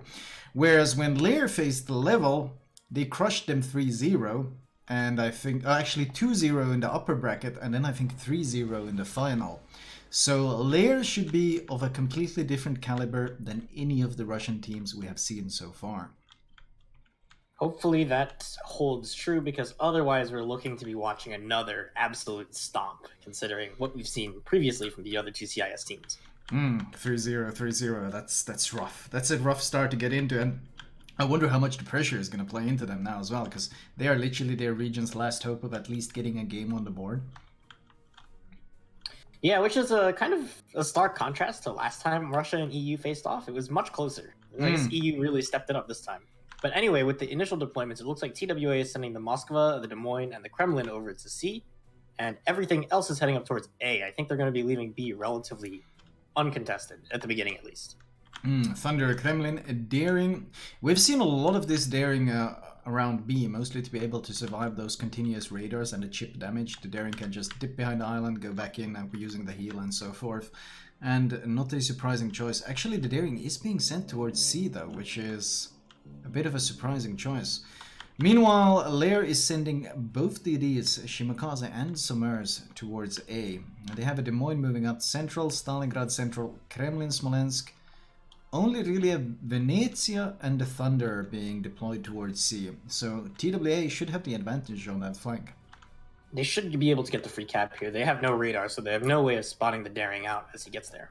I think it's interesting though, TWA looks like they're not going to go for a mirror of their strat, because now they are playing the other spawn, so it'll be cool to see what they do here. Lair's Des Moines, and look at that Des Moines though. He's running straight into B. Oh, he is. Oh, he's not going to stop even at the island. We've seen though, we saw Lair be able to do the same kind of insanity that Level did at times, except they beat Level at it. He's just going straight in. What? Is he gonna? This is absurd. This is going to be so confusing for TWA too, because they're going to think this is a DD in the cap. Yeah, of so course. They don't know the Shimakaze and the Somers are both going to be dumping torps. They have no vision. This is, who does this? If there's one beam in the middle, this guy just gets absolutely blapped. But Lair has no fear. They straight up go for this. And of course now they're going to be expecting there only to be one set of torpedoes, but there's actually double torps, both Shima and Submerged, just flooding that smoke with torpedoes. And look at the way TWA is doing this. Like, we saw GKD and Junk both get their DMs killed trying to get to this island, but Stranger's smoke is going to make that perfect, except for all these torps coming in. That's so many torpedoes. I mean, with Hydra he will get plenty of warning, but it's going to stop him in his tracks. It is a Submerged smoke, which should give him plenty of time, unless this Des Moines pushes up and radars him. Do they have vision yet? They don't have vision of the Des Moines. No. What about the other way around? Oh, they're just about to get vision. Packpacks is charging in. The second they get vision, we got there it is. Des Moines is spotted. Are the guns already pointed at him? There's a 5-second delay. I would assume Kremlin, Stalingrad, Thunder, all of them will be taking shots. They lose vision. Did they get the shots off? It looks like the Kremlin did. And Kinema jukes and doesn't take any damage, or barely any damage. That was well done. But that Des Moines, can you believe it? That Des Moines caps B for Lair. And of course they're going to be thinking it's a DD. I mean, the RNG Sama might even charge there, expecting it to be a DD. But instead it's a Des Moines behind the island. They spotted all the torps that passed the Des Moines, so knowing the... Oh yeah, that's true. They will know. Then they will... Wonder what they will suspect to be the capper.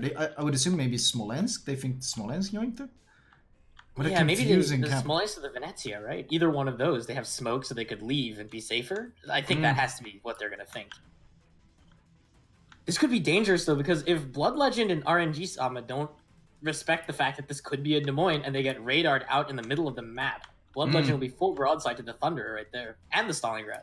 I mean, they got so much firepower. Look at the central focus of if you compare them, TWA is sending Thunder towards the flank, Smolensk towards the flank, and they're sending Kremlin towards the flank, where on the other side, Lair, full central control. They got the Kremlin, Stalingrad, Thunder, all of them on a very central position, so they can shoot anything they see. And Yoshi is in some trouble.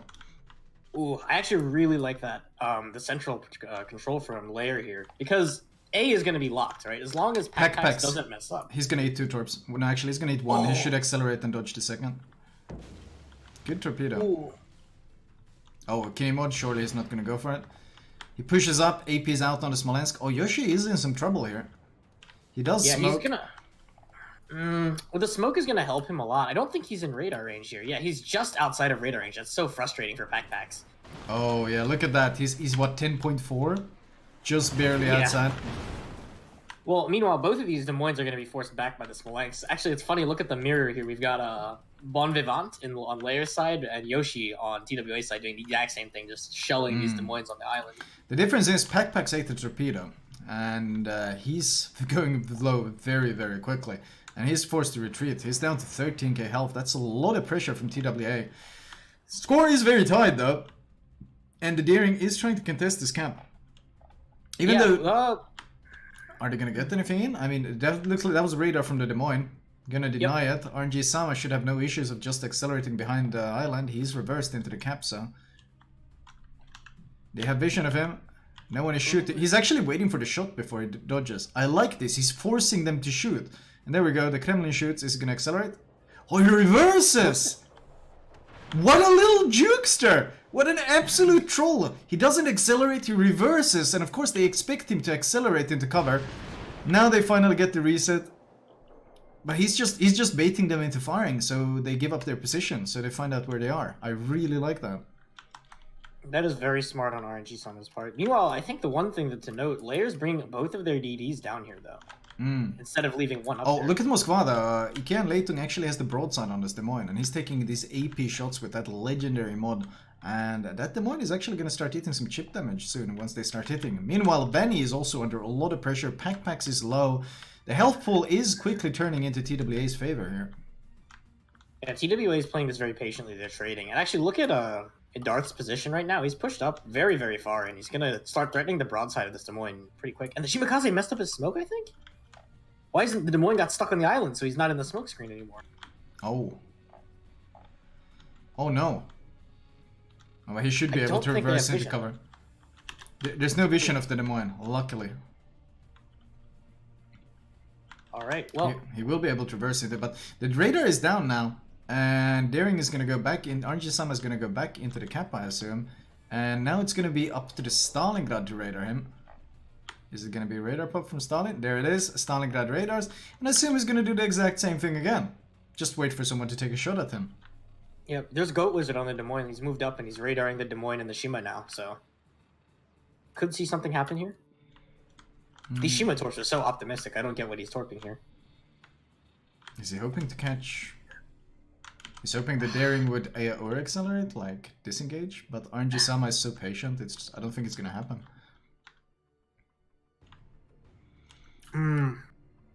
Well, I mean, TWA still has a point lead here, so... Packpacks is in trouble though. Goat Wizard has pushed in to get this angle on Packpacks. So they got Smolensk on one side, Des Moines on the other, and they're just trying to chip him down so they can unlock that objective and start getting some points. Radar ran out, so RNG Sama now he's blown both Des Moines and Stalingrad radars.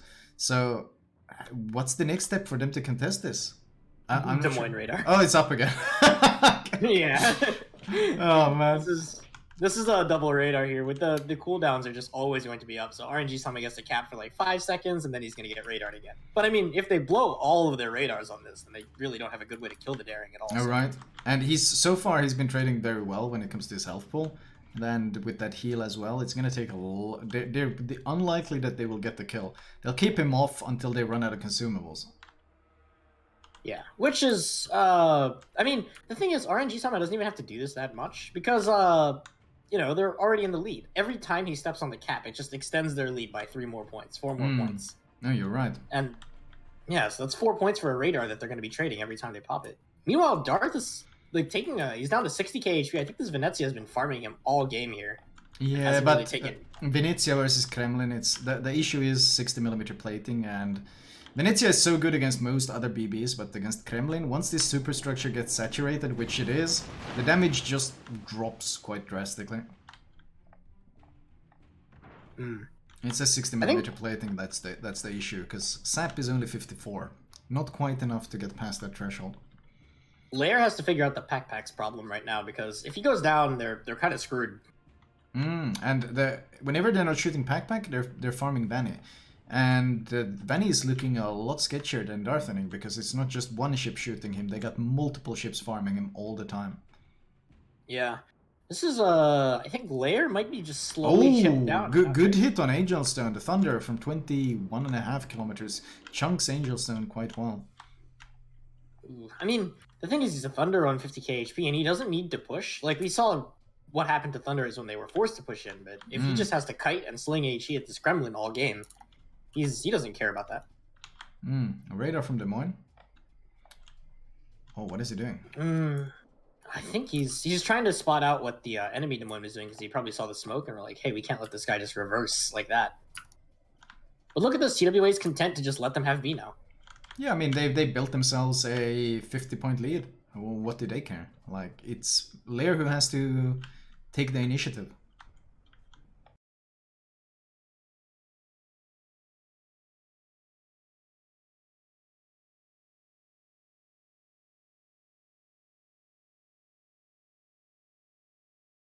Killed quite quickly, in fact, and I think he recognizes this, and he's going to disengage from here. I think the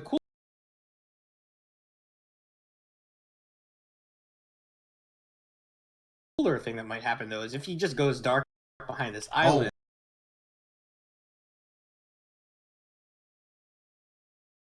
60k health advantage as well, so the points might favor TWA, the health does not anymore.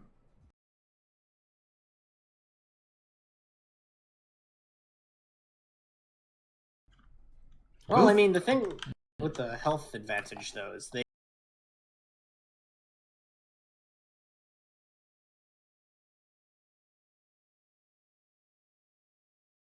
have to turn that into points at some point.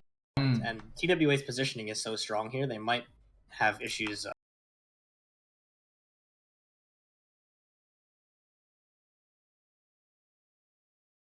And now they're in serious trouble.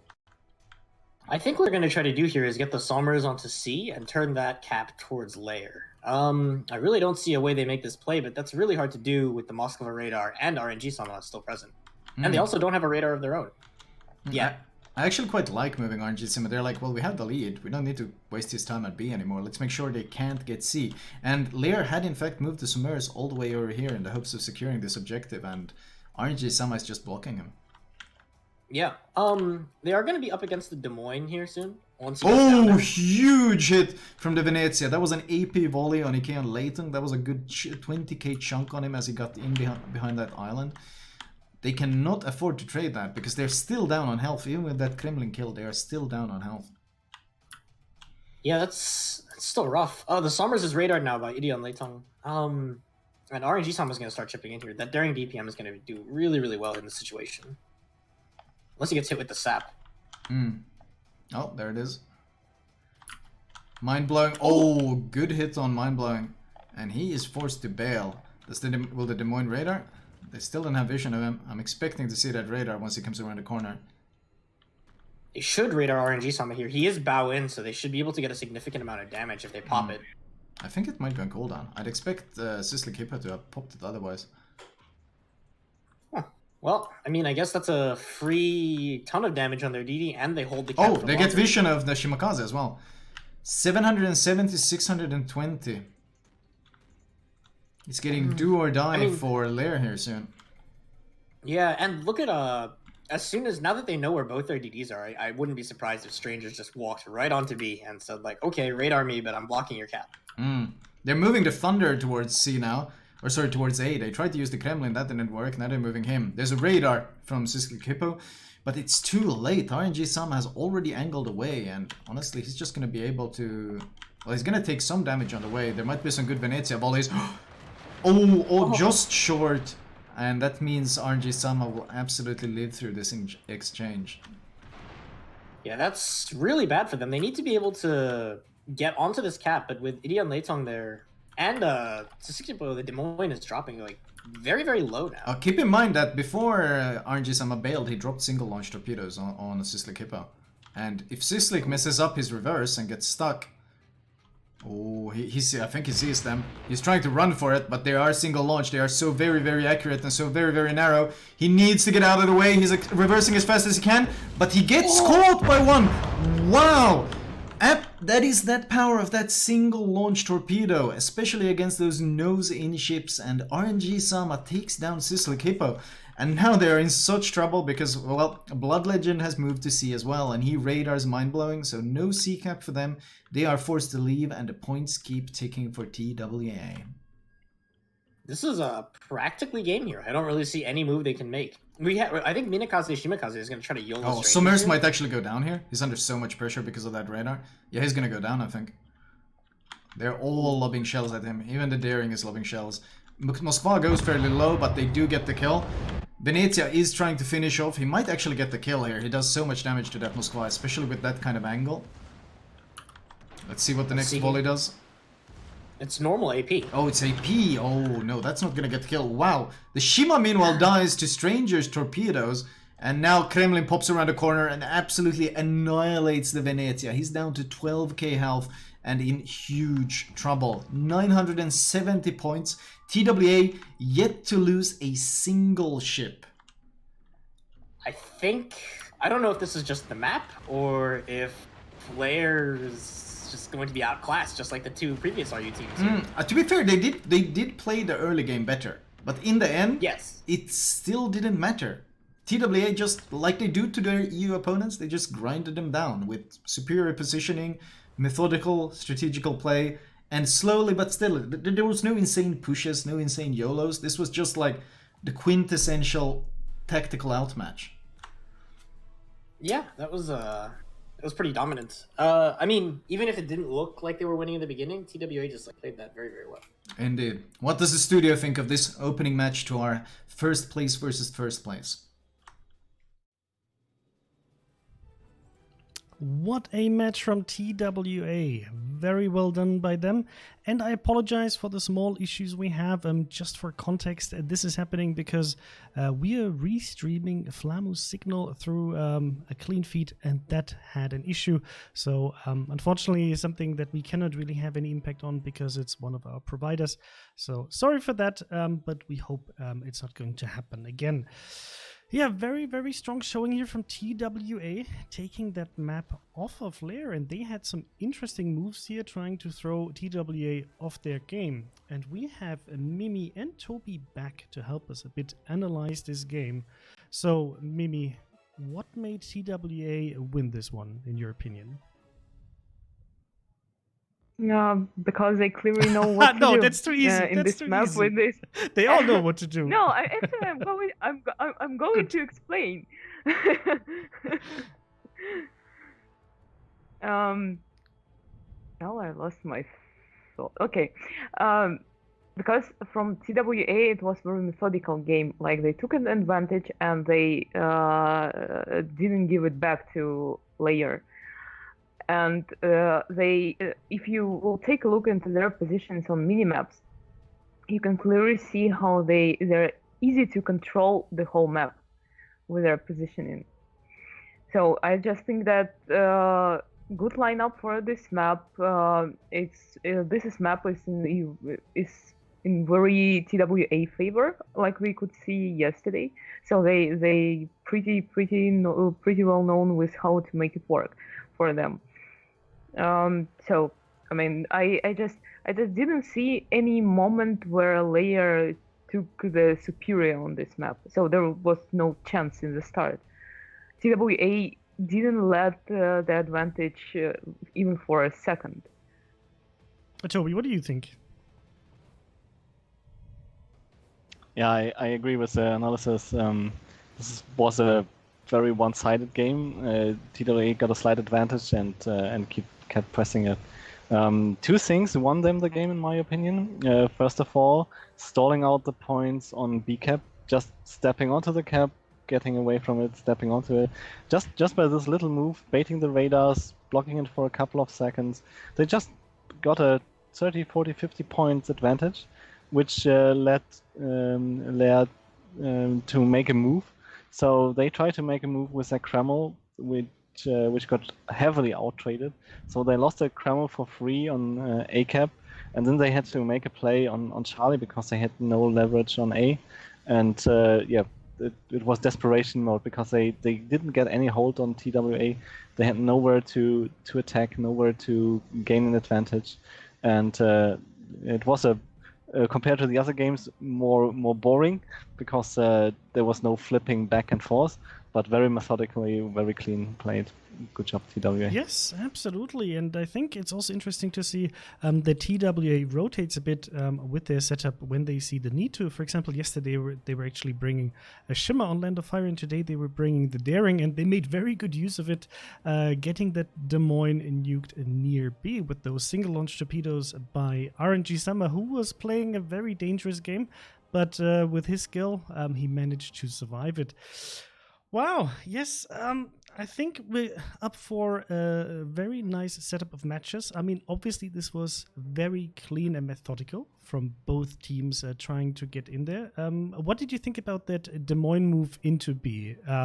Is that something that really takes you by surprise as a team, especially if you don't have any vision? How do you react as a team when you see this happening?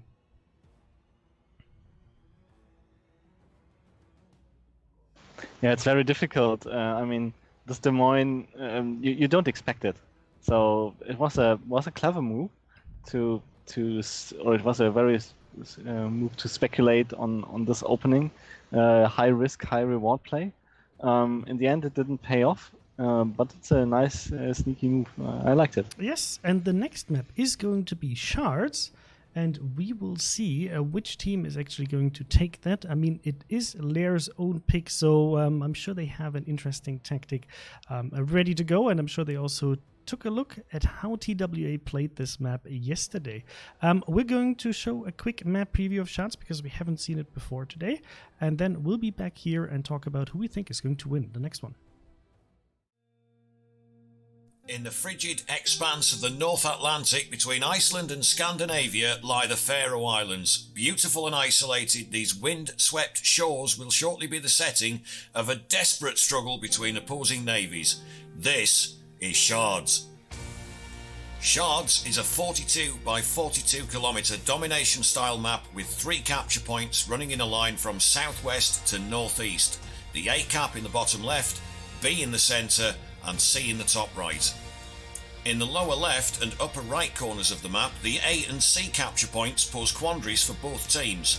Half of each capture circle is wide open, while the other half is constricted by narrow channels.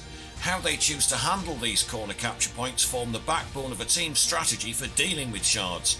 Some teams will opt to try and capture from the sides most open to them, others will opt to push through the channels quickly and bag the capture point themselves, then use the open side of the capture point for defence. At the centre of all this chaos lies capture point B. Islands punctuate the circular cap like a set of lawnmower blades centred around another low-topped island smack in the middle of the control zone. The island cover encourages a lot of camping radar cruisers and hide-and-seek destroyers to play there. 18 ships, 2 teams, 1 victor. It's time to play Shards.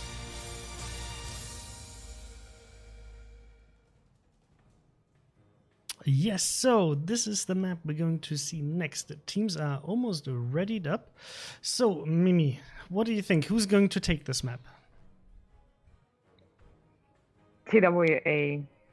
I mean, they feel very convincing on this map, and we saw a lot of games on the Shards when even it was TWA peak. So first, I expect that TWA will win this map.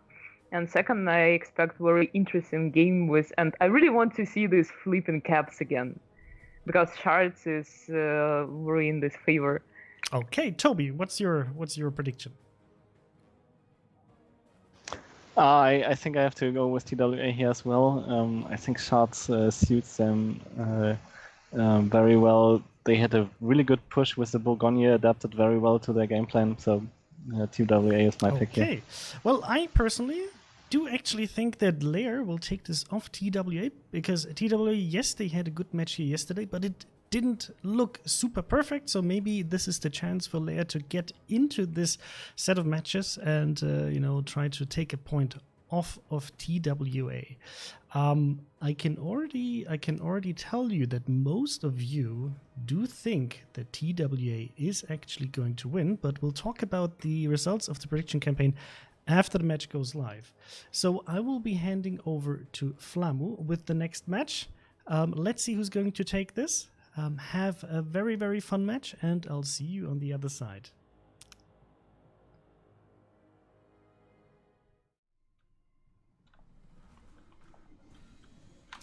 And we are live with the second game.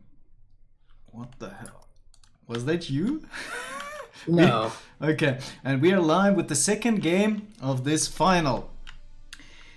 At this point, CIS are up against the wall. 0-7. Their hope lies in Lair to at least claim a game for them, because they are, honestly, they are in serious trouble of getting 9-0'd.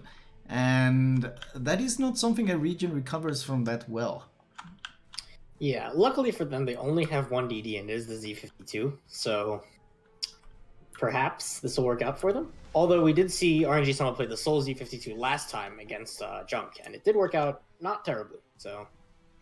Indeed. We do see a Kleber from Lair, and Kleber some Mers. Double DD against Z52. You know, is Z52, like, I wonder what the win rate of the Z52 actually is. It's got to be close to almost 100% in these playoffs, right? Yeah, I think Junk did lose with a Z52, and there was an NA team that did bring a Z52 and managed to throw as well. So, yeah, I think it should be close to 100 for all regions. So, We are seeing a Bourgogne from TWA, and honestly, well, we haven't been the biggest fans of this ship because it's always been of questionable use. But on the other hand, we do know TWA's tactic, and we're already seeing it. The reason they tend to bring this is to get a battleship around the islands north of sea very, very quickly, and that Bourgogne speed does help in that. In fact, he's already got the speed boost active, trying to make it there as quickly as possible. That with the double Des Moines, and assuming they're gonna post the Stalingrads up on the islands, they create this very, very nasty crossfire on the northern part of the map, and that usually chokes out the enemy team in the north. I think, unlike Junk, though, Layer's side that is coming up there to contest this is much stronger. They're bringing the Kremlin, a Salem, and a Des Moines. So the Salem already is better than having 2 Des Moines, the Salem and Des Moines combo, just because the Salem has that heal. And the Kremlin will take a massive dump all over all 3 of the ships that he's going to run into, the Bourgogne and both Des Moines. And the Kremlin is such a strong choice up there, especially if they've seen this before. I mean, if Lair has just taken the time to see the VOD, they should be expecting this. Because this looks like a copy-paste of the earlier. In fact, yeah, Karen Leighton is turning in. He's going to go for this island, the B island, and Blood Legend is going to keep continuing straight up to this following island. This looks like exactly the same tactic. Oh, good early damage. Well, not maybe that good. Some early chip damage on Blood Legend. But they should be aware and prepared. Yeah, they are absolutely aware and prepared. This is the exact same tactic we saw yesterday. And I think it is fair to see them use the same strats twice in a row, just because they only had, what, 1 day after they already won, so they probably just want to go to sleep. Oh, Blood Legend! He's taking a lot of damage getting behind this island. Are they gonna get one more reload off? No, I think he's gonna get into cover. Well, not as bad, only 15,000 damage. Could have been a lot worse, because he gave a lot of broadside. But this might be a case of Lair just doing their research and now just straight up counter-stratting TWA. And this might be brutal, because look how far back Lair are sending these ships. TWA will have no idea of what's waiting for them. Yeah, absolutely. And then on top of that, they already have the 2 caps because of the Kleber. So, like, TWA is down on points, and they're going to be against the clock. And this pushing flank, last time they ran into things that they could actually fight and kill, but this time they're going to run into thin air. So they're not going to be able to get points off of kills here. RNGism does secure A for the team, but it's a 2 cap disadvantage, and you see how quickly those points tick. That already means that TWA are 80 points down. Not a good way to start the match. Yeah, absolutely. I think the thing we're going to have to watch out for here, the only thing that might be able to threaten Lair's incredibly strong counter push is if Blood Legend can get spotting on these DMs as they're making the cross towards that island. That's really the way that TWA can bring this side back. Otherwise, their C side's going to get crushed. But I mean, this just looks like Lair knows exactly what their plan is. This looks like TWA are sailing right into a trap. Yeah, I think if Goat Wizard commits too hard here, he's 100% dead. They have no vision yet either, and they still haven't scouted anything from Lair, sans the Stalingrad, and I presume the DDs because they saw the caps get taken over. They see nothing. They have no information. And the Bourgogne, I mean, it's many things, but a good pushing battleship is not one of them. 75k health. That thing melts, especially under double Des Moines. Yeah, oh no, Kinemond I think he's too far now. What's going to happen here maybe is he's going to get close to the island. He got vision of the Moskva? Yeah, but that just encourages this. They're like, yeah, I know, they see the Moskva and they're playing the classic cruiser up here. Easy clap. And they start opening up. They still haven't seen enough. They've only seen the Moskva. They're committing to this. I think TWA is plunging headfirst into a trap. There's some AP coming in now. Oh, I think they're starting to realize, oh no, there's a whole lot more than just a couple of ships here. Salem gets spotted, and Salem is such a good ship against the Des Moines in a nosing situation because it just out-trades. Kinemod rushing up to this island. He has no other choice. Oh, good hits on the Salem. Bludgeon and Unletong are going to come in here. This is what they need to do. They need to be able to get the Salem kill. Oh, the Salem is turning broadside. Do they get another volley off? They need that second volley. Because if he gets to makes it to the island with this much health, which he will... Oh, it's not enough. Oh, it's not enough. Oh. This is and brutal the Kremlin, for TWA. Look at the Kremlin. He's just going to press W straight into this now. I mean, they have nothing to stop the Kremlin. Look, Angelstone is melting under that DPM. Kinemod is melting. Goat Wizard is also going down. This was a team that straight up looked at the VODs and realized, well, if they do this, we know how to counter them.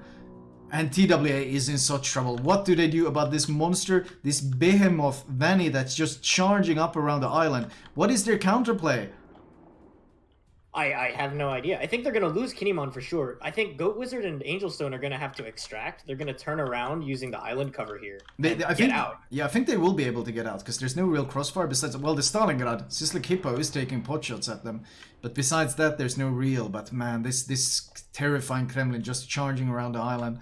I love that Lear is just playing very, very safe around A, not taking any risks. They know what's happening up north. They are laughing right now because they know that these guys just went head first into their trap. AP out on the Borgonia. Good, huge chunks down to 46k, whereas the return fire does basically nothing. Kinemon tries to push up. He doesn't want to fight the Kremlin because he knows it's a poor trade, but Moskva, Des Moines versus him alone. There's no way he can come out on top in this one. This is brutal here. And then Vanny doesn't really care. All the HE-DPM is going to get moved off here. They lost to Des Moines. It's two Stalingrads spamming HE at the Kremlin. Like, what does he care about that? Yeah, no. He's got no real threats there. They have no DD. Because they only brought the one DD that is Z52 and Lear knows he's down at 8. There's just literally no torpedo ships in the game besides the Smolensk.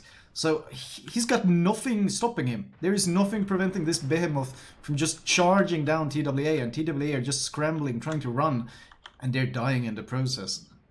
I really want to see Vanny not stop here. I want him to keep driving after Goat Wizard, because if he can get spotting on Goat Wizard, he's going to be in such an awkward spot with the Stalingrad in mid and the Kremlin right behind him. Yeah, I mean, look, even the Stalin Blood Legend is disengaging. They're all panicking. This entire tactic was just turned on its head.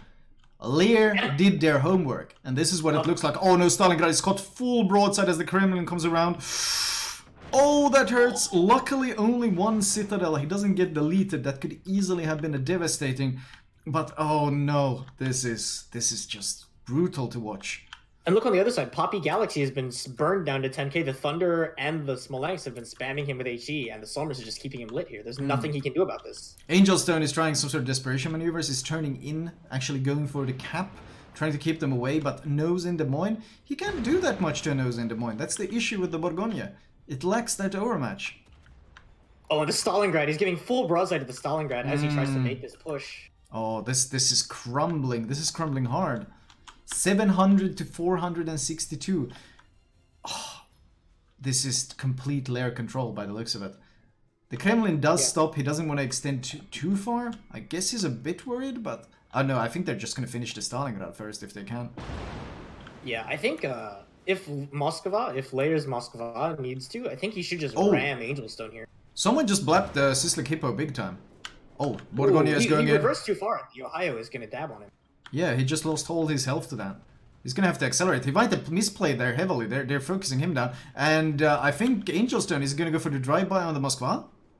He should. That is the best. And if he gets a drive-by, he's gonna have Pack's broadside afterwards. Oh, this might be a really good recovery. Is Angel Stone gonna save him? He's got so little health though. Oh, but he's got the heal ticking. And Moskva knows in DPM is not very good. And there's no fires ticking on the Borgonia. Moskva is trying to reverse. The Des Moines is trying to turn his ship around to help him, but he's forced to reverse. Oh, it's AP. That's that Des Moines AP. Oh. And he's got support coming in from the entire map here. I don't think Angel Stone... No. It was a good attempt of recovery, but this is crumbling everywhere. And yeah, now look at the Kremlin. He's going to push up and make Goat Wizard very, very uncomfortable here. Goat Wizard has to accelerate, but he doesn't want to accelerate. And look, now the Moskva is coming back. Moskva is going to push back into this position, and he's got Goat Wizard's flat broadside. Do they have vision? Oh, he shoots HE. That's surprising. That could have been huge AP bullet.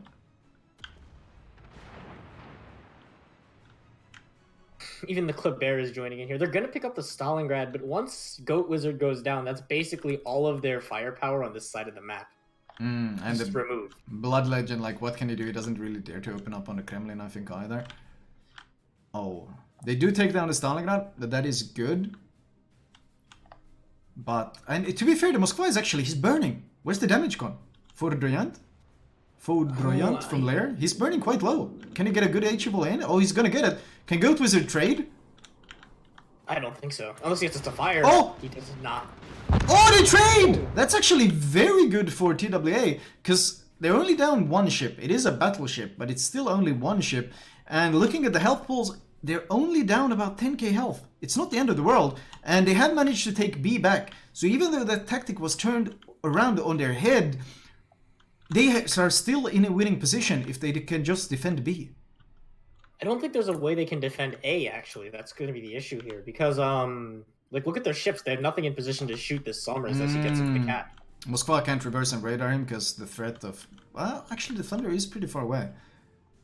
I mean, the problem with the Moskva is he's been chunked, like, kind of low already. He's 29k, and a lot of it is burn damage, so he can heal. But at the same time, he doesn't want to go out, not get the Summers kill, and then also just get burned down even lower by the Smolensk. Kleber does get spotted, and he's eating a fair bit of damage here.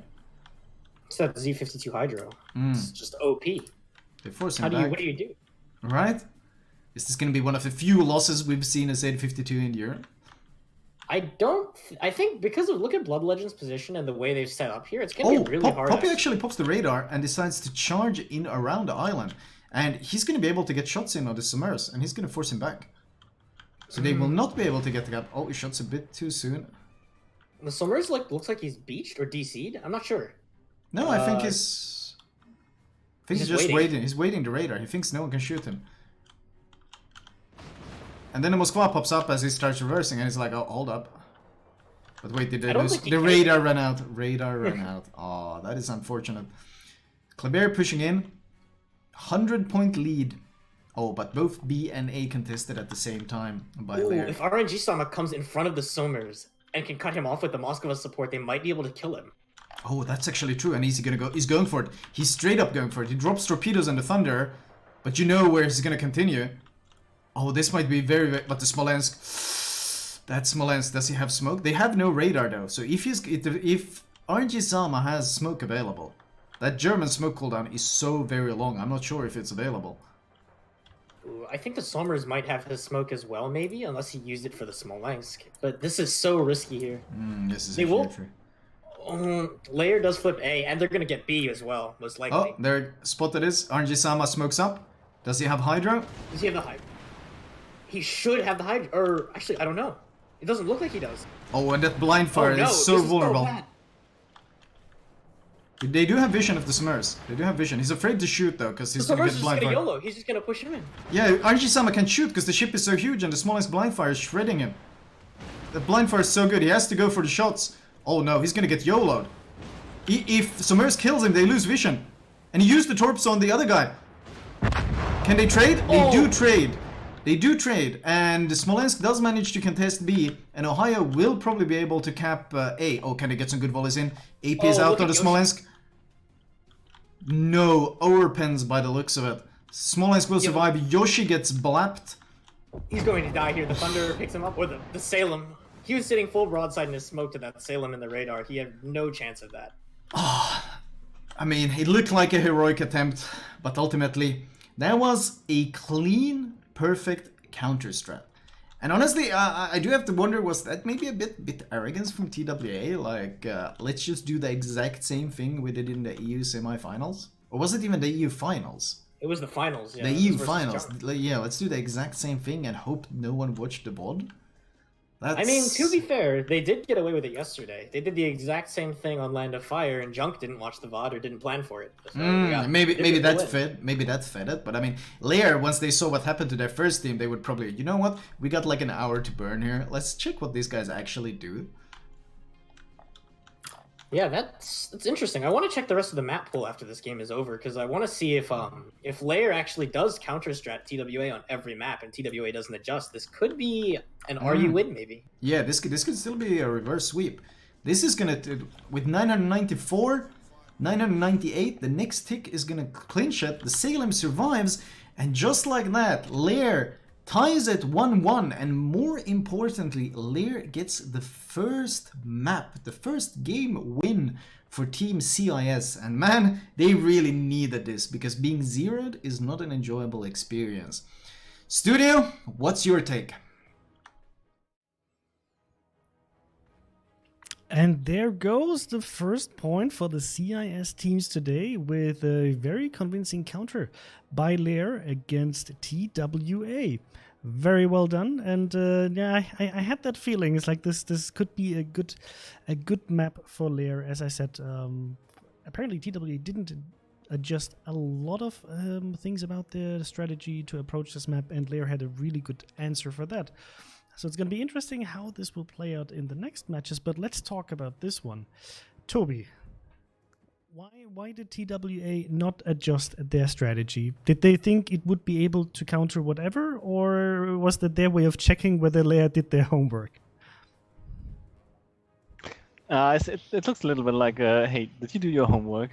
And Leia stepped up and said, here, this is the homework. We worked perfectly out and just said, yep, we know what to do. They tried a blind counter, so if TWA had changed and gone for this push on the other flank, for example, just rotate the strategy by 180 degree and it's no longer working, the blind counter of Leia. So it was a homework check and Leia passed it. So if you have a surprise strategy and the surprise is gone, the strategy is no longer that good. It looks like it. Mimi, you believed in TWA, but they didn't win it. What happened? Yeah, they didn't change their strategy at all. Toby mentioned before, even if they would flip it to 90 degrees, seeing this point symmetry layout of the map, so they would leave this big group of ships on Charlie Cap completely useless and being out of the game for half of the match. Like, I don't know, they just didn't change it, and the layer was well prepared for this. Absolutely. If I'm just pulling up right now what our users actually said who they think is going to win.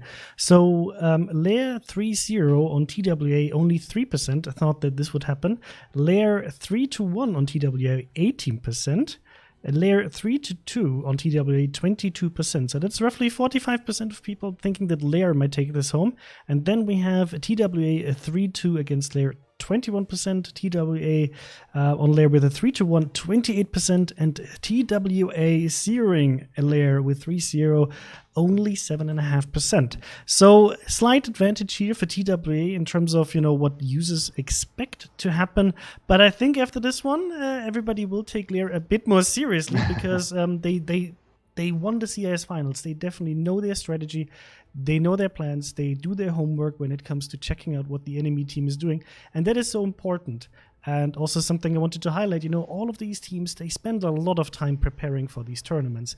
They train a lot beforehand. They do their homework, watching what, the best teams are doing out there and how to counter them. And that's why when you see them in-game, even if there are teams, let's say, for example, Level Gaming from the last set of matches, even though they might get zeroed out, they are still super, super strong players who are doing their work. So please never be the kind of guy to rub it in their face that they lost. Rather give them some props that they participated and almost made it. And the next map we're going to see, Mr. Conway, if you can cue it up, is going to be Trap. And Trap is always an interesting map with positioning.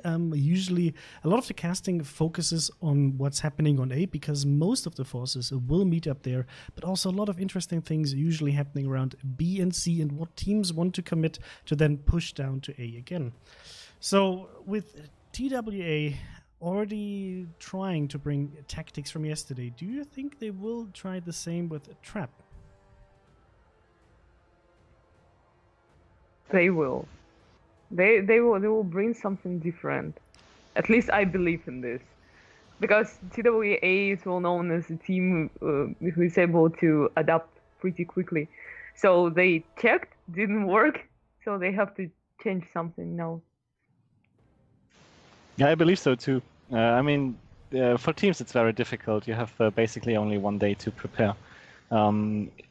CIS did their homework. They did it very well. But for teams it's hard to prepare a complete new strategy within one day.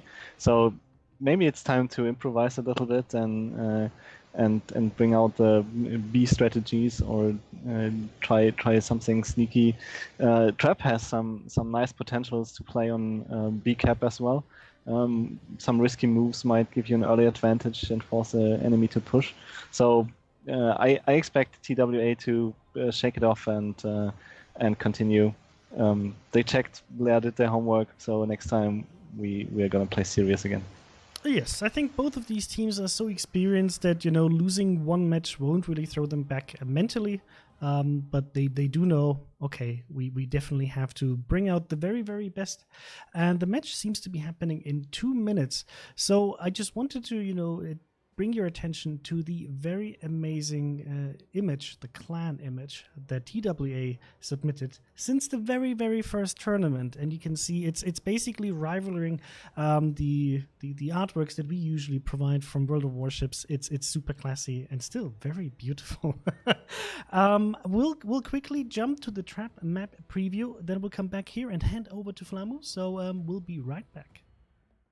Amongst the volcanic islands of the South Pacific, opposing fleets vie for dominance across a small archipelago of tropical islands. These tranquil beaches will shortly be sullied by the sound of gunfire, and only one team will be declared champion. This is Trap. Trap is a 42 by 42 kilometer domination-style map with 3 cap points running in a line from southwest to northeast. The A cap is in the bottom left, B is in the center, and C is in the top right. In the northwest corner, the A cap is the least congested by islands. The northern and northeastern cap edges have some island cover that can be utilized by cruisers, but there are precious few places to hide and even fewer places to run. The half-submerged caldera in the center of B cap is frequently a magnet for friendly destroyers seeking shelter, but breaks in the island along the edges of the capture area make using said caldera for cover a risky play. Just a few more leagues to the northeast, the capture circle of Cap C is wide open, but the perimeter is anything but. A variety of islands are scattered along the rim, offering cruisers a myriad of nooks and crannies from which to surprise enemy destroyers as they vie for control. 18 ships, 2 teams, 1 victor. It's time to play Trap.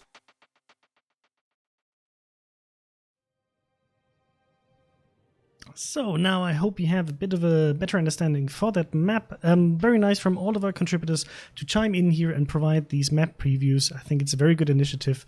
And now we have to make our predictions. Mimi, prediction time? TWA. Okay, Toby, prediction time for you? TWA. Okay. I mean, I would like to break the combo, but I do think that TWA does have a good plan for this one. I have it in my gut, and we'll have to see whether that will hold up for that match. We're waiting for the teams to actually jump into battle. So, guys, just a quick reminder. This whole setup here, unfortunately, was a bit impacted by the coronavirus, and we do not have our casters and helpers here with us in Prague, unfortunately. So we had to find this beautiful home office style solution. And thanks to everybody who's participating from home and showing a bit, like the personal feeling from, living room in the back to still be able to showcase this tournament, because it would have been a shame from our side to drop the tournament just because this happened. So I hope you still have some fun with it and enjoy the broadcast with its, few hiccups left and right. The teams are readying up, so we will be handing over to Flamu. I want to know, who do you think is going to win? We made our predictions. Now it's time for yours. I'll see you on the other side.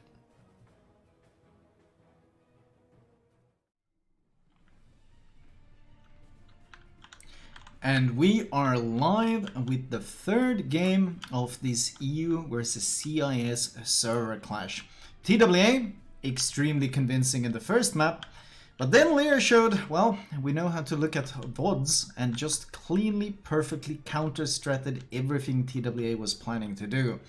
The question is, does TWA even dare to execute any of their old tactics now? Or are they constantly going to be worried about what if they know what we're doing? TWA did play this map yesterday, however they played it from the opposite spawn, so I don't think Layers should have any intel on what they do when they're playing south spawn, so we'll see how this works out for them. Große Kurfürst from Darthening, that is curious. And oh, Hindenburg, that's even more curious. One of the Lair players actually bringing a Hindenburg to this one, damn. We've actually seen Hindenburg be pretty effective on this map before, though.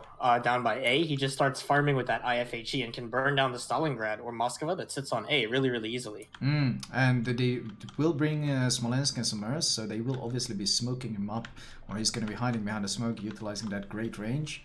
and that 50mm pen to farm them both. And it might even be, you know, you don't know if it's IFHE Hinden, but there's no Kremlin to farm, so wouldn't matter. Yeah. I think, if I remember correctly, the last time TWA played this, though, they did have 2 EEs, if I'm... Or no, it's the exact same comp, I believe it is the exact same comp, and they're doing the exact same thing with both Des Moines heading up towards the seaside, along with the Grosser Kurfürst. A lot of pressure on Strangers this game, though. You have to remember that he's the solo destroyer. So he's going to be pressed quite thin to be able to cover all these caps or just keep the cap control in TWA's favor. Looking at what TWA's deployment is, I think their strategy is going to be to send the double small lengths together. They're going to eventually get close enough to each other so they can just use each other's smoke, and then have Strangers spot so that they can get kills on A, and then take the cap afterwards. Because they should know that they're not going to have any success taking the cap as long as the Summers outspots the Grozovoy like this. Blood Legend is moving towards that classic island at A, though. And,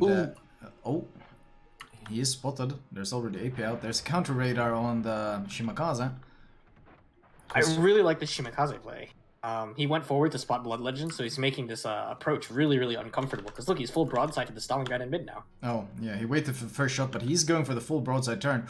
This is risky, this is risky. Good chunks of Thunder AP.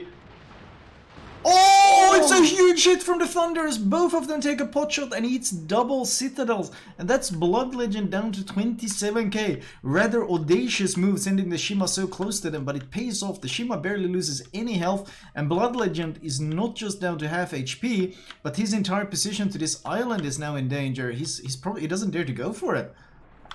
Yeah, and I think that messes up their entire tactic here. Thunder just overmatched his stern as well. So he's down to 23,000 health at 2 minutes 40 into the game. That is a brutal start on a cruiser that you kind of play to put him nose in vulnerable positions because he's so tanky. Well, this thing is the opposite of tanky right now. Yeah, and if he can't get to that island, I don't know if they're going to play to contest this. Because you don't want the Moskva playing out in the open because he's not going to have radar range over the cap. Oh, this is actually very dangerous. They're still getting shots at him. He got spotted again from down south. So they're just pouring the firing down on him. There's no way he's going to be able to go for it. And Yoshi is already turning away. This is TWA's, once again, their strategy completely foiled from the get-go. That was... Oh. That cheeky early peek from the Shimakaze just completely ruined everything TWA was planning. And now the Smolensk are completely separated. Poppy pops one smoke. Grozovoy doesn't really dare to go for this contest. He will go for it, but I mean, this is so sketchy. This is not a trade he wants to take. Yeah, this is... I think that if Poppy popping the smoke too, like, what is he gonna do? The Des Moines that he's trying to farm is just gonna reverse around the cap. That's A and C and even B falling into Lair hands. This is looking like disaster for TWA in the opening minutes of this match.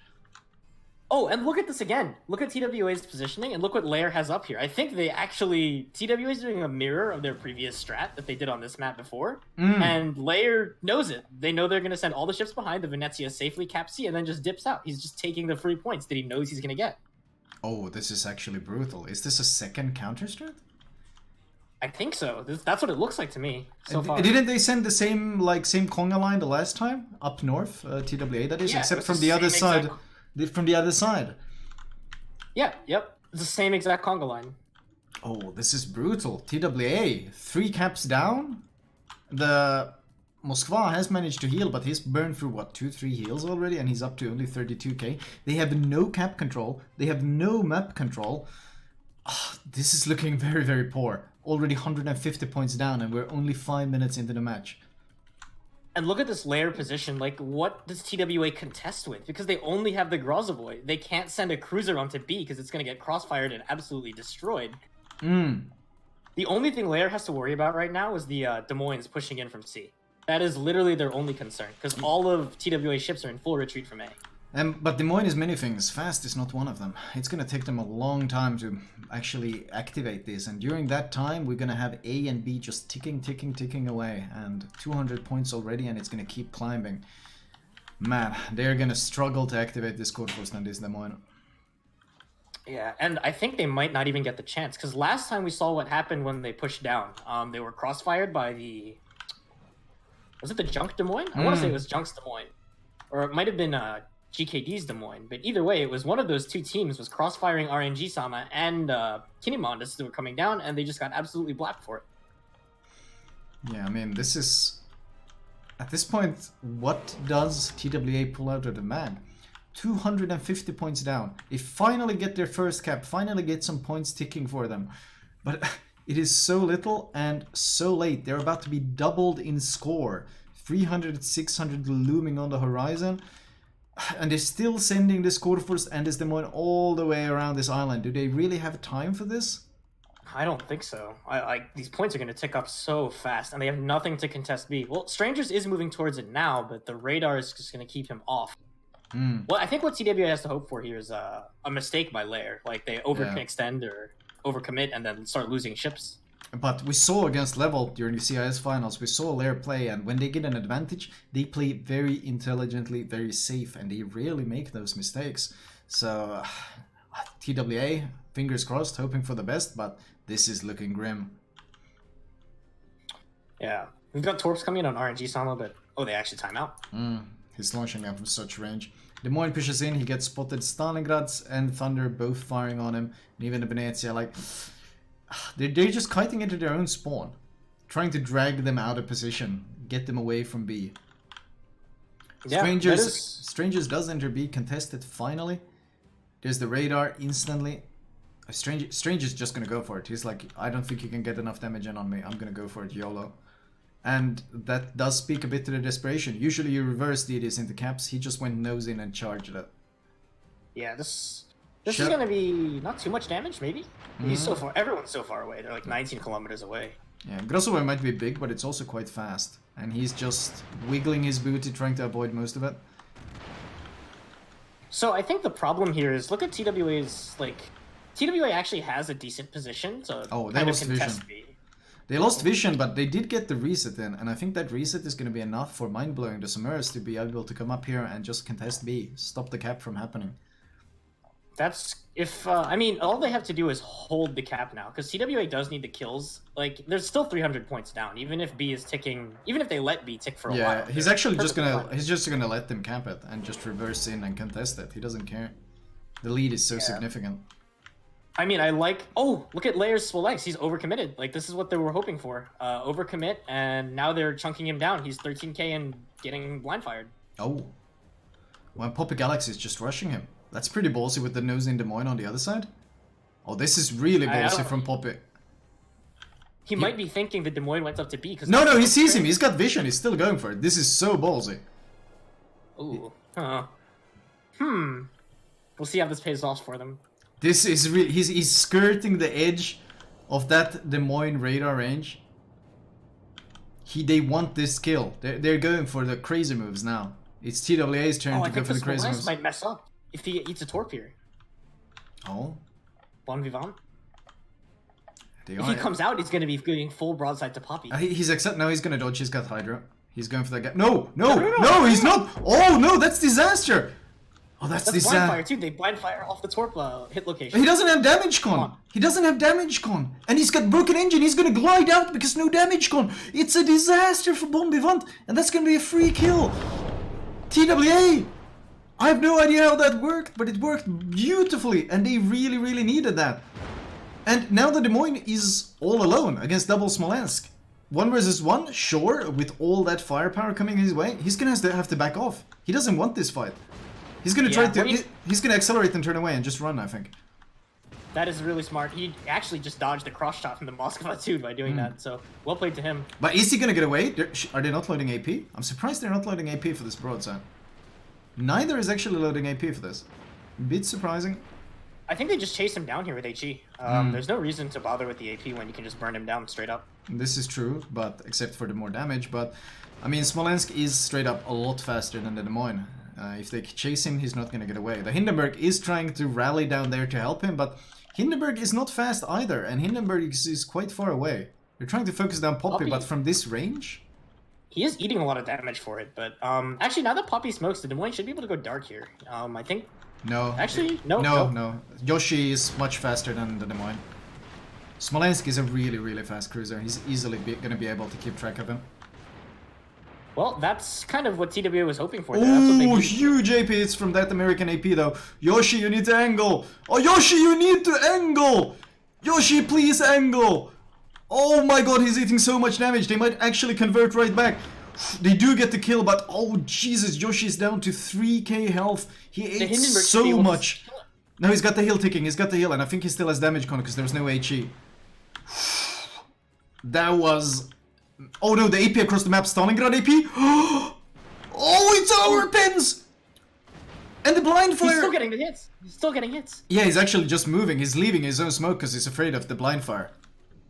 That's really smart from him. You don't want to die here. That would be potentially game losing. And somehow the Thunder, Dr. Webb, he tried to rush down to help them, but somehow TWA has been able to farm him down during this whole time. Yoshi survives with only 1.8k health, B has been kept, and TWA, they were down 300 points in the opening minutes, and who were we to doubt them? They managed to claw it right back. It's a 50-point game all of a sudden. Ogrosvoy opens up, no Summers pushed in, he gets radared, and he's stuck, nose in. He can't turn. No, I think he can. He needs to slow down to turn, but he'll make the turn. He's gonna eat a lot of damage making it though. Actually, not that bad. He's gonna get away with, what, about 6k health maybe? Oh, no! Ohio AP! There is a and fire. Even worse, the Des Moines are right in front of him if he comes too far forward. No, he's gonna stop right here, but oh wow, what happened here? The Thunder survives, but barely. TWA, they're gonna push Poppy Galaxy into A. And what can they do about it? Push a Hindenburg into that? There's no way the Hindenburg can push in. Smolensk outspots the Hindenburg easily, and he's gonna just start contesting this. Oh, this is complete turnaround from TWA. I think the Hindenburg needs to play aggressive here. I don't think he can afford to let these Smolensk just push him around with their advanced spotting. Look at Angelstone, he's just rushing in here. Look how aggressive he's playing. Isn't this looking a bit dangerous at this point? He smells blood. He definitely smells blood. All these ships are on low HP, and he knows where the torpedo destroyers are. But Summers is smoking up the Stalingrad, and Stalingrad... Oh, but Stalingrad is forced to reverse. That's the problem. He's under so much pressure from this Des Moines. That Smolensk kills opened up the entire map for them, and now it's just going completely pear-shaped for them. Summers opens up on the Grozovoi, but the Grozovoi is already angled away and fleeing. This Hindenburg is actually going to need to 1v2 these Smolensk, and I don't know if the Hindenburg can do that. He doesn't have those AP angles of the Des Moines. And one of them smokes up, which is even worse, because Yoshi isn't even shooting, he's just spotting. He's literally sitting there spotting and letting Poppy farm. That is rough. And the Hindenburg is slow, so I don't know if he stays too long. Strangers is expecting him to accelerate, but he doesn't. I don't... Layers, suddenly this game is definitely looking like a loss for them here.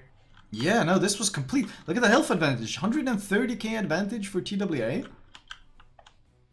I still don't know. The Code Force somehow... Yeah, I haven't really seen him do much, but he's occupying both the Venezia and the Thunder. So they're afraid to push up into him.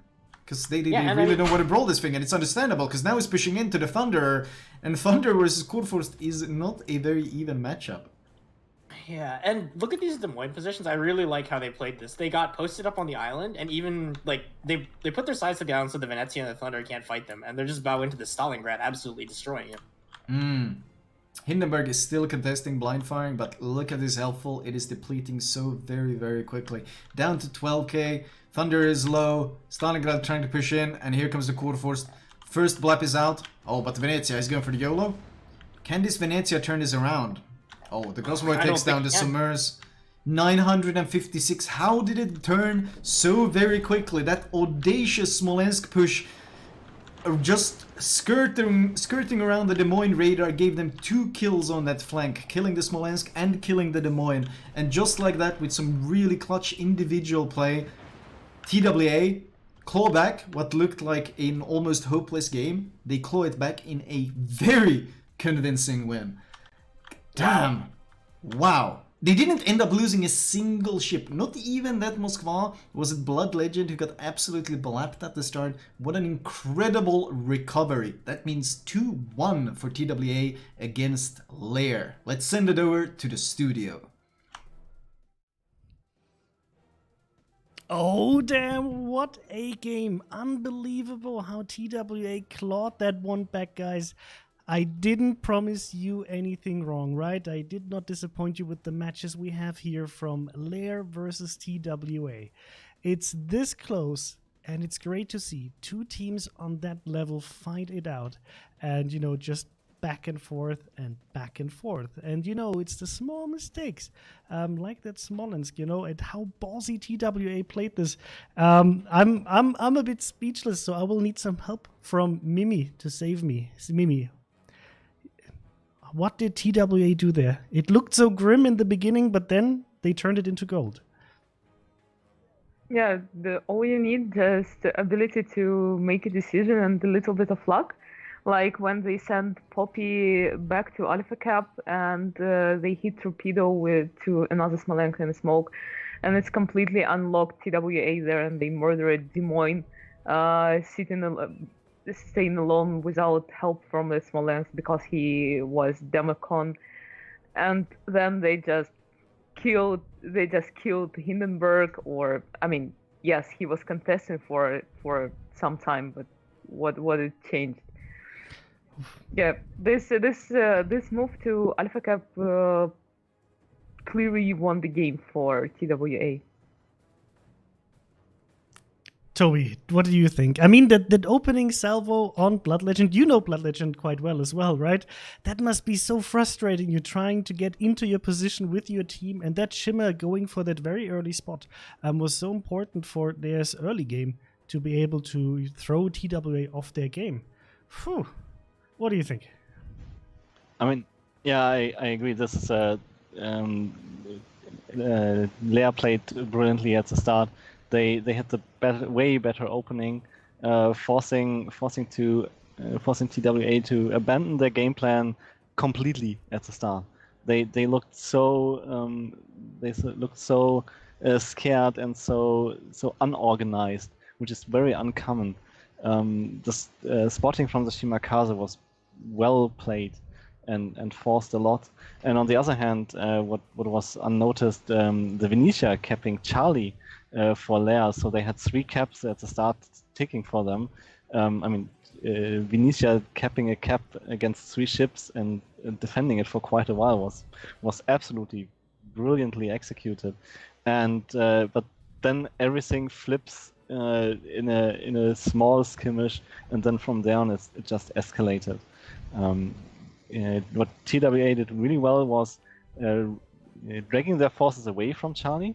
Then Lair reacted, dragging their forces away from Charlie. Then they turned around and just had a 2 versus 1, and then another 2 versus 1, and they won both, and then suddenly they had a huge lead. Yes, absolutely, and I think this is just the beauty of these matches. If you take a look at how that entire area around A, for example, developed, with Lair having the early advantage, then pulling the forces away to help on B, and TWA going for the super ballsy move and say, like, you know what? We'll dance on that very, very, very thin edge to a dead Smolensk, or the Smolensk that is launching those torpedoes, because I'm sure the other Smolensk was definitely not expecting torpedoes there, and eating that one torpedo, sliding out of the smoke without the repair, and then getting killed. Crazy. I have to say, a very ballsy move that paid off. And, you know, one game it might be that move that decides the game for you, and another game it might be the one where you just, you know, where it doesn't work and you get absolutely wrecked. It's these very, very small steps sometimes. Yeah, it either work. I mean, we could have been also sitting here and saying, yeah, look at Yoshi, how he melted to that Des Moines suddenly. If there were 2-3 salvos on one of the Smolensk and one of the Smolensk dying, then we talk about a completely different game. Then we are praising Lair for their patient and well executed gameplay, but yeah, this is a small mistake and just flipped the game entirely. Yes, and initially I also thought, wow, TWA takes its sweet time to actually come back into this match and regroup, but it's always something that is sometimes like hard to like get across when you watch these matches, that how much communication is actually happening within a team to make sure that all of the forces arrive roughly at the time when you need them to arrive to be able to support each other or push the enemy into the move you would like them to be in. So, what a match. And the next one is already up for Northern Waters.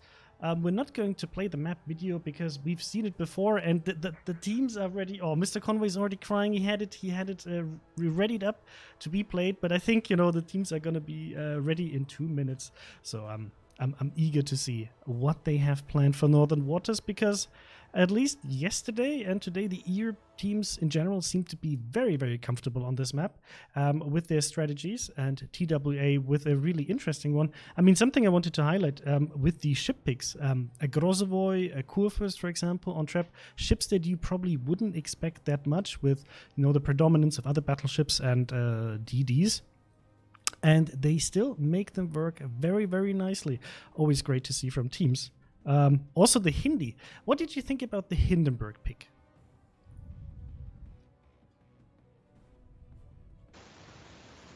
Go for your favorite ship. Yes, it is one of my favorite ships, and I think it's actually not a bad pick, but it really, really depends on the map and where you can put it into a position. Yeah. I mean, to be fair, the Hindi was not that useful. It's just too slow to redeploy, and it took too much time to get back into the action once the flank was open. They were a bit too passive there. Either you chase them or you lock them down. I didn't like the Hindi pick. Yep. I think for this match, it definitely didn't work out as they probably imagined it worked out. Yes, so with the teams readying up, I'll need your scores. Do you think that TWA is going to take this series home with the next match, or do you think Lair is going to strike back? Mimi. TWA. I think that's going to be the answer for the rest of the day from Mimi. Toby, what do you think?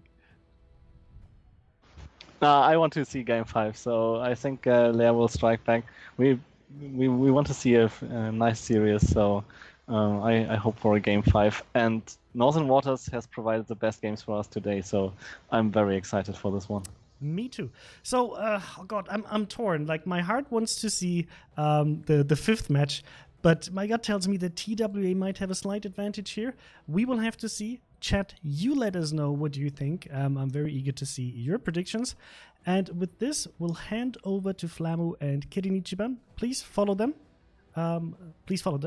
If you don't have that done yet. And with that, have fun.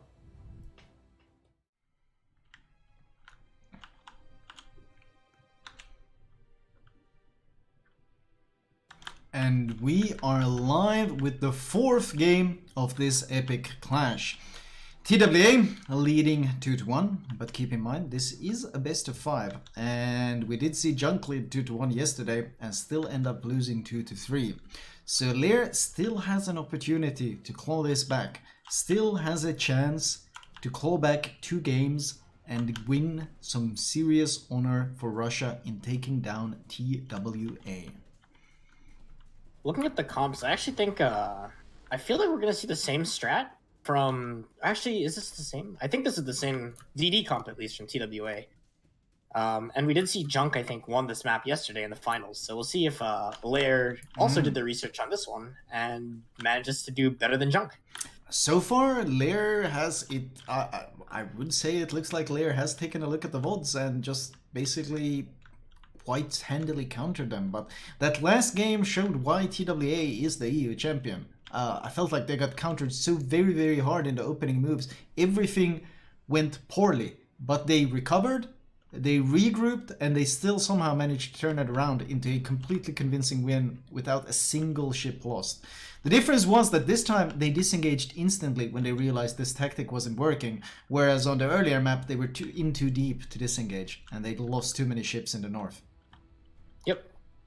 This time we'll have to see what they do. TWA is going to get the B cap for free here, most likely, because as we can see, the Stalingrad radar is going to be very, very delayed in getting towards B. So RNG Sama should pick this up for free, and I would imagine the Sommers will also be able to pick up C for free. So it's going to be 1-to-1 caps at the start. only one long-range radar for Lair, and it's a Stalingrad. I would expect them to push it up the 6th line to that island right here, where he can get those crossfires and contest the cap. But that's also a fairly vulnerable position, because we've seen a fair amount of Moskvas and Stalingrads die in that position, so could be a risk. Yeah, that could be an issue for them. I think luckily for Lair, TWA actually did not bring that many ships that are good at farming them down from range. Like, it's not like they have a Conqueror or anything like that. It's just the Thunderer, maybe. So they should be okay with... The Stalingrad should be able to live very, very long on that island, presuming he doesn't take any single launch torps, which I think killed Junk Stalingrad there yesterday, if I'm not mistaken. I remember El Snackman was the guy in this position. He got burned down pretty quickly. Lair sending 5 ships towards A, including a Yu Yang. So they're gonna have a fair bit of radar with the Yu Yang and Des Moines cycling their radars, with Venezia, Smolensk, Thunder providing the support. On the other side, Minikaze, the Summers, will probably get C, honestly, just for free. The Stalingrad radar doesn't reach, and he's got a Des Moines supporting. And because RG-sama entered this cap so very, very carefully, it actually allowed the Stalingrad to push up to the cap and catch him. That is... It's not ideal, but at the same... Oh, he's taking so... That was a lot of damage. That was way more damage than I expected from the Stalingrad. I think the Thunder has also chipped in a bit with that heavy AP damage.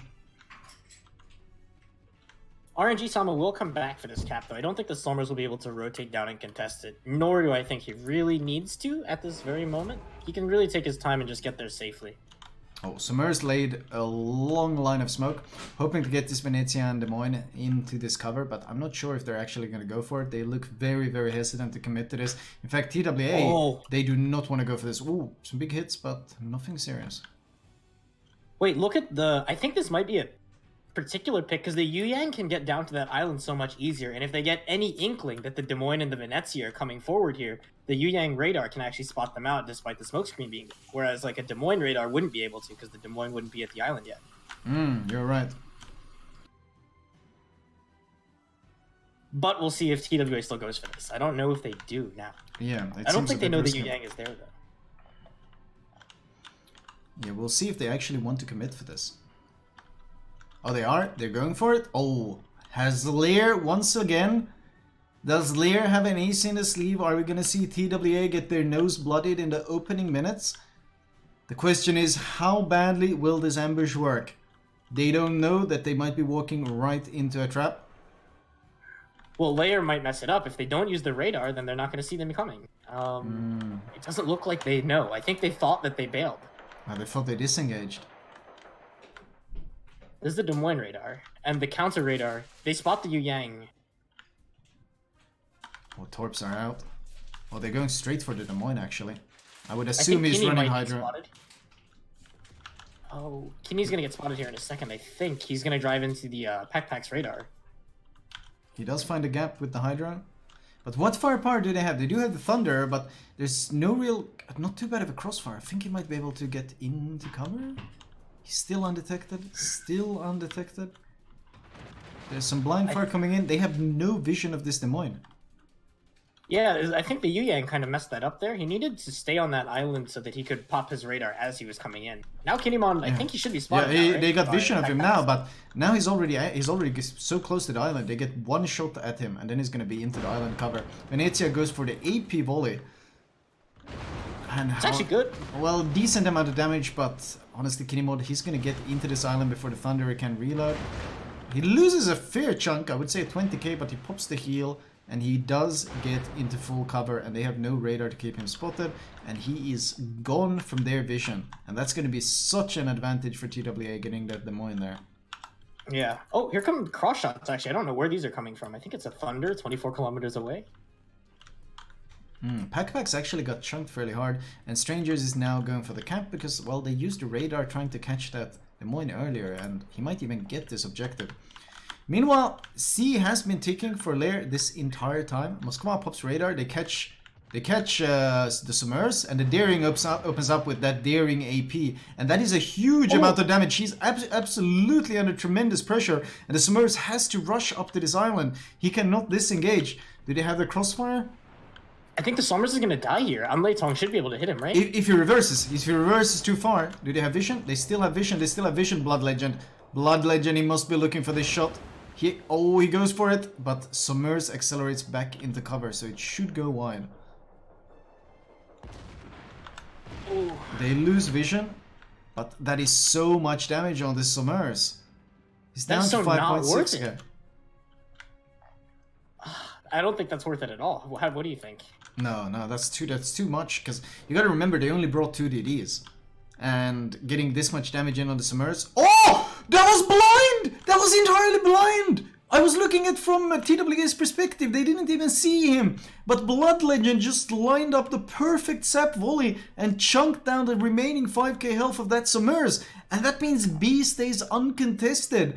And Lair is down to 1 single DD. What a fantastic shot. And now they are in trouble. This is going to be an issue for them. I think they're going to abandon A here completely and then rotate the Yu Yang to B. They did get a decent amount of damage on RNG Sama, so if they can use maybe the Yu Yang radar in combination with the Stalingrad or the Stalingrad radar, they can probably keep him off the cap. They still have a point advantage despite losing that ship. The problem is Yu Yang, even if he radars the Daring, he can't really take the fight because Daring just dumpsters him. Yeah. So there needs to be someone helping him out. Yeah, and I think RNG Sama has so much support here between the Moscow and the Stalingrad and the Kremlin that they really might not just dare to contest B here. Oh, good chunks. RNG Sama does look like he's... Oh, sorry. So Elegant is trading with the Lear Venezia. Both of them very, very angled. Small chip damage back and forth, but it looks like TWA is winning this trade so far because he has a Summers spotting for him. Yeah. I think this is going to go... A-Cap is probably going to go the way of TWA. There's going to be no very, very lucky destroyer that gets away on 200 HP this time, it seems like. Thunder AP adds into the mix, and Elegant is forced to smoke up in that Venezia.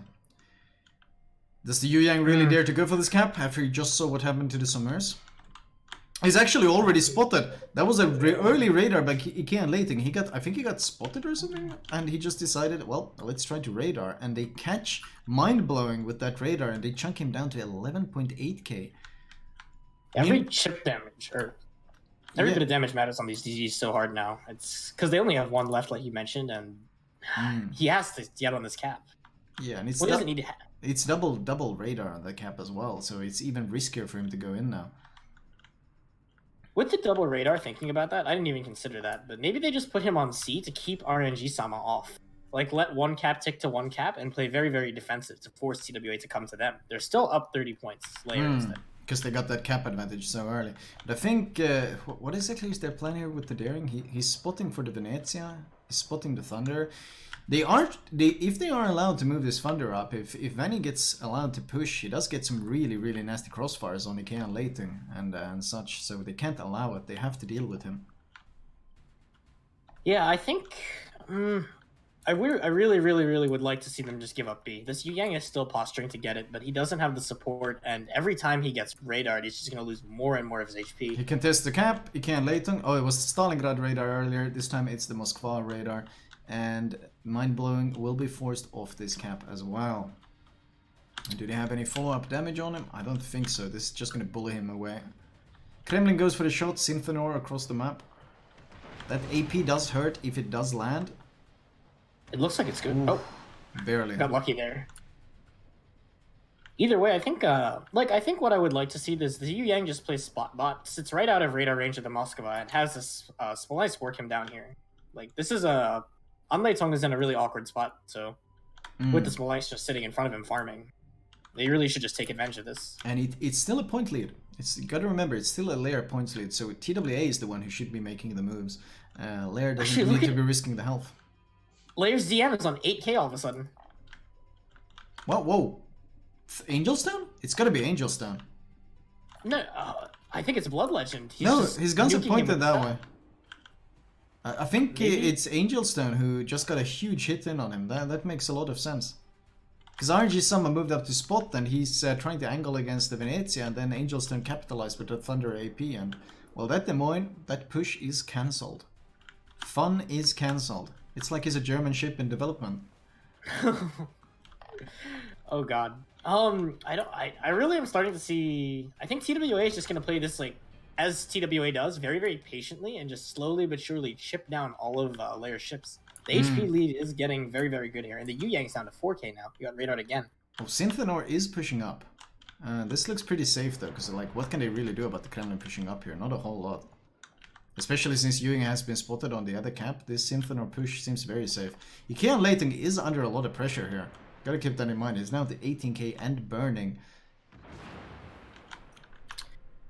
Yeah, I mean, the problem is with the Yu Yang on 4k HP, it's really, really hard for him to sit there and just spot him. Because, like, Strangers is playing aggressively with the Summers now, and he can't hold the Moskva spotted, so this Small Ice can do his job. Oh, Yu Yang. Oh, is he turning at the worst possible time for these torpedoes? If he slows down... oh, no, no, no, no, no, no, no, no, no, no, no, no, no, no. This might be the worst possible torpedo in the world! No! I can't believe that happened! I saw them and I was like, as long as he doesn't slow down, and of course he slows down, and Strangers picks up the Yu Yang with the torpedo, that is very unfortunate. That is also the only DD Lair had. Now TWA has the point advantage, and they're about to get the cap advantage with B, and Lair are up against the wall big time. Oh, huge volley in on the Des Moines. That was, I think, the Thunder chipping in again, and there is a sap volley in the air. Just goes wide. That Des Moines is running for his life, and with the Des Moines running for his life, RNG Sama can also posture to pick C, because there will be no radar preventing it. Oh, another Thunder volley. Angelstone has been brutalizing this Des Moines. Oh. So very, very close. Seplants also so... oh, 300 health. Can they keep vision? Even RNG Sama is opening up. Oh, this is audacious. This is so audacious. There's no fear here. You're just gonna try to pick up this kill. Des Moines pops the heal. Oh, he's healing. Sap goes dark. a He's bit dark. wide. He's dark. Wow, he actually gets away with the heal. That was very close. But 100-point lead for TWA with no ships lost. Cap advantage, and now they're moving the Summers into C as well. Yikes. Yeah, this is going to be... Lair is going to have to pick up a kill here somewhere, but I'm not sure what their good kill opportunities are at all. RNG Sam is the lowest ship on their side, but he's playing a destroyer that knows where all the radars is. Oh, Venezia tries to sneak up, the Bikini Mode pops radar. That is rough. So much he's sneaking up right in front of a Kremlin too, so... Yeah, no, he's got crossfire by Venezia and the Kremlin. He tried to sneak up and then the radar was popped and... Yep, that's not fun. Oh, good lord, that is not fun. Who does he angle against? Hard-hitting Sap or hard-hitting 457mm AP? Oh, even the Des Moines chip chiming in. Yeah, that's a dead Venezia. That smelled of desperation, and it did not work out. I mean, he knows he needs to make a play here, but at the same time... Was this the play, though? Meanwhile, the Thunder is... I think the Thunder ate the torpedo, and now he's under a huge amount of pressure on the other side. Oh, Venezia goes down. Now Vanny, farmed by Venezia, farmed by Thunder. Oh, is he gonna get broadside? Oh, Angelstone, Angelstone. He's got the AP volley in the air. Oh god, this is gonna be brutal. Oh no, it doesn't actually end up citadeling him. He gets away with just a bit of chip damage. I mean, he was forced to slow down though, and because of that, Stranger's Torps might connect here. Yeah, I don't think the Torps have time. Look at that daring BPM as well. RNG Sama is just farming him. And AP. Oh, yikes. 900. This is looking like another perfect game from TWA. Another game with no ships lost. I think that the Lair had such a good idea with that Yu Yang radar, but he didn't pull the trigger. He saved it because it was onshore. And the Kinimod got into that island, only losing about 20k health, and that caused them to control. Wow, the Stalingrad just got absolutely blapped by Venezia Sap. 988, 997 seconds remaining. Desperation time, but there is nothing a Lair can do. And that, just like that, is going to be a TWA victory 3-1. Incredibly convincing final game. There was no question of who was the superior team in this final. 9-1 for you, isn't it then? They do get one. I'm glad they got one game from this one, but damn, EU is on a roll, and congratulations to TWA. Very, very convincing performance, especially that one game where it looked like everything was lost. Let's send it back over to the studio.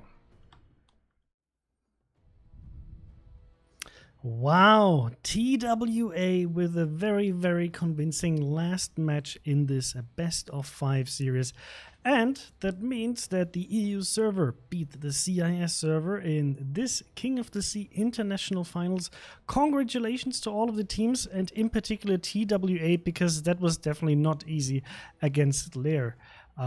They had a good plan in the beginning, Lair, but overall TWA seemed to have all of the answers for the moves that Lair prepared.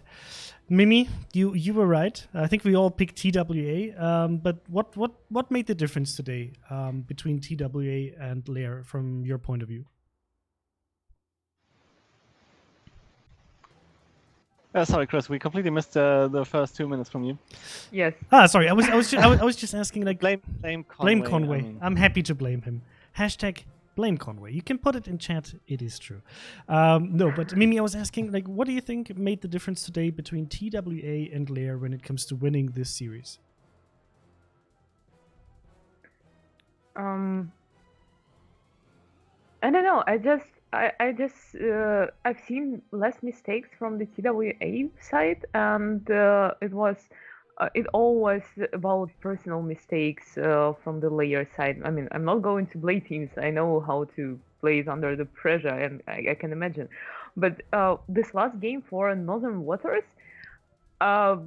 Lair didn't look pretty organized, especially when they had to redeploy their ships from completely locked by the TWA Alpha cap to Bravo cap, and they started to do this, and we were talking about, hey, yeah, they're moving to Bravo because there is nothing to get in Alpha cap, and after this they just started to lose ships, some unlucky torpedoes, and they looked completely unorganized. There was no tactic at all at the end from the Lair side. So all credits to TWA to make it work, and to make it work in a very convincing way. Indeed. Toby, what do you think? Yeah, I mean, yesterday we saw Caps flipping back and forth on Northern Waters with amazing destroyer play on both sides from Junk and TWA, and just grabbing the cap, then go for another cap, then the other guy takes the cap back. So this didn't happen at all today.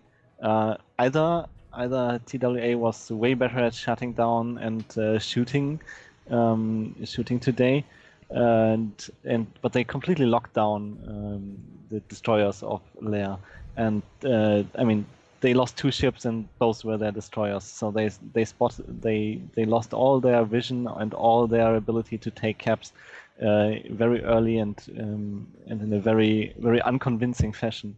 So I agree that maybe they weren't able to deploy perfectly. Maybe it was just really, really good shots, and I mean, this lucky Venetia salvo adding up.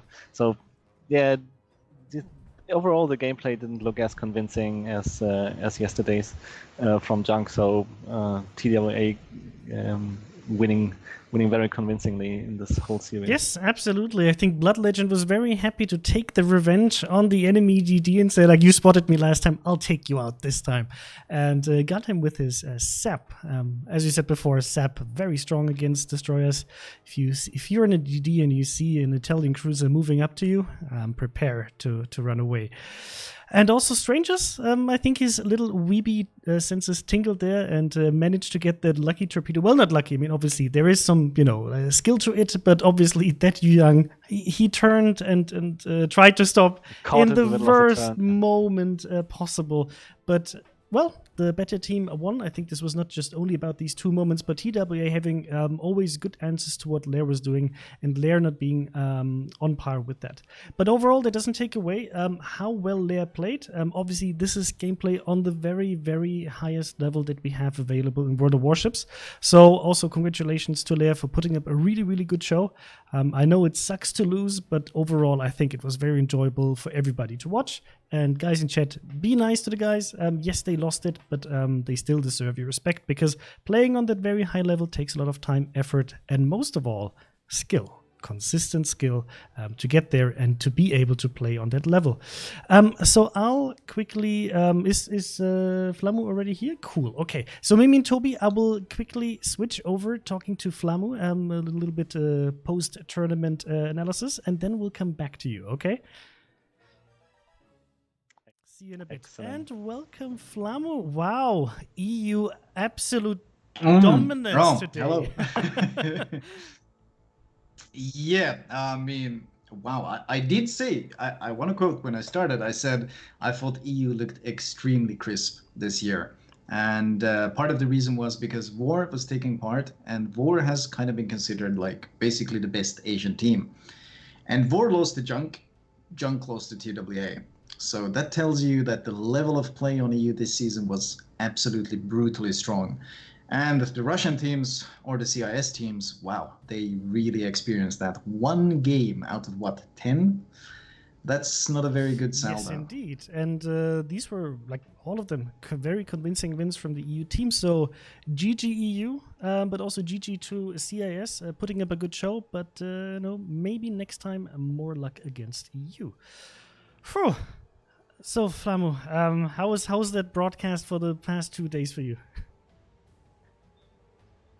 I mean, it's fine. The sound quality is a bit questionable, but that's something we can talk about another time. But overall, it was a bit weird, but I thought it ended up looking quite good. It's obviously weird when you're used to being in the studio and you have Conway telling you when it's your turn and so forth, and now you have to coordinate through Discord and such things. But and had to install Skype. Welcome to 2012, basically. But besides that, I thought the end result was actually quite nice. It looked like an enjoyable show to watch, and the schedule held, as far as I could tell, fairly well, with some exceptions, GKD.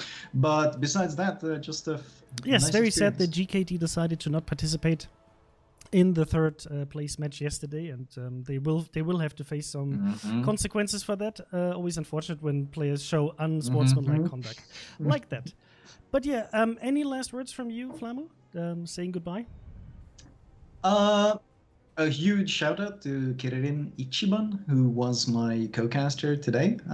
He just I asked if he wanted, and he just at the qualifier, and then he ended up casting the groups, the playoffs, and now even the finals. So huge thanks for him for helping me out today. And sad we couldn't make Prague happen, but maybe next King of the Sea, hoping this slight disease thing disappears. So traveling is allowed again. Absolutely.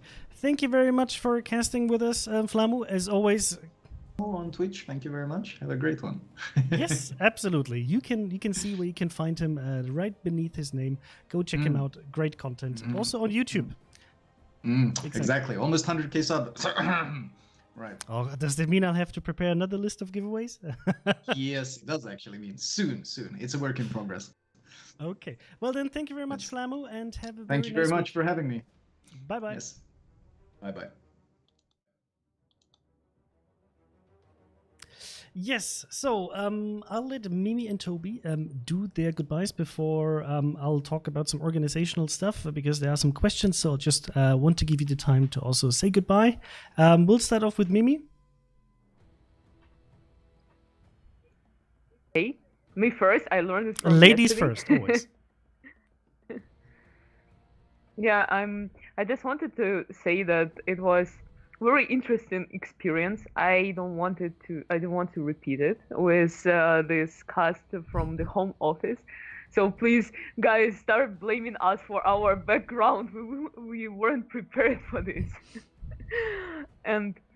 But I'm so happy that you guys, Conway, Chris, Prague office made it work. to set up all needed stuff, to contact us together, to put into the Skype, even if it's 2012, like Flamo mentioned. Yeah, we try to do our best, even with a bad quality for camera, some laggy microphone. But I mean, it's not easy times right now, and we're doing our best to bring this tournament to community. What is actually community organized, and we're trying to support this and do this broadcast for viewers, for a team to show up and highlight their high level gameplay. So I'm just happy that it happened, actually, even if we have such a difficult situation around. So I would like to thank all teams who participated, and of course all teams who made it work for regional final yesterday, for show match today. That was a really nice games to view. Big shout out again to all our casters.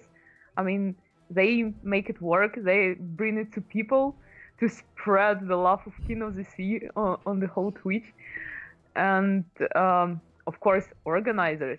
And I would like to thank all my colleagues who are helping with all stuff around for King of the Sea, like collection. And we didn't mention it before, but this King of the Sea is also kind of special, because even we had the spectators for the previous King of the Sea. This is but only for finals and on the special server, if you remember. But this time all casters could use this spectator mode, and we gave the opportunity to show the game to bigger amount of casters. So I hope they enjoy it, and I hope it's useful for King of the Sea as a thing.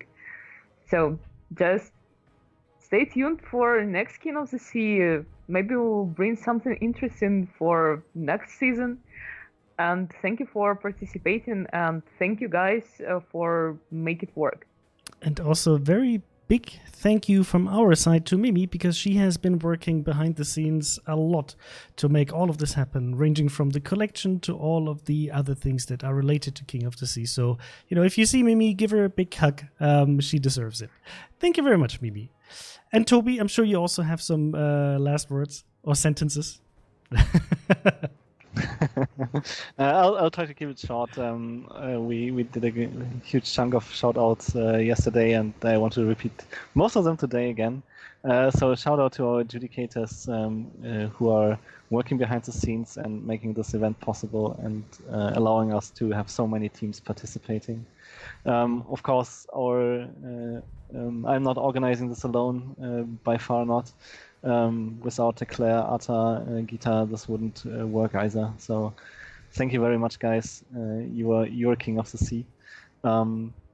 Then big shout out to the teams that are participating, because you're the ones we are doing this tournament for, and I hope to see some new faces and old faces in the next King of the Sea as well. So thank you for participating, everyone. Prizes, blame Conway. No, they will be delivered sometime next week, I think. So stay tuned. We are collecting them right now, and then forward the list. So when Chris and Conway are working next week, they will be delivered.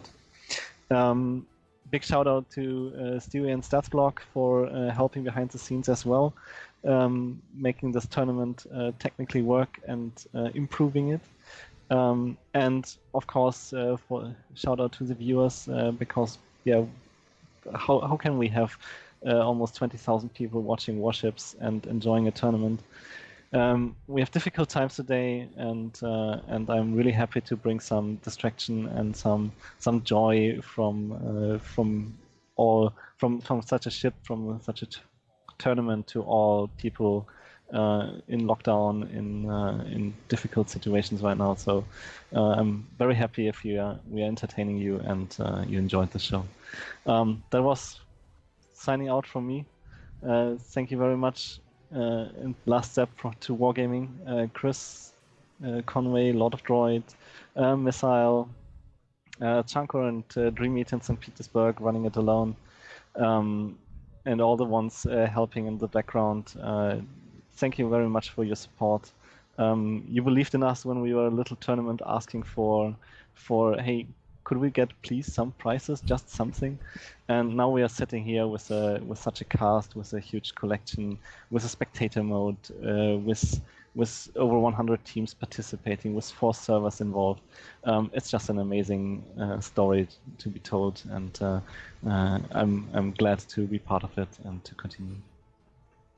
Thank you very much, Toby. And that's also true, of course, for all of the other organizers, Eclair, Atao, and so on in the background. We really love what you're doing. Thank you very much for helping make this turn into reality and building it up from King of the Sea 1 to this mega big tournament with King of the Sea 10. And there will be many more coming. So thanks to both of you. And I'm sure we will have you on board next time for King of the Sea 11. So thank you very much. Bye-bye. So guys, and now it's you and me, right? It's the two of us, and I still like, you have been blaming Mr. Conway for like 5 minutes in chat, and I appreciate it. Look, Mr. Conway. Oh. So not only do we have Corona and all this stuff that our sound mixer has been melting in the background, Santa's voice getting louder and quieter in random intervals, and him sitting there trying to adjust the volume to compensate. So please do it all. I've had lots of fun on the games, especially the last series was absolutely amazing to watch. I've been in the practice with my typing in chat because I've just been watching the game for the last hour. But yeah, so from my side, I just want to say thank you very much to everyone for helping us keep this tournament series so great, and for helping us like grow it consistently again and again. And we'll be back for King of the Sea 11 sometime later this year. We'll start talking to organizers and finding a nice slot. And that's of course when you'll be able to complete your King of the Sea collection, so you can collect all 8 items this time around. But Kazanta's going to talk some more about all of these things, and I'm going to go back into my corner. Thank you very much, and if you keep typing blame Conway, I'm going to make the bot ban you for it. Thank you. Chat, speak the truth. Hashtag blame Mr. Conway. No, guys. Yeah, I'm sorry about the small issues we had, and especially with the audio, because this is something you cannot fix on the fly. You only have one sound. Apparently decided today to play some pranks on us. In general, big thank you to all of the teams that are participating. What? Okay, Mr. Conway, what did you just do? What did you just do? So, guys, I was just here explaining to you why we're having these bloody issues, because our sound mixer is melting. And of course, because I stepped away from the sound mixer, I wasn't able to compensate for the sound mixer melting, so you didn't hear me complain about it melting in the background. I'm sorry, we're struggling with some issues with the corona here. I gave a whole list of shout-outs, said thank you to people. I don't know if you heard some of that. It would have been very quiet in the background. It was you. We're probably, right now, I really need to get back there because we're probably going to be blowing out microphones, headsets, and speakers around the world. Thank you very much for everyone, and I'm buying a new sound mixer. Yeah, please buy premium time or premium ship. It helps for the cause. No, I'm just joking. What I wanted to say, big shout out to all of the teams that participated. You are amazing, and it doesn't matter how you scored, because I know how much time and effort it takes to be part of that, and sometimes, especially when you do your first baby steps in the competitive scene, how frustrating it can be to get your ass handed to yourself many times, and you have to go through that effort and learn. And I just want to say thank you to all of you, because we had over, in the EU cluster, I think we had 112 teams. On the CIS cluster, we had 96 teams. That means in total, this server clash basically had over 2,500, if not even 3,000 people participating just from the player side in the last 2 weeks. And I love it. Thanks to all of the adjudicators, organizers in the background who made this happen. Even yesterday, for example, when suddenly the match for the 3rd place just went poof because one of the teams decided, let's be dicks about it. And we still managed to kind of, fix it and create a cool cast with the Russian teams in the finals. So thanks to all of you. As usual, big shout out to our video and our team. They helped us a lot. making this tournament as beautiful as it is, and to our development team, giving us all of the resources we need to be able to host it, to make it look pretty, to get a spectator mode, and all of these shiny things we have by now for tournament casts. Phew. Some organizational things from my side. First of all, Twitch drops. We even checked with our customer support, and most of you who complained that you didn't get the drop, you got the drop. So please check in-game whether you received it. If you have completed everything, you should be at 7 or 8 King of the Sea collection items. So I hope you all received it. If nothing worked for you, we can still contact customer support. But like I said yesterday, I've been working with Twitch drops for the last 13 months or 15 by now months, and I know how they work, and it's usually just an issue of your account not being linked properly. Whew. The prediction campaign winners, we will be crediting them next week. So give us a bit of time, because we need to, get the lists of the people who voted correctly, and then we will transfer the King of the Sea camouflages to your account step by step. So they should be there by the end of next week. Give us until Friday. Outside of that, what else to highlight? Obviously, King of the Sea, the collection, you will not be able to finish it right now. You will only be able to finish it at the earliest with King of the Sea 11, which is probably going to happen in roughly half a year. We have 2 King of the Seas per year, and that doesn't mean that after King of the Sea 11 you won't be able to get more collection items. Of course, there will be some in King of the Sea 12, 13, 14, 15. I've been saying this for like the entire day, but I think I just need to repeat it, because you guys do not listen, and especially do not read. Go to the portal, read. We put all of the information in there. Details, specifics, like everything. Sometimes you kill me, chat. Sometimes you kill me. Please read. It helps a lot. Yeah, I think that's mostly it. I think I'm running out of text, which is a good sign after a full weekend of casting. So big thank you to all of you, to all of the casters. I hope you had a great tournament, with the little hiccups, but I still think you enjoyed it. We will be live again on the official channel this Thursday. Obviously, at the same time as usual, it's going to be from 6 p.m. to 8 p.m. Central European Summertime. Mr. Conway right now is displaying absolutely this. Join our official Discord, discord.gg/WOWS. We have a special activity lined up for next week on Friday. If you want to play with Mr. Conway and me, that's going to happen on Friday from, I think, also 6 to 8 p.m. on our Discord. And we're very happy if you would show up, play with us, and just have some fun in World of Warships, unconnected to any tournament or whatever. Just, hang out as a community and shoot some ships. That's, the favorite activity for me, at least, in my free time. Whew. With this, Mr. Conway, are we going to raid somebody?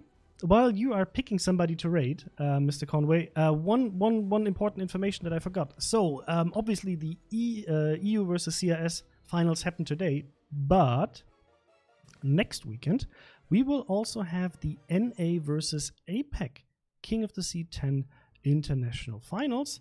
And Mr. Conway sent me the details earlier today. They're going to happen on the Saturday, April 11th from 7:30 p.m. Pacific time. That means in EU CEST, Sunday, April the 12th, in the middle of the night, 4 a.m. 30, because obviously there is some time difference between us and North America. Whew. Thank you to the mods who helped us keeping chat safe and sound and not so spammy. And that's it from my side. Mr. Conway, who are we going to raid? Did you pick a victim? Lord Seth. Yes, go give him a follow. He did a great job at casting the NA King of the Sea finals yesterday with Sea Raptor. I can also highly recommend you to follow his channel if you like competitive gameplay analysis and fun. And with this, chat, it was a pleasure for me to, host this. I'm very happy that you guys seem to have a great time with it as well. With this, I'll sign off for today. Have a very, very nice remaining Sunday. Not much left of it, but I hope you still enjoyed. We'll see us next week. Take care, stay safe, and until next time.